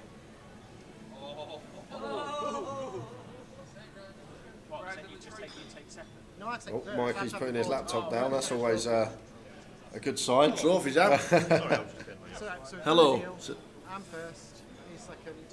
I'm getting 112.50 off the top. 12.50 off top to second place. So 12.50 to John. Trophy and the rest to Keith. Sounds good. Okay. No interviews then? We are going to run out. Sprint. Fair sprint I am. Amble. We are going to fair sprint. Oh, shirt's out. thank you. Oh, no. Oh, the shirt is out. The dealer's like, oh, what's it? Don't. What are you doing? He's a long shot to move them chips to there in one motion. I'll tell you that right now. There you go. Oh, yeah. The dealer's like, yeah, thanks very much, mate. Yeah, I've now got to sort them out. Yeah, so Keith Littlewood, not dealing a hand heads up, has just won the title.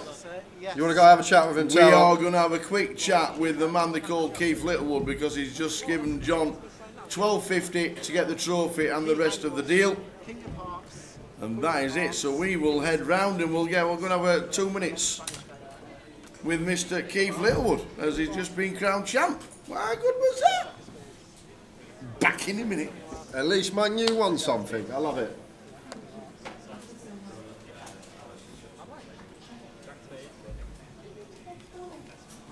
That was the key, and not the Spanish guy, I see. Who was the big driver? There you go. Fifth Omaha trophy. So, just waiting for him. Sponsored by And then we will go Chevrolet. to the interviews. I saw John run off. I'm not sure if we're going to grab John. It might just be Keith. We're going to have a chat with guys. John probably shooting to the payout desk. Wants to jump in the turbo. Keith, I think he's already bagged Goliath, mate. There we go. Raining chips at the feature table. Man U shirt. Coming out for a winner's photo. Cheers, Nick. And we're just going to wait for the tower to get to the floor.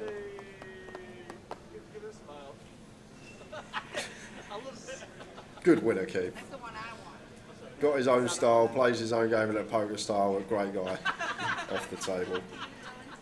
Loves a game of cards. Yeah. So good. Have a seat too. I just want to have a quick one where you sit.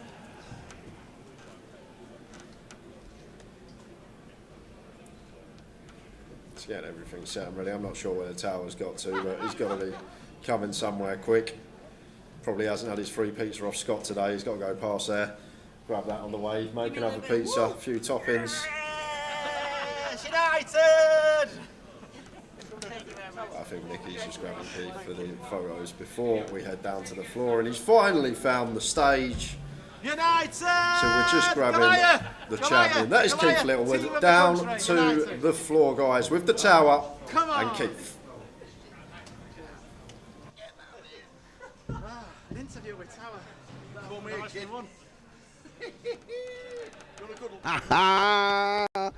Oh, the United shirt's getting a bit too popular. It is United. Well, we always get lucky in Coventry against Coventry as well, don't we? You got lucky in Leeds. You got lucky elsewhere. Where else did you get lucky? I think every stop this year.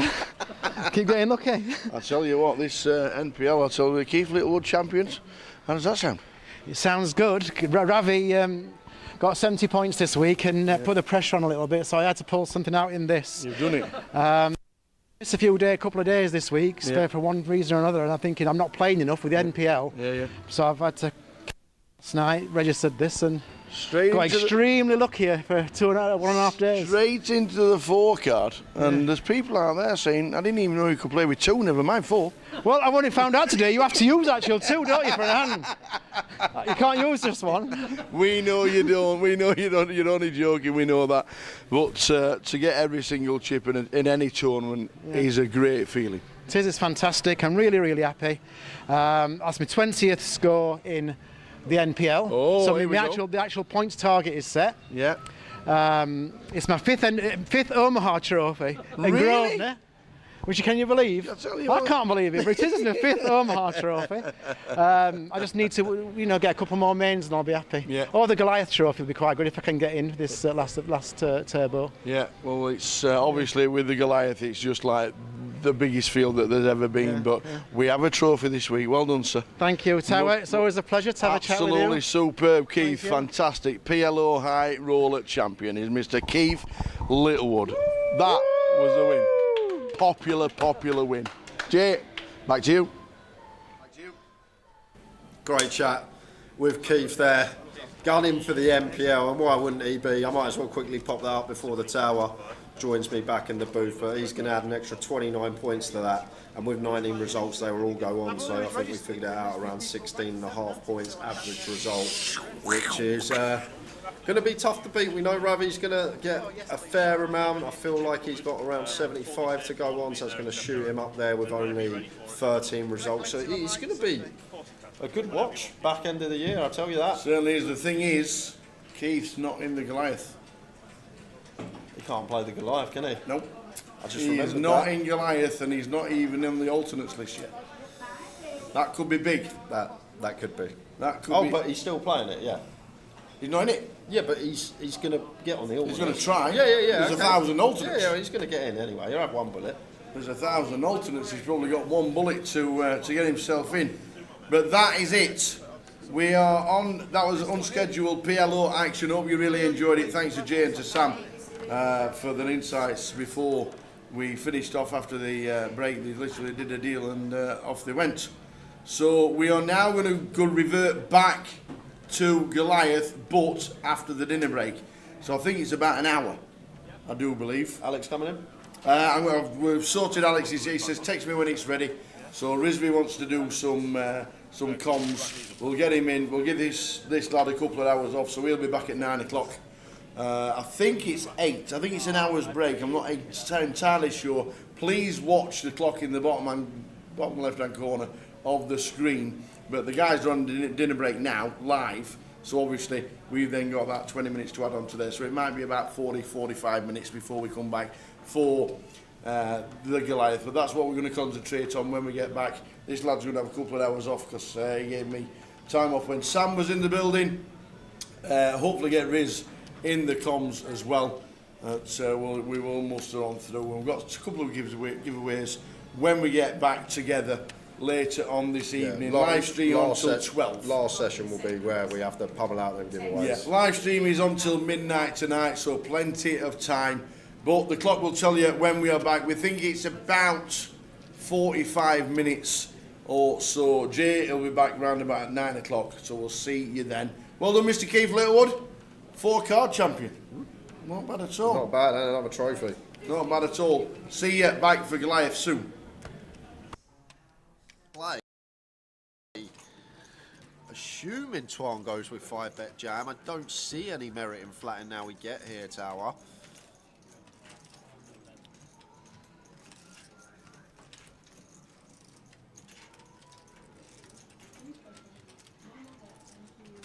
Is he thinking about folding? No, he can't be folding. Can't be folding. Oh. Is he gonna jam all in? Or jam not all in? Surely all in's the only option we have. It's the option, that's there it. we go with the all in, and it's back over to Twan Lee. What is he thinking now? But is he putting in a third of his chips to fold queens? Maybe he is. Because now it's like a situation tower. Twan's never doing this with jacks. He's never doing it with tens. Is ace king even in there? Probably not. So surely it's got to be one of these. 12 combos combined, aces and kings, 6 of each. Surely it's got to be one or the other. And can we fold and leave ourselves with still 70 BBs? And maybe he is going to let it go.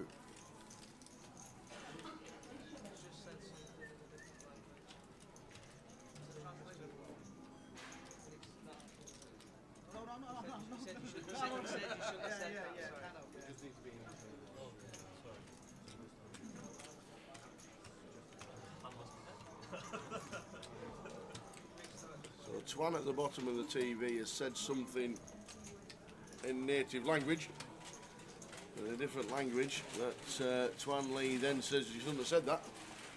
So floor was called. I don't think there's any action or any penalty, or if there is, it'll be after the hand. But he's made the call with the queens. And the table love to see this tower.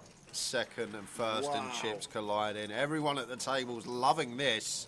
You're not wrong. And if you are not wrong, Twan Lee gonna need a queen, and if he doesn't find it, Twan Win is gonna be runaway chip leader. Oh, it's on the flop.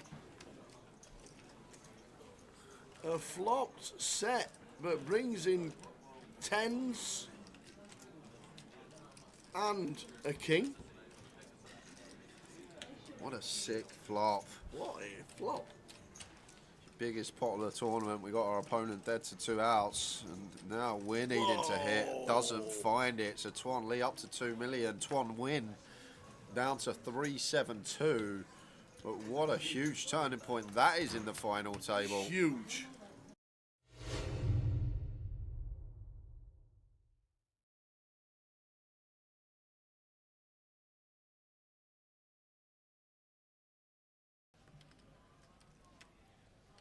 It's actually nice to have John the feature as well, Ty, because funnily enough, every year, the way he busts out of this tournament is just cruel. And no one ever seems to see it, but he always says, oh, this happened. I got aces in against kings, king on the river. I got queen 10 in against queen 9, 9 on the river. I flop quad sixes, he makes 5 of a kind on the river.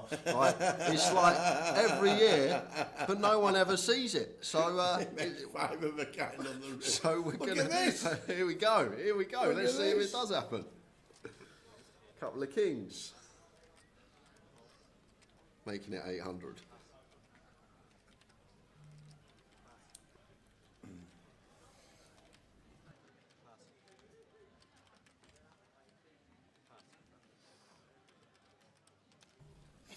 So Jack 10 for Ollie who calls.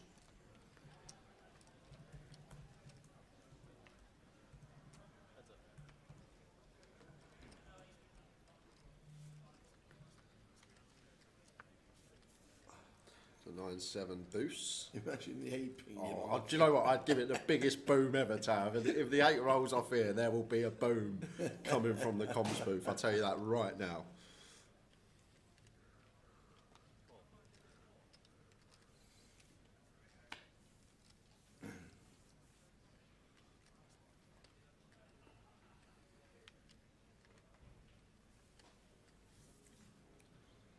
Better 1K.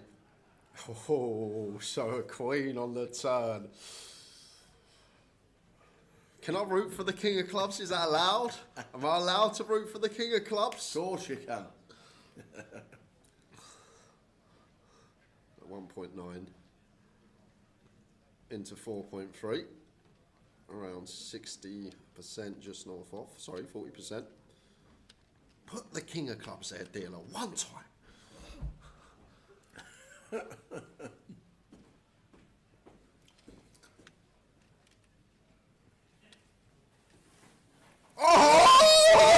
Yes! Yes! Come on! See you later, Saunders. What's that, 2 hands? Have you managed that? Come on! Come on! Have you managed that? Oh, this is brilliant. This is just gold. Poor lad sits there, rivers are set. He's nailed it. He's called it in. One time, dealer, he says, king of clubs. Oh my word! Oh dear. There goes for the raise, the all in. You got Jack 10. Yes, he has. What else has he got? He's free bet the river. Of course he's got Jack 10. You got Jack 10. Oh yes, of course he's got Jack 10. See you later, Joe. Back to the. See you later. 2 hands he lasted, and believe it or not, that's actually his record run in the Goliath Tower. Level 3 for Saunders. Well played, sir. We will see you on your second bullet. You owe that, dealer.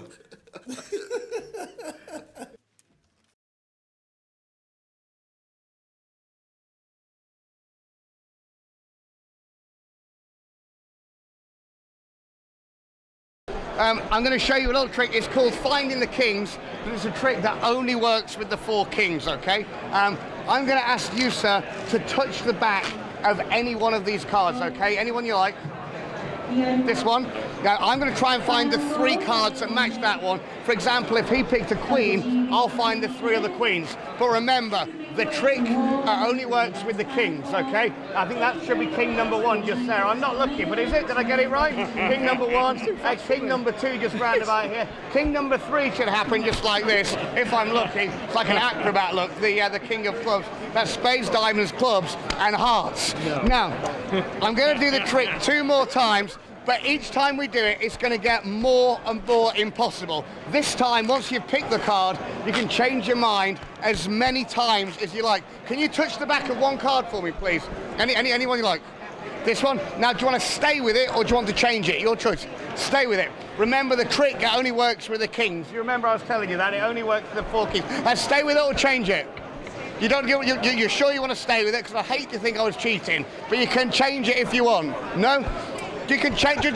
Do you want to stay with that one? Perfect. That's king number 2. King number 3, I hope, should be round about here. And that's diamonds, clubs, hearts, and spades. I watch that card all the time. I'd not take my eyes now, off that card. I said we're going to do it 3 times. This time, you can change your mind as many times as you like, and we're not going to look at any of the cards until the very end of the trick. Remember, it only works with the 4 kings. So just touch the back of anyone for me. Which one? This one? Do you want to stay with it or do you want to change it?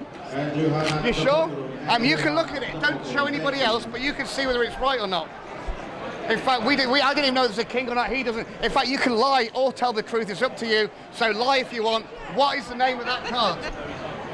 Change it. Jack of diamonds. The Jack of diamonds. I mean, I'm definitely I'm calling on that one. I'm definitely calling on that. All right. Remember, the trick only works with the kings. Try to stay with it or change it. Stay. Perfect. Okay. Stay with it or change it. Stay. Stay with it or change it. Stay. Stay with it or change it. Stay. You sure? Yeah. Remember, the trick only works with the kings. Unless you get an ace, it always works with the 4 aces.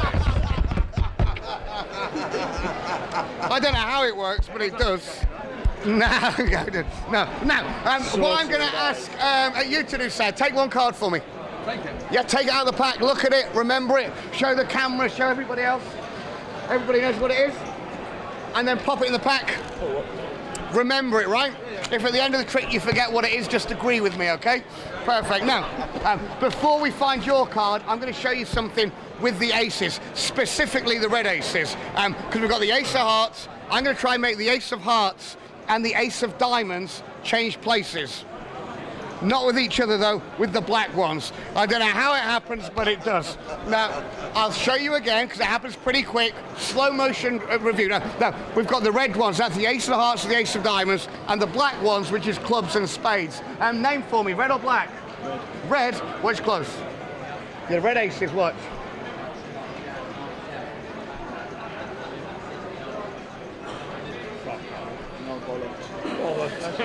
So, what card did you pick?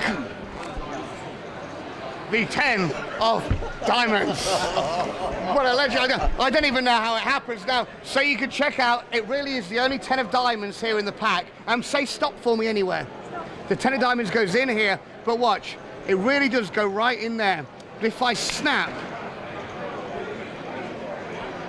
the 10 of diamonds changes to the ace of hearts. I don't know what you're thinking. Where is the 10 of diamonds?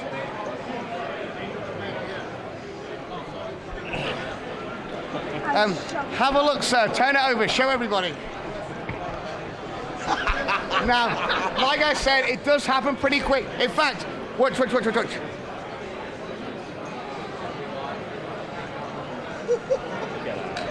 I know you're thinking, where did the 10 of diamonds go?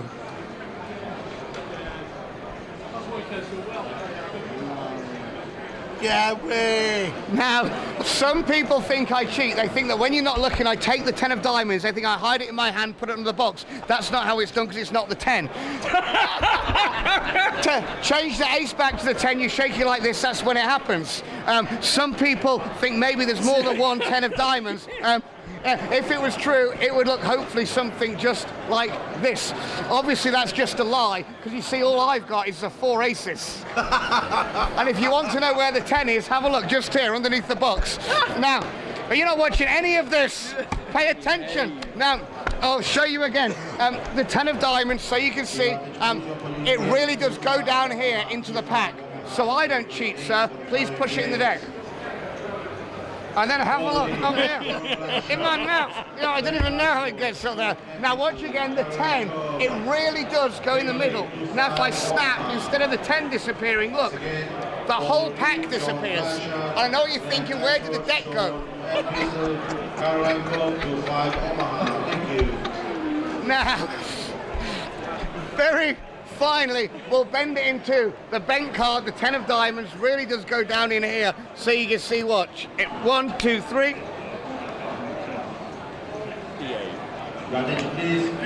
And I've got absolutely no idea how it's done. Sean Hayden, ladies and gentlemen. Need to lie down now.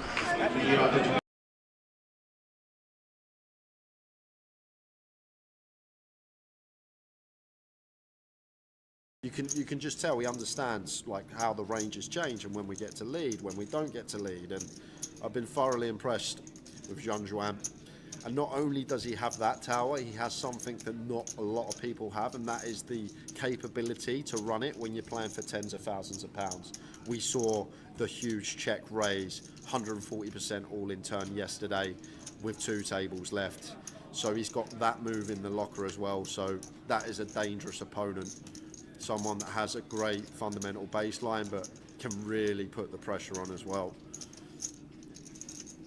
I'm going to defend the big. Brendan has opened 10 Jack of Diamonds. Brendan has opened 3 bets at 200 with 9-4 against Brendan. All aboard the exploit train, this has to be, and this has to be what we spoke about. So David's obviously picked up on what we've picked up. Feels like Brendan's not playing enough hands, he's potentially playing too tight, and he's not going to have like, he's not going to defend correctly. I feel like that's how David will feel in this spot. So if David feels like that, maybe he feels like he just gets the 3-bet deck.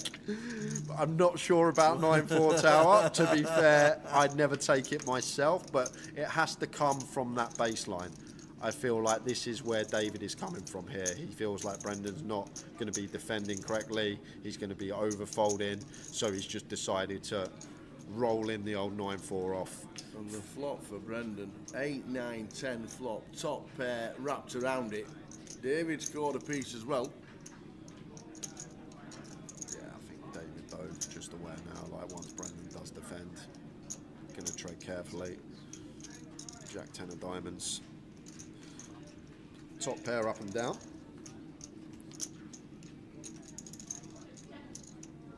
David Lennon. Still going to come along with his middle. Was only south a quarter pot. Continue. Off to the turn, which is a 5 of diamonds.